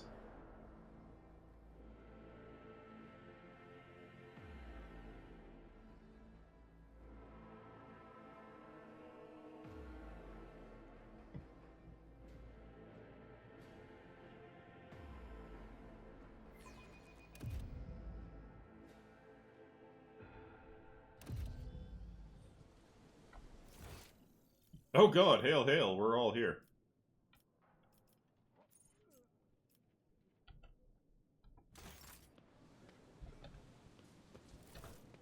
Oh, hello. Welcome, your lordship. Let me inform you of the location of the chamber on your dynastic estate.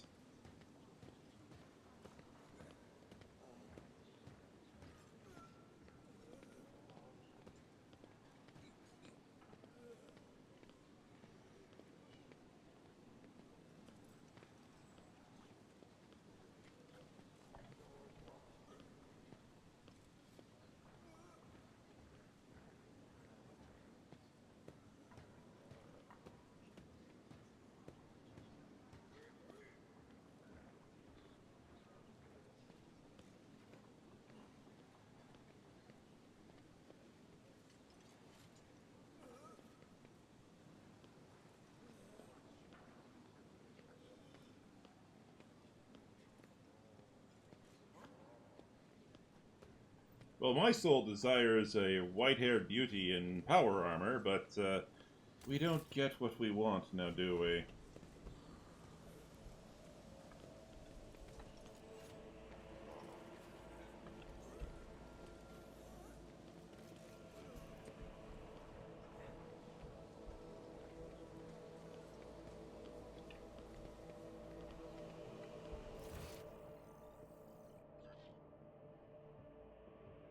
Yeah, let's pop down here for a second.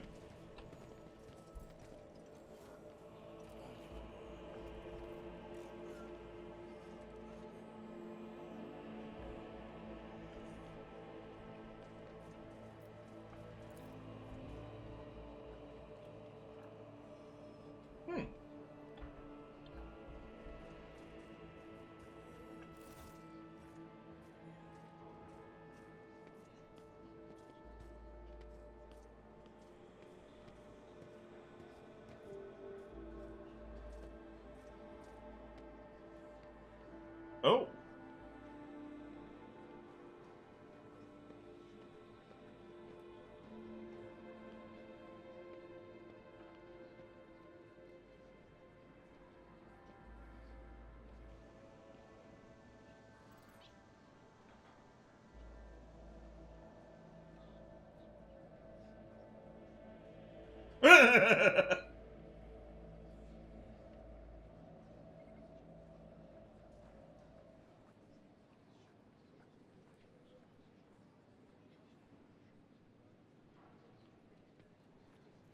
Let the rogue trader decide. Yeah, she's gonna get it. She served my house, she served Von Valencius. Your Lordship, I apologize for the sight of the scene, but might I ask that you rein in Miss Haydari and put a stop to her inflammatory actions towards me? As the Exalted One is my witness, Shireen, I've tried everything I could to spare you an unnecessary headache over the seals for the Mercantum Tabula Official. I even showed this aid with a... showed this aid with a temper worse than a sandstorm. The certificate with your signature, but your Chancellor merely kept batting me away with her flail of baseless denials. I suspect the reason for this has nothing to do with my humble personage. Clementia purses her lips and glowers at Jai. Oh no, this isn't about me at all. Jai narrows her eyes as she peers into Clementia's face until the latter finally looks away. I see. Well, Chancellor, will you tell us yourself, or should I help you? Whatever is the matter, Mistress Osarian? I'm afraid that my words may anger your lordship. Clementia lowers her head in shame, as if offering it up to be removed from her shoulders. The seal you are looking for was lost over a quarter of a century ago. Her ladyship Theodora von Valencius ordered a new one to be delivered from the Imperium, but, as you well know, we are a long way from Holy Terra, and with warp storms ravaging the Cronus expanse, we have been unable to receive a replacement to this day.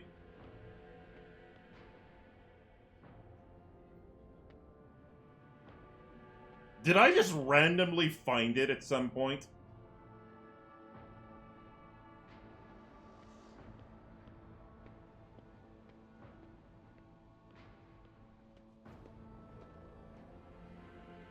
Could this be the seal in question? This is, without a doubt, the Administratum seal from the Winterscales realm, but why is it the original and not a copy? Ah, I think I understand. Well, the laws of the Imperium do not prohibit the heirs of other houses from using the seal in times of need. I will order to have servants of the machine cult create a duplicate so as to avoid such an embarrassing predicaments in the future.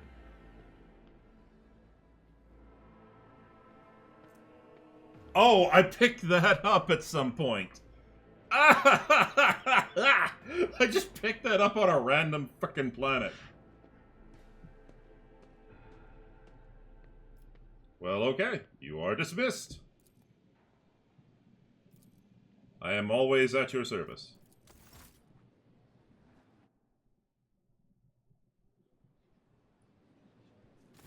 Your Lordship, Clementia bows her head politely. For a chancellor to a rogue trader,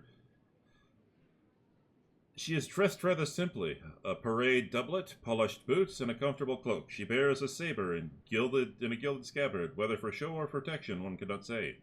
Only her ring with the Wissarian coat of arms indicates she is of high social stratum. The governor is waiting on the periphery of the palace. Please let me know when you'd like to see him. Awareness test succeeded. The sharp gaze, the impeccable straight back, the composure. For a moment you feel like you're looking at a younger version of Abelard himself, not his heir. Judging by the scars on the exposed parts of her body, Clementia saw her fair share of combat prior to assuming the position of Chancellor.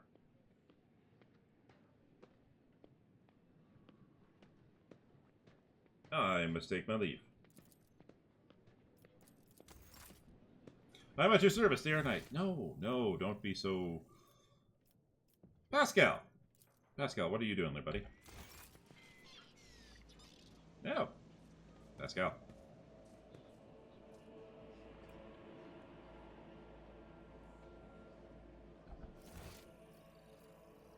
Cassia.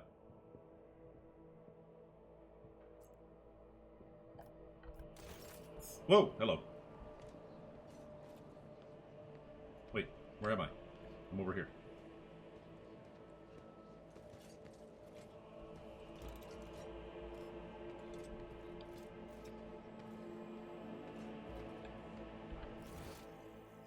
Abelard, come on. Abelard, it's time for me to embarrass you.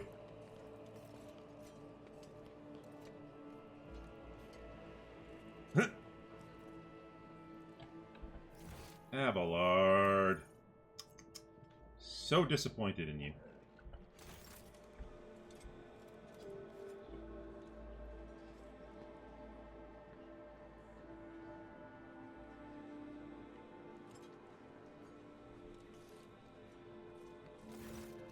The slender figure, clad in robes made from expensive fabric, shudders from violent coughing. Pressing a gilded respirator to his face, the man takes several deep breaths. Achilles, it's been many moons. I hope your cousin is feeling well. Achilles covers his burnt lips, trying and failing to suppress a coughing fit. She's in good health. She sends her regards to you as well as her wishes for your swift return. Heinrich frowns. For as long as the stars shine in the sky, my vigil continues. So it does. Achilles thumps himself on the chest with his augmented hand. You hear a clanging of metal against metal. I'm not so foolish as to fail to notice a conversation in code. Your insight deserves credit, Rogue Trader. Then again, I expected nothing less from Theodoros von Valencius' successor. Heinrich looks at Achilles. Allow me to introduce Achilles Scalander properly. In addition to his duty as the Secretary of the Administratum, he acts as an agent of the Golden Throne under my aegis. Master Scalander was transferred into my remit by a colleague who is engaged in other matters in the Cronus Expanse. I'm sure you'll find Achilles' services useful, especially when dealing with the schemes of humanity's foes within the borders of your protectorate. Greetings, Lord Seth von Valencius. Allow me to once again express my deepest condolences on the loss of Lady Theodora. I will do everything I can to track down and destroy all Kunrad Voigtvir's accomplices on the capital world. Do you happen to know anything about what happened to him? Because it's been a while. It's been many streams. He nods grimly. Word of his treason reached Dargonis too late. Kunrad came to the planet and left it almost immediately once he had sown discord in the minds of the gullible and naive. The worst of the rumors was that you were the one responsible for Lady Theodora's sudden demise. Of course, your loyal subjects did their best to skin alive any who showed signs of doubt, but it seems unlikely that the Wardens got to everyone who has allowed doubt into their heart and now nurtures it in secret. The scars on your face, what happened? About 5 years ago, there was an accident. Several tanks of promethium exploded in the storehouse at my estate, and I was burned alive under the rubble. The Emperor preserved my soul, and the skilled physicians of Dargonis saved my body, except for my lungs, with which I had to part. I presume the incident was an attempt on my life, but the identity of whoever was behind it remains a mystery. You promised me a report on the state of affairs in the Protectorate. I've already forwarded all the official reports to your seneschal. As for the conversation we're having right now, I wouldn't trust any paper or data slate with its contents. You see, Lady Theodora, may the Emperor have mercy on her soul, was perfectly aware of Dargonis' political environment. You, however, have only just arrived on the capital world, and I thought it would be best to bring you up to speed. Frankly, the nobles of Dargonis, much like the nobles on most worlds, are akin to spiders in a jar, ready to pounce on who is the weakest, or whomever they deem to be the weakest. The nobles of Dargonis are well-respected, rich, and powerful individuals who held Lady Theodora's favor for many years and found ways to rise above the rest by diligently serving the Rogue Trader. Every family pursues its own selfish interests, and each one expects that with the transition of power, they will retain and even add to their lands and wealth. The families I would recommend giving particular attention to are the drive stems, the Gaprak, and the Sauerbachs. I would also mention the Wissarians. Not a noble house per se, but a family that was part of Lord Theodora's inner circle, to the Blue Blood's great displeasure. Now, tell me about the drive stems. The drive stems are an ancient governor house of Dargonus, or the ancient governor house of Dargonus. Predictably, the greater the wealth of the von Valencia's protectorate, the fuller their coffers grow. Their reputation is flawless, except for one detail. We have evidence that Urbend drive stems rivals seem to have the misfortune of regularly falling victim to Xenos raids. And I find these attacks are always a little too advantageous for the drive stems, but we lack solid proof, and it might never surface. The closer an official is to a rogue trader, the braver and safer they feel. I would just like to remind everyone that rubbing shoulders with Xenos is heresy that can be overlooked only in the case of the von Valencia's heir, not his servants. Hey, Urlet is an ambassador. She is working with us because of all the difficulties with the Coronis Expanse. And I might remind everybody here, I will remind everybody present, that Urlet has been instrumental in diffusing at least 2 or 3 incidences where the Eldari and I would have to fight. So yes, she is going to be a respected part of my entourage, and we will use her and abuse her for all the use she can provide us. And once we part ways, if we have to, we all have to kill her later. But for now, she's an honored guest and a diplomat. What makes Gapraks special? The Gapraks hail from a remote Forge world, and among their distant relatives there are many servants of the Omnissiah. And the house itself is close to the cult of the Adeptus Mechanicus, both in spirit and in their business connections. The Gapraks oversaw the industrial shipments within your protectorate until recently. Ever since the astropath of communication with Kiva Gamma was severed, they've been quite concerned about the security of the planet placed in their care. I've been to Kiva Gamma already. Their planet was tainted by the cult of the Final Dawn. Achilles shakes his head. These are grim tidings. It is a tragedy that an industrial world of such tremendous capacity was brought down by the pernicious influence of the archenemy. Perhaps my colleague can pick up the cultist trail on the cold void. Of course, it would be a small consolation to us all. Yeah, excellent. What can you tell me about House Sauerbach?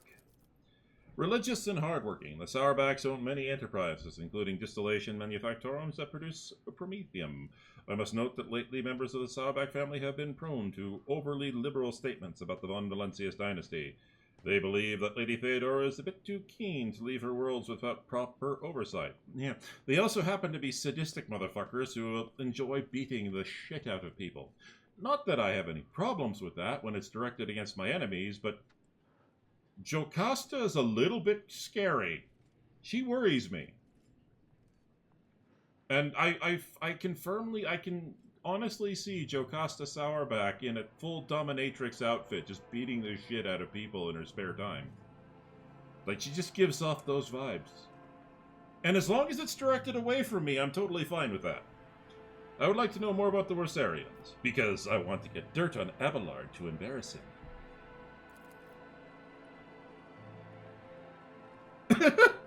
The Worsarians are a line founded by Lady Theodora's seneschal, and as such are nominally considered nobility.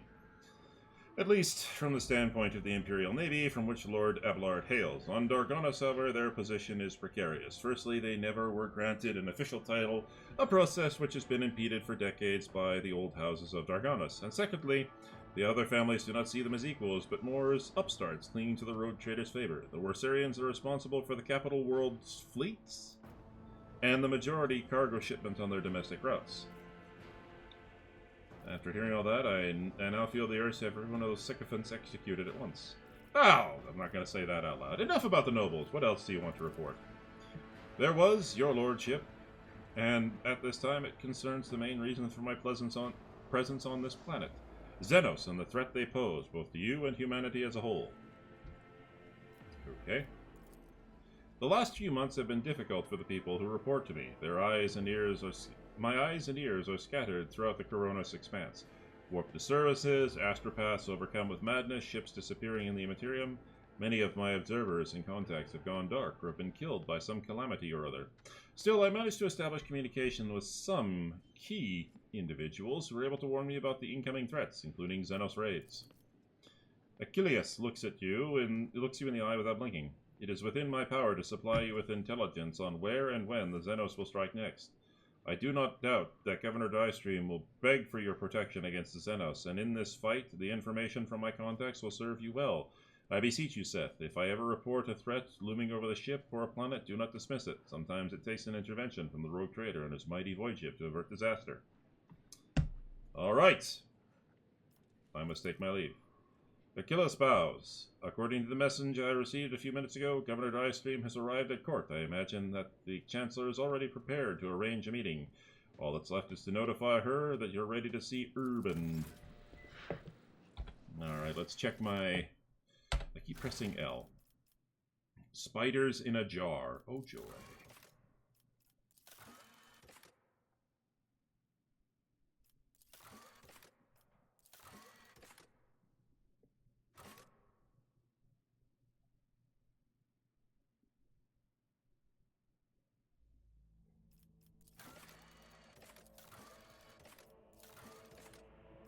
Complete contracts. Increase my profits factor. I need people. God damn, I need people. Where are these people that you speak of?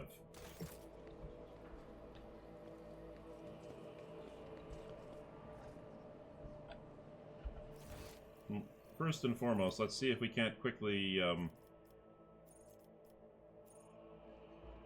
pop a squad over... Well, sorry, pop a squad. Why did I say pop a squad? Let's see if we can't pop over to the, Administratum and finish up Jai's personal mission.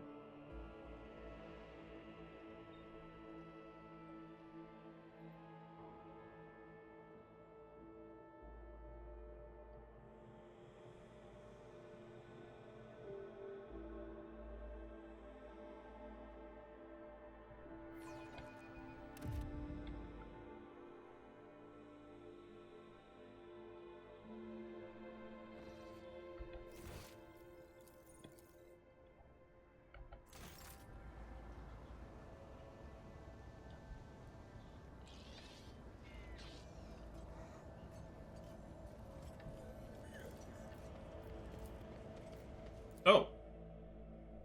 I didn't want to return to the ship, but whatever.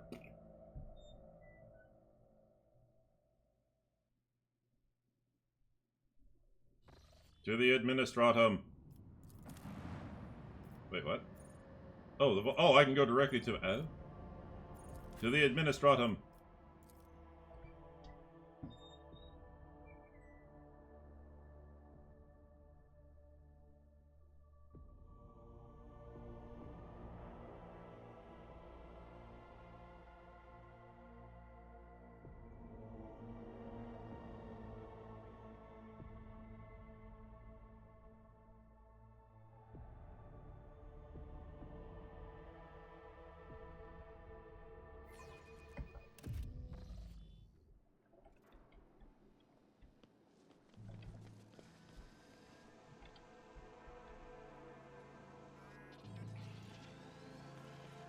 Hello, Master of Seals. Ah, Seth Von Valencius, you returned. I hope the sacred documents I entrusted to you last time has now successfully passed through the approval procedure.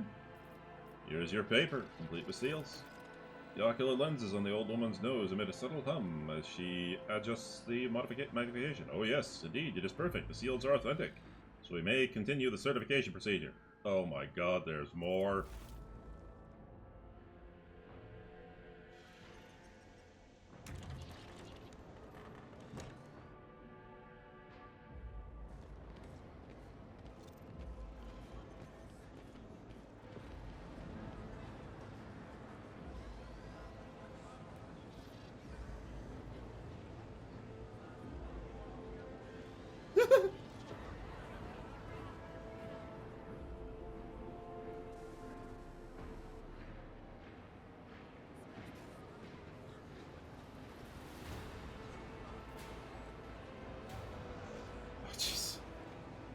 Oh, jeez.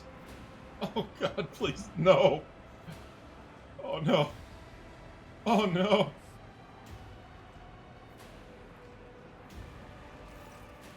This is your cue, and your ticket number is the old woman's ocular lenses hum as she zooms into the paper at hand. 394. When it's your turn to be seen, the ranking prefect will preview your documentation again inside the official certification for Jai Hadari. To possess a Mercantum Tabula official, you'll have a bit of a wait, but it will be worth it in the end. No.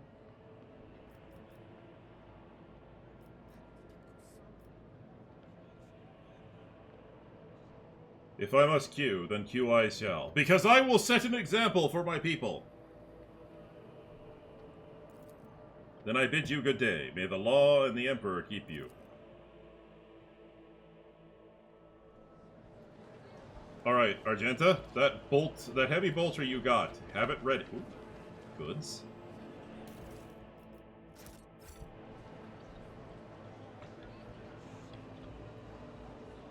Well, now you've piqued my curiosity. Make a big mug of recap. I can sympathize. I'll lay claim to the stars. Goods? Yes, please.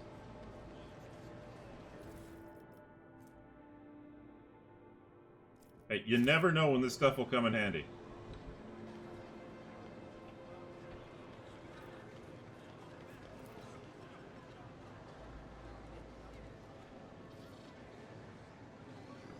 Oh no, I've got a bad feeling about this.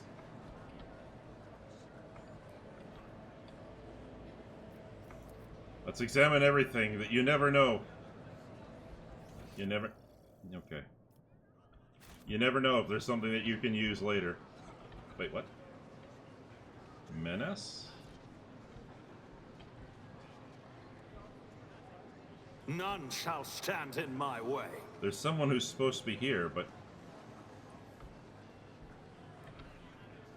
Okay. Take heed, rogue trader. Oh! Goods. Excellent. Ooh.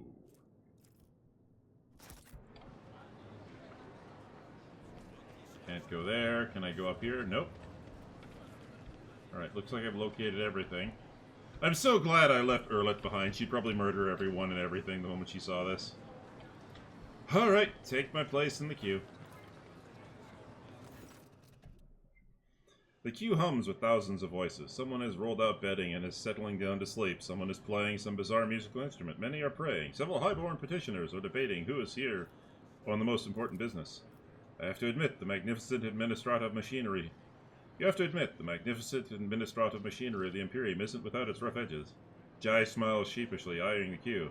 What a thrilling adventure this is turning out to be, Shireen. I've never seen anything like it before. And sometimes it's good to take a break from constant traveling, and to give all the hot-blooded newcomers a chance to cover themselves in glory without us in the way.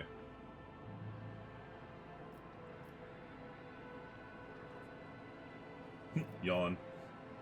Count the people in the queue. The people are constantly moving, coming and going, changing places or simply disappearing from view. On your first attempt, you count 238 petitioners. On your second attempt, you count 244. On your third attempt, the next batch of unlucky souls is ushered into the hall, and you lose count. Wait patiently. 8 hours. In the last 8 hours, the only thing that has changed is the number in the waiting hall is the warden shift. The petitioners in the queue placidly await the blessed hour when their appeal will be heard by the high-ranking servants of the Imperium. The entire queue perks up at the sudden announcement, number 285, proceed to the available window. Throne take me, what a torturous trial have we let ourselves in for? No wails in despair. So much precious time lost, and we've only moved 3 paces ahead. At this rate, we'll be old and gray before we get out of this queue, Shireen.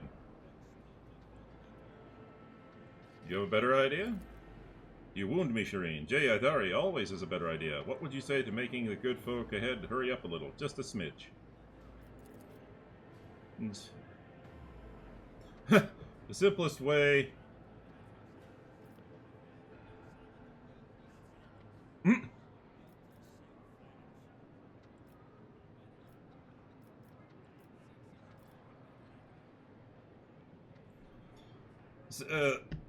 of our title, Shireen. The second option requires a little more patience. I have already found our first compassionate citizen who is standing 50 paces ahead of us in the queue. Simply offer the right words to unlock his heart, and he will gladly swap tickets with you. And also, you have the power to solve the problems of some petitioners, removing their need to visit the coveted window.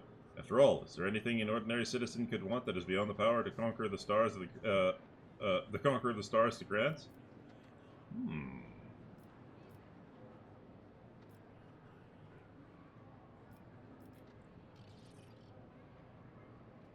We shall solve the problems of the common people. A wise decision, Shireen. Cold traders always say, if you can solve a problem with hard cash, that's just the cost of doing business. Jay gives you a conspiratorial wink and backs away slightly. Oh, exalted one, could today be my lucky day? No longer will I have to stand in this hall, waiting day and night for my turn to come. For this kind lord of House von Valencius is a benefactor of the downtrodden and has solved my problem.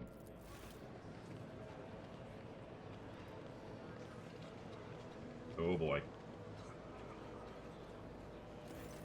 Esteemed Lord, take pity on this poor youth as well. I will give you everything I have, I swear before the Emperor. Only help me solve my problem. We do not need everything, poor wretch, only your place in the queue. Listen to the young man. The young man in worn work overalls comports himself with unusual grace for a commoner. My lord, I have been in the queue for 24 moons already.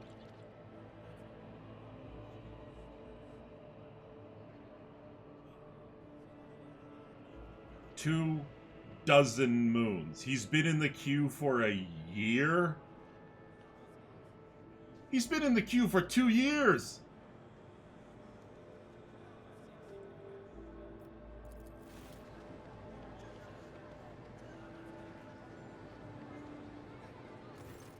Out of my way! Elbowing aside the onlookers left and right, a richly dressed lady with a beauty mark augment above her lip charges toward you. Esteemed Lord, my 8th offspring has lost his mind. He has decided to renounce his family, his noble title, and his talent as a healer, all for the sake of some tattered waif from the middle levels. A union with the commoner will put an end to his studies at the university. But should Dargonus and the Officio Medicae be deprived of a capable chirurgeon because of a passing fancy? Zazie is a healer too, and she helps the people of the hive a great deal more than any lily-white chirurgeon with a diploma.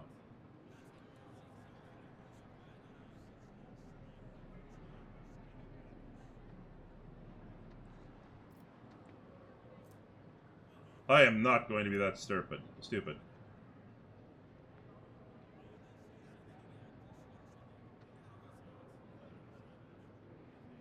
Not when I know there are thousands of unfortunate people in the low I do not want to live a life of idleness in the spires of Dargonus like you. Not when I know where there are thousands of unfortunate people in the lower levels who need my help.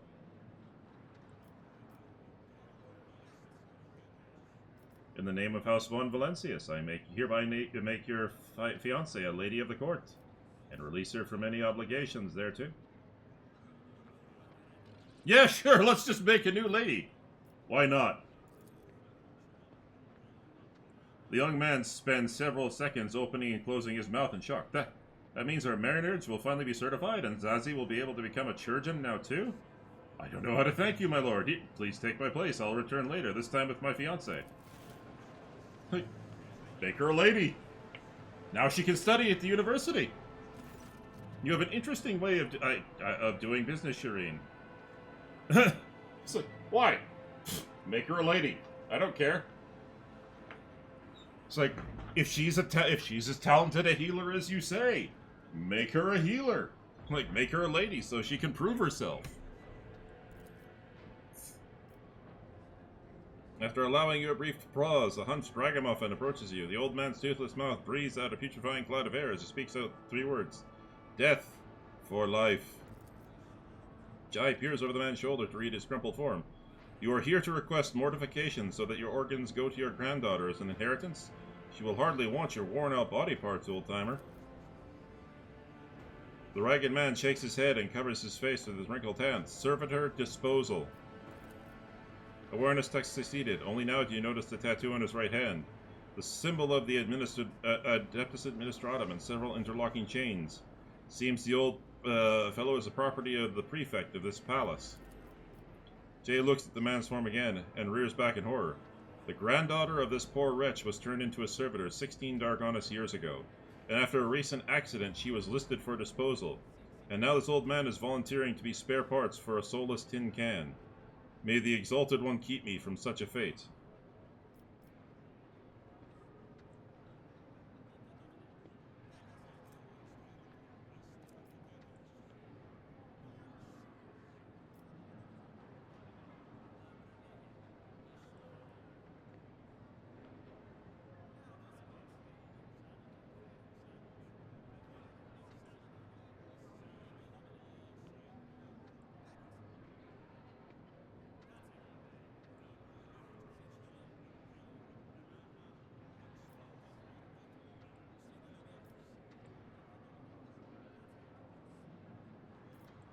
I will give the order for your granddaughter to be repaired, but if you wish to be with her forever, you will also be subject to servitude in perpetuus.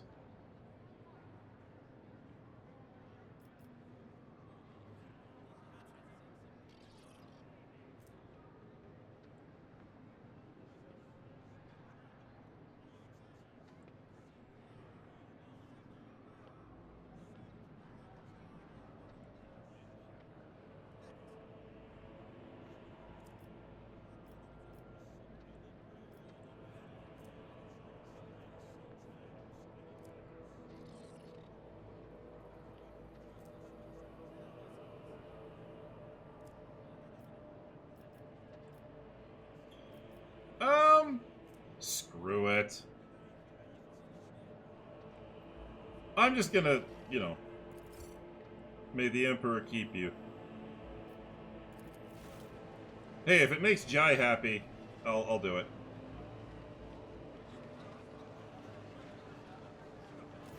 Interesting. So that's how the ruler of worlds and all the stars in the sky, when he finds an unfortunate on the edge of his magnificent orbit. Jai pensively beckons to the next petitioner forward. A mature woman in a finely made but threadbare dress greets you. I heard you were helping those in need. Well, my family is devastated. My life's work, my shops selling rare hats, burnt to ashes. I'm living out my last years as a widow, alone in a cold, deserted manor, without servants, diversions, or delicacies befitting my status. The woman falls silent, her brow raised in expectation of your response.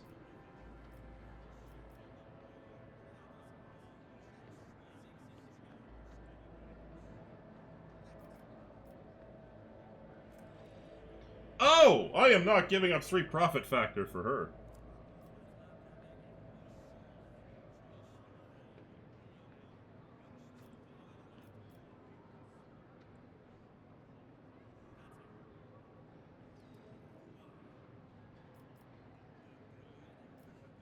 Perhaps I can rebuild this hat shop of yours. The woman's beleaguered eyes sparked life. Why, that's a wonderful idea. Please take my place in the queue. Here I insist. Okay. I mean, hell, giving her back her passion. I'm totally fine with that.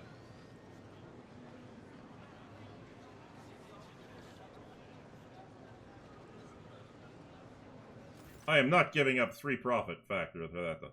Well, that was amusing. I paid off the last few onlookers who are willing to give up their place. It's a pity they aren't all so amenable. Jai inspects the ticket she now holds and nods with satisfaction. We move forward considerably in the queue, Shireen. But aren't you ready? But you aren't ready to stop there, are you? I'll be honest, Shireen. I already tried to convince Heinrich to use his interrogator's rosette with sweet words and pretty songs I cajoled and wheeled, but he remains unmoved, like a rock whipped by the winds. Perhaps he'll be more amenable to a request from you.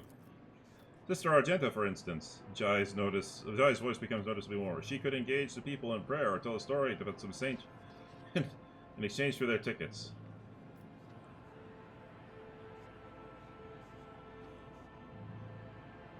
Alright, use your tricks. I prefer to call it my wisdom, learned through many years of experience, but I don't care about the practice precisely right now. How do you wish to proceed?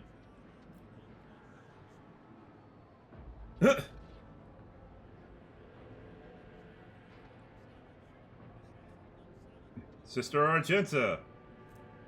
I believe these people have been gripped by despondency. A sermon from one of his daughters could restore them to their determination.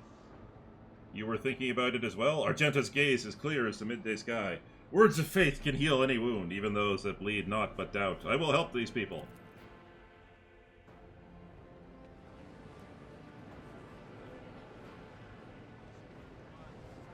I feel bad about manipulating. Oh my god.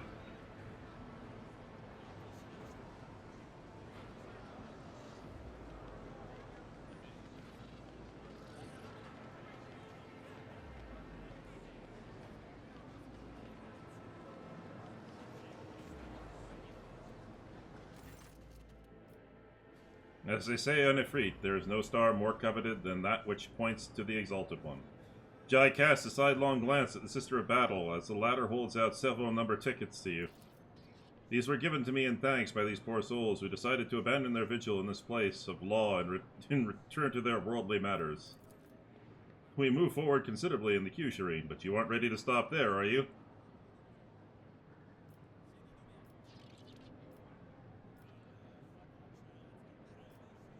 You do not wish to... Casting his eyes over the waiting hall, Heinrich receives his resigned sigh. It would be unpardonable to waste so much time here.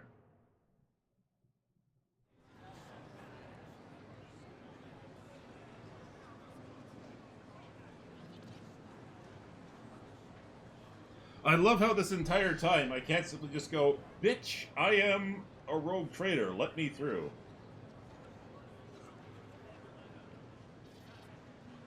I better come back in 20 moons. Oh boy.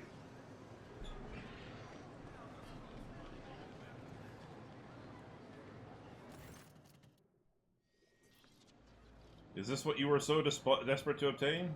3 tickets dropped by petitioners. Please do not ask me to resort to such tricks again. Move forward. But you aren't ready to stop there. Oh my god.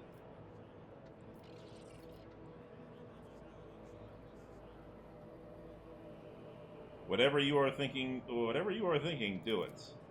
You do not need to tell me twice. All is fair in love and bureaucracy.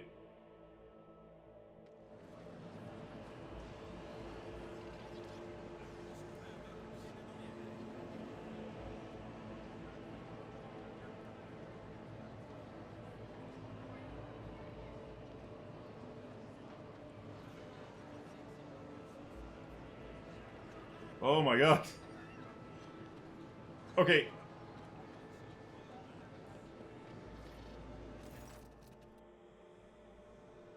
If these Ashmags want to be tricked, I won't stop them.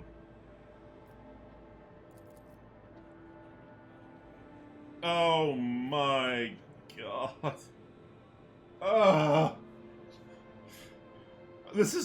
Okay, Jai, your personal quest is hurting me physically.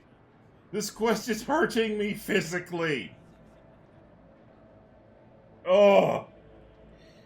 This is hurting me physically. Like, okay, nothing is as bad as Nenio's quest from Wrath of the Righteous. But honestly, this is pain. Address a tender-hearted man.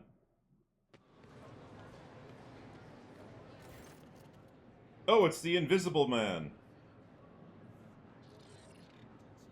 Jay catches your eyes and lays her hand on the shoulder of a weary-looking man. May the Emperor illuminate your path, brother. I am Jai, and this is Seth. We've been in this queue so long already. We're practically family now. Won't you tell us what brought you to this place of order? The man starts in surprise. Yeah. The light of the throne bless you. My name is Menas. Menas de Prieur. I've been here a month already. I've tried everything I can to get through that window, and nothing working. My poor Elenia. She's my daughter, my flesh and blood. They detained her on Viabus 4, charged her. Can you believe that? The charges were false. That's how our administratum operates. He covers his mouth and glances around fearfully. I've said too much. I apologize. It's my nerves. My nerves. I just keep thinking about her there on Viabus, shackled down in the mines. My poor Elena. Delicate as a flower she is. She's got weak lungs, you understand. Always coughing. And now down in the mines? All that dust and muss?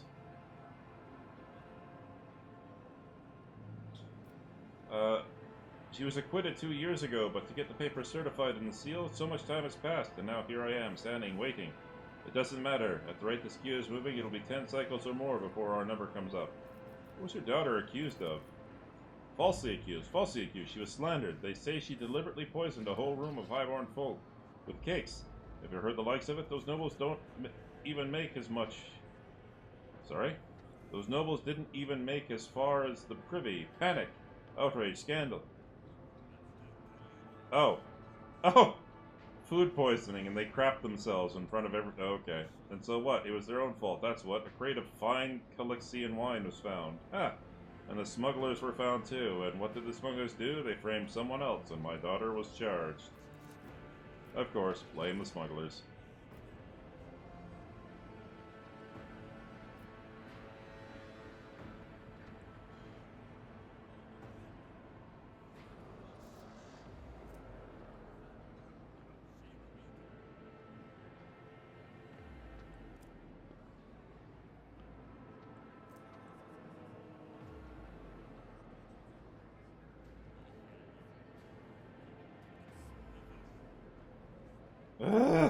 Fine, I will pay him.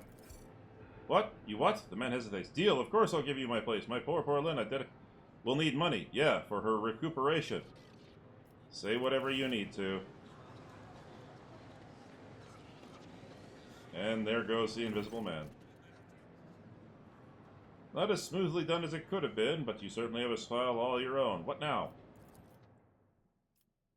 The hum of activity returns to the cube. Petitioners exchange glances, touching their paperwork. After a few seconds, you realize that never being called up at the cervical skull for the third time is the one on your ticket. Oh, that went faster than I expected. We had a little bit of a wait, of course, but at times it was actually fun. One last seal, one more certification, and you'll be looking at the official trade representative, Jay Hadari. What are you waiting for, Shireen? Let's go. We have another couple of hours with the certification.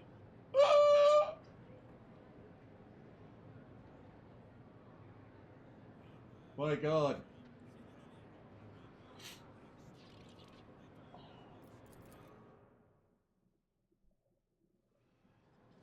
The certification officer leans over the document, his smoothly shaven head gleaming. His augmented ocular eyes whir as the lenses zoom in and out.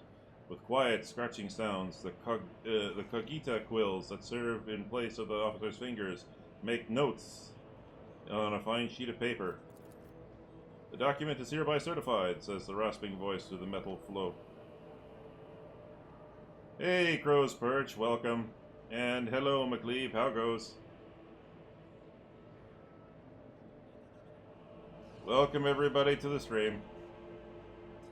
Return to the Master of Seals in order to proceed, and may his light and wisdom guard you. Next! Hello, Running Bear. Oh, please, let this quest be over. This has been pain. This has been absolute, abject pain.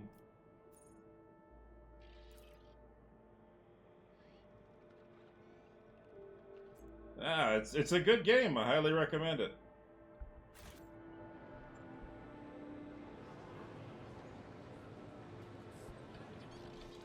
Please ignore all the bitching and whining about this current quest that I'm on. This is... Owlcat... I've played 3 Owlcat games thus far, and there always seems to be one quest that is designed to cause pain to the player. And I just happen to be on it. Exactly. Average administratum gameplay. Exactly.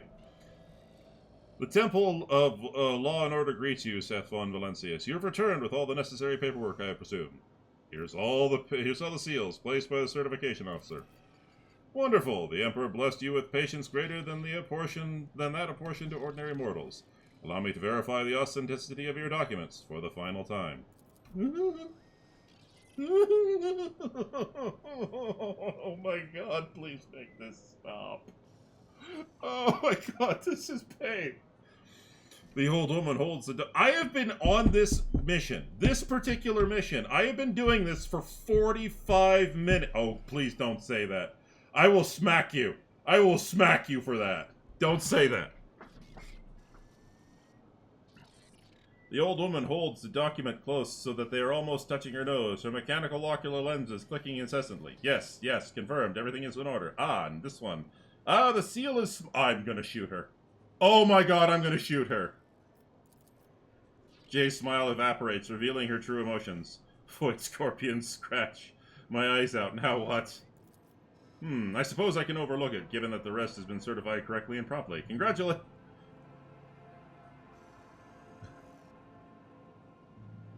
It's actually back in that one area you search extensively. Better go back to no. Actually, hello, Brisky.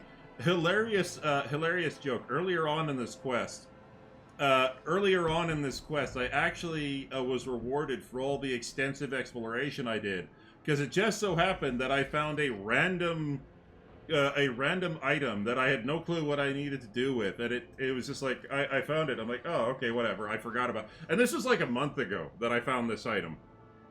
A month? Yeah, I think it's been a month since I found the item. And then it just so happened to come in handy here, and I'm like, thank God. That saved me like an hour of searching.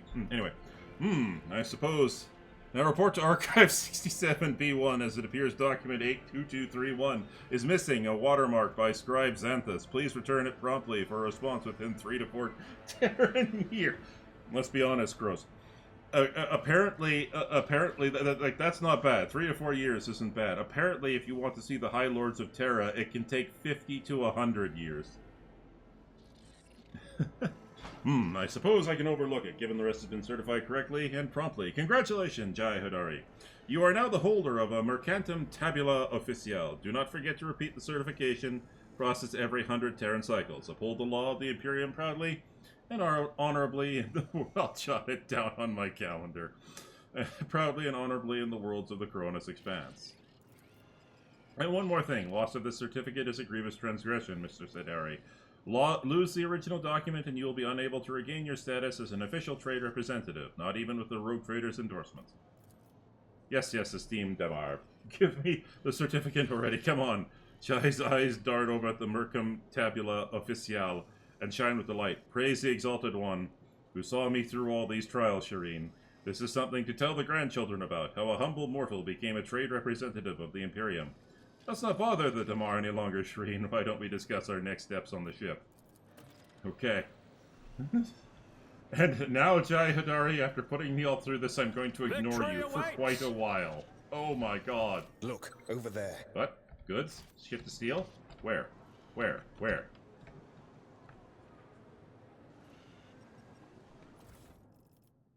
Dusty note.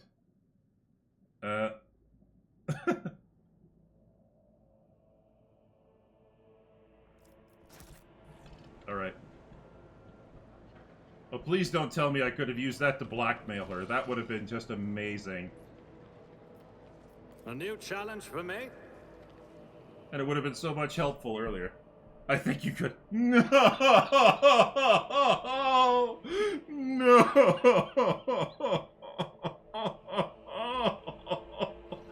Oh, pain. Pain.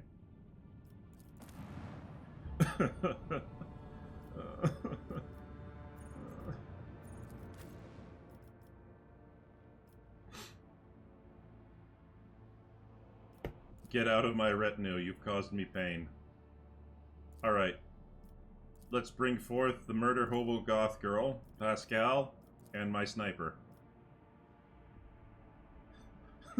Suffer in my... I hate you, McLeod. Oh, come on. Yes, murder hobo goth girl. By the way, Cabela is from the DLC, so if you are worried about spoilers for the DLC, just be careful with that. No, Pascal isn't a goth girl.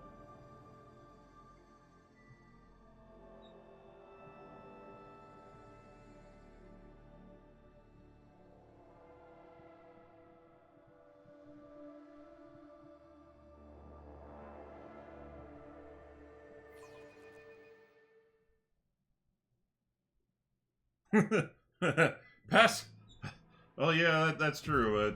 With the Mechanicus, especially the further they augment, especially the further you augment them, the harder. What? I have my own personal shuttle landing pad? Fucking awesome.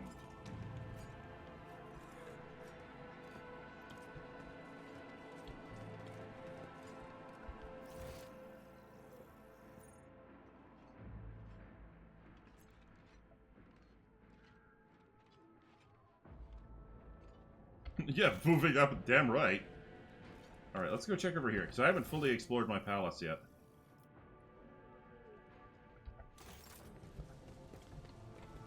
Take it easy, crows.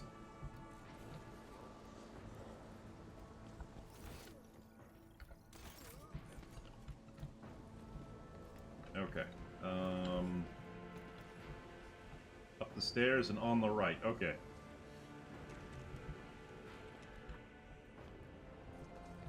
Something of interest. Ew. Well, that was hidden. Breeze catch your boots whenever the occupied by an enemy. That's cool. Leather covers. Interesting. Interesting. The cogitator is producing rhythmic sounds. Okay. Remnants of a plot. Goods. What's in here? I will take those goods, thank you. Ah, it's my desk.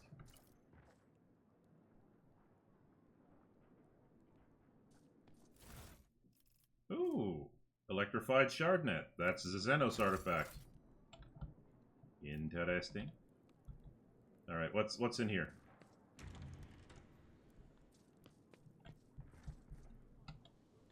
I'm surprised. This is a small bedroom. I was expecting something a little bit more grand. I'll be honest. The bed for the head of the Rogue Trainer dynasty is befitting the status of... Well, the bed might, but the room sure as shit ain't. How the hell am I going to have my orgies in here? It's too tiny.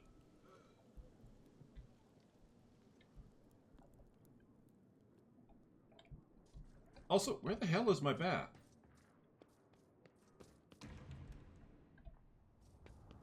Okay, that's an interesting... Whoa.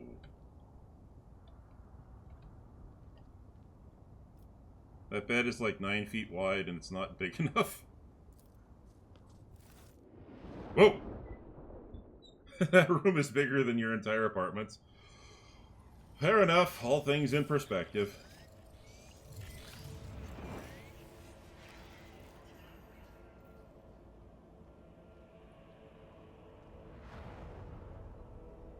Ooh.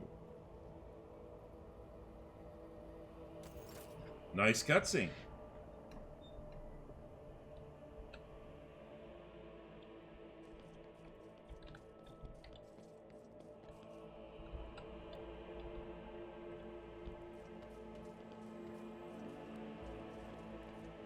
Yeah, now that you mention it, we could probably fit 5. We could probably, if we really stretched, we could put 5 people in this bed. I don't know. I don't know. It's a question. Is 5 people an orgy, or is it just a group effort?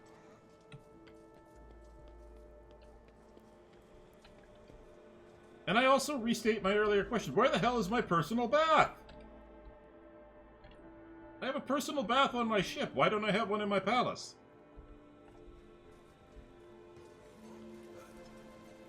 Eh. Ah, well.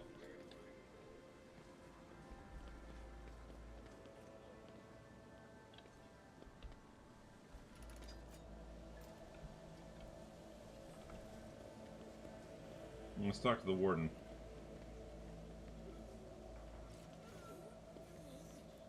Alright. Well, on to the next part of the mission.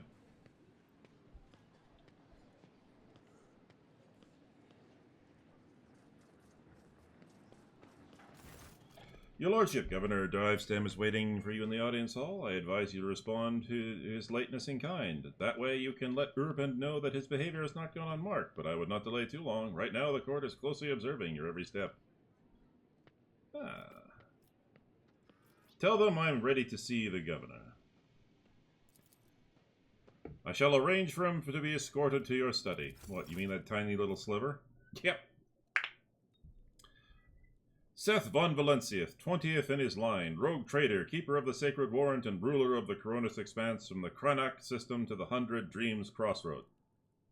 I've never heard of this before. And I did not know this. Okay. I bid you welcome. Excellent. Urban Drivestream, governor of this great world. First and foremost, please accept my deepest condolences. It will be difficult to recover from the loss of a woman as great as Theodora von Valencius. It pains me to think that she is no longer with us. The citizens of Dargonis and the entire Protectorate grieve alongside you. Please allow us to declare half a year of mourning so that we can honor the memory of our beloved lady. The governor glances at Cabela. Oh, okay. At Cabela anxiously, then immediately averts his gaze. Then he looks at her again. But Cabela lets out a grim chuckle and stretches her lips, daubed in fresh blood, into a petrifying grin. The governor turns away from her sharply. I'm so glad I brought her. All but squealing in fear.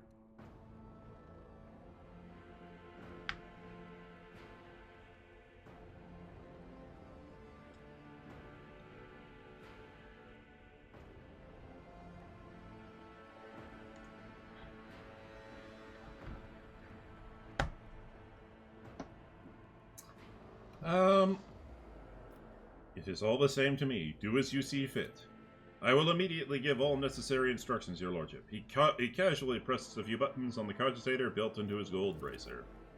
Esteemed Seth, Lady Theodora was a strong leader, and we ought to follow her example. Let us lean on our wisdom, and persevere in spite of this tragedy. Together... Oh, God, the... Punctuation, why? Esteemed Seth, Lady Theodora was a strong leader, and we ought to follow her example. Let us lean on our wisdom and persevere in the spirit of this tragedy. Together! And let us carry on where she no longer can by leading the Von Valencius Protectorate to an even greater prosperity. Okay.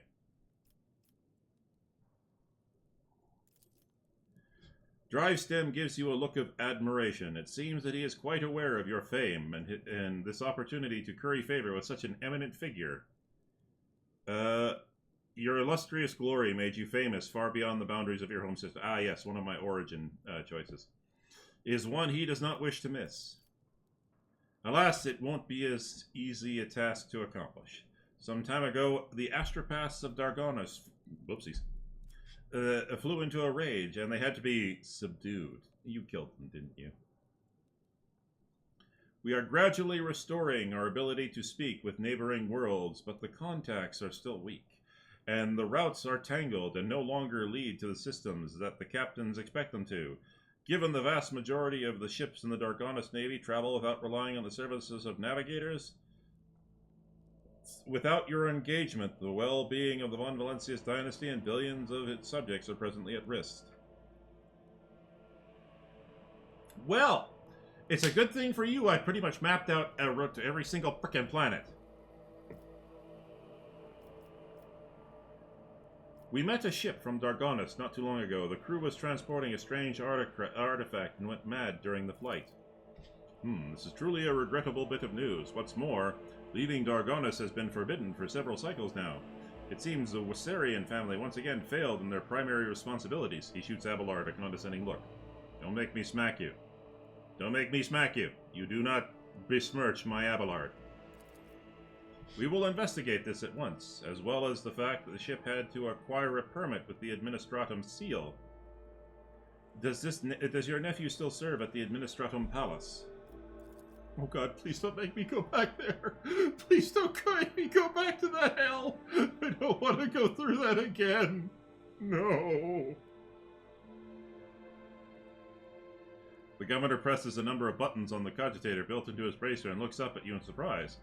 I don't understand. The ship indeed did depart from orbit, but it did so, if you can believe it, on the rogue trader's authorization. That's why no one dared impede its departure. Lord Captain, it would seem that Kunrad somehow got his hands on a copy of your authorization, or perhaps even the original. A tool like that in the hands of a traitor does not bode well. Kunrad Voigtveer, Master of Whispers, is a heretic and a traitor. Has he shown his face on Dargonus? The governor pensively strokes the rings glittering on his fingers. Lord Voigtveer visited the capital some time ago, but he did not request a personal meeting. A heretic, you say? Now I see where all the whispering in the corridors has come from. I shall be frank with you, your lordship. Lady Theodora's sudden death was a blow to every one of us. The absence of any sort of verifiable and complete information about her successor gives ground for all manner of rumor and misinterpretations, especially if someone is deliberately inciting unrest and discontent. Naturally, none would dare challenge you by accusing you of something as sacrilegious as murdering a rogue traitor. However, Kunrad Voigtveer was once a true boon to the Protectorate back in the day, and as such, some might heed his words. Subjects who have dared to make heretical remarks about the rogue trader to... Subject all who dared to make heretical remarks about the rogue trader to servitude imperpetuous. Why, Latin? Why? To servitude imperpetuous. Machines aren't prone to dissidence.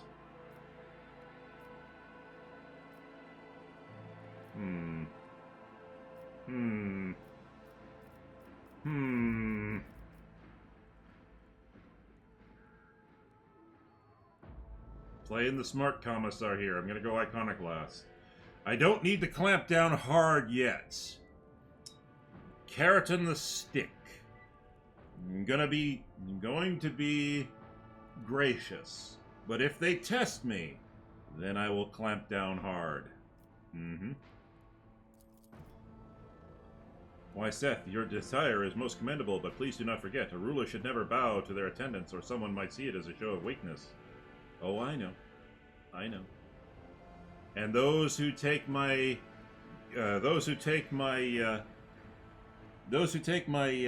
generosity for granted shall be punished accordingly.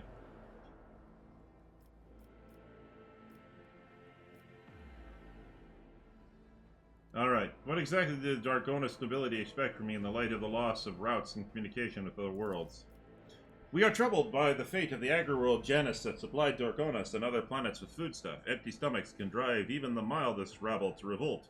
Furthermore, House Gapric is perturbed by the loss of communication with the industrial world Kiva Gamma, which is in their charge. But if you wish to know my opinion, the world that deserves your favor, deserves your attention the most, is the penal world of Veabus 6, one of the key mining suppliers in your protectorate.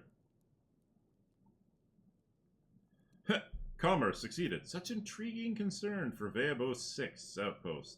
Doesn't your house happen to own extraction stations there? Drivestrem's beady eyes widen in fear. Your lordship, I beg of you, do not interpret my words as an attempt to influence your decision in any way. You see, without Veabos 6, the manufactorums on your worlds will need to make haste to find new suppliers elsewhere and arrange for new shipments. And in these troubling times, I run the risk of delays and other tragic mishaps. My only concern is for the prosperity of the Von Valencius dynasty. I've already been to Kiva Gamma. The industrial world was overtaken by a cult of chaos worshippers. Drivestem pauses, mulling over the gravity of your words. Such woeful tidings, your lordship. I assume that House Gaprek is in for an official investigation. If I may remind you, they have particularly close ties to the Adeptus Mechanicus and serve as patrons of Kiva Gamma. Not to speak in the defense of criminals, your lordship, but from where I stand, the outbreak of heresy on Kiva Gamma could hardly have been perpetrated by a noble family who stands to lose the majority of their wealth should the industrial world fall. Oh, I doubt. It's too early to draw any conclusions. We will wait for the results of the investigation. Most reasonable, your lordship. But what of the industrial world? Are we to expect trade to recommence? The production facilities of Kiva Gamma will serve humanity once more, rest assured. House Gaprek will be overjoyed to hear it. I thank you for dispelling the darkness around the fate of Kiva Gamma. I've already visited the agri-world of Janus. Governor Viat found herself facing other problems in my absence. Truly, the Viat line is one of the oldest in the Von Valencia's protectorate. If the inheritor of such a well-respected blood could not handle whatever had befallen her, the situation must have been extraordinary indeed. She was a fucking heretic. And she was put down like the traitorous, heretical bitch that she was. Vicentia succumbed to the worshipping the ruinous powers and was executed. Drivestem pales in terror. It is clear from the unseemly grimace and his aristocratic countenance that his fear is not feigned. Ruinous powers? Truly horrifying news. I commend your resolve and unwavering severity. Death to the enemies of humanity. That does it for the planets on the trade routes. What else? Xenos, your lordship, I don't rightly know where to begin. He rubs the bridge of his nose wearily. Otherworldly beasts are not an uncommon sight in the Coronis expanse. They have been a menace to the worlds this side of the Maw for decades. But now those abominations are damaging them to the point where they are becoming unfit for transport or duty, or outright gutting them.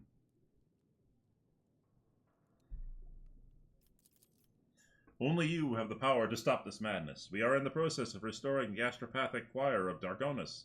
Luckily, we were forced to slay only some of the deranged psychers, although those that remain are yet unable to transmit messages.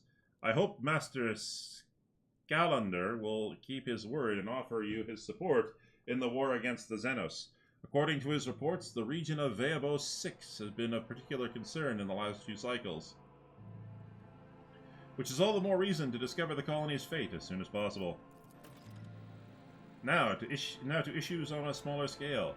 There's a certain degree of tension in the capital due to unorthodox succession of the Sacred Warrant. Chances of uprising are minimal, of course. Yeah, I'm sure. And the spreading of rumors is nothing but a sign of weakness of mind and spirit. Nonetheless, I have prepared a list of minor houses that have demonstrated unseemly discomposure at your succession. What is to be done about them? So much talking this stream. Oh, my dear.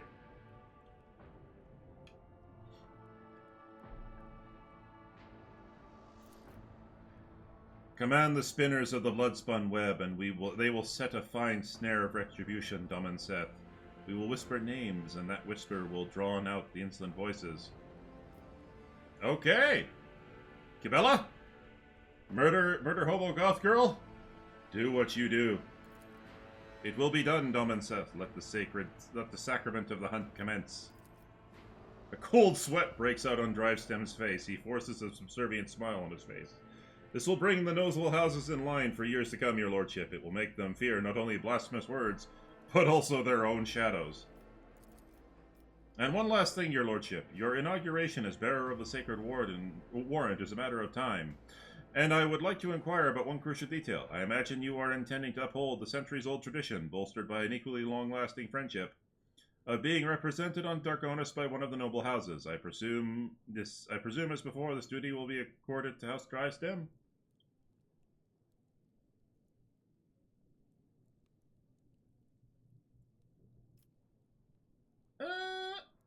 The dynasty will yes, there's no need to alter any traditions. I never doubted your lordship's decision. I can tell the future holds fruitful partnership for... There's no need to rock the boat. I can always change it later.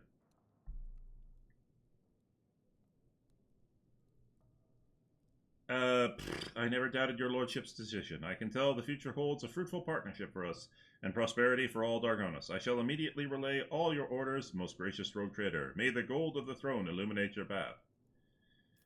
I would like to complete my inauguration of as rogue trader as soon as possible. When is the ceremony? I'm afraid that until you deal with pressing issues, the ceremony will have to be postponed. Many trade routes are still unavailable. The central worlds of the Von Valencia's protectorate are going through a crisis, and the warp disturbances, if the Void observers are to be believed, will prevent important guests from reaching the capital. I'm pretty sure I fixed all this shit. That will be all, I take it. Thank you for your time, your lordship. Since duty calls, I shall take my leave. May the Emperor's grace be with you. Okay. Alright, ladies and gentlemen, I am done. After going through the Administratum once, I have been stripped of all energy. I think I'm going to call it for the night. Take it easy, everybody. I will be back again next week. As I said, keep an eye out. I think I'm going to try and stream the DLC content from Starfield. So you don't have to do it if you're not a big fan of Starfield and don't want to deal with it, but also because it's something something interesting that we can keep an eye on. For everybody who's just popped in, check out my YouTube page. It's got the archive of all my previous streams if you like what I do. And yeah, I will be back next Thursday with more Rogue Trader. Take it easy, everybody. Have yourself a good evening and enjoy your weekend. Good night.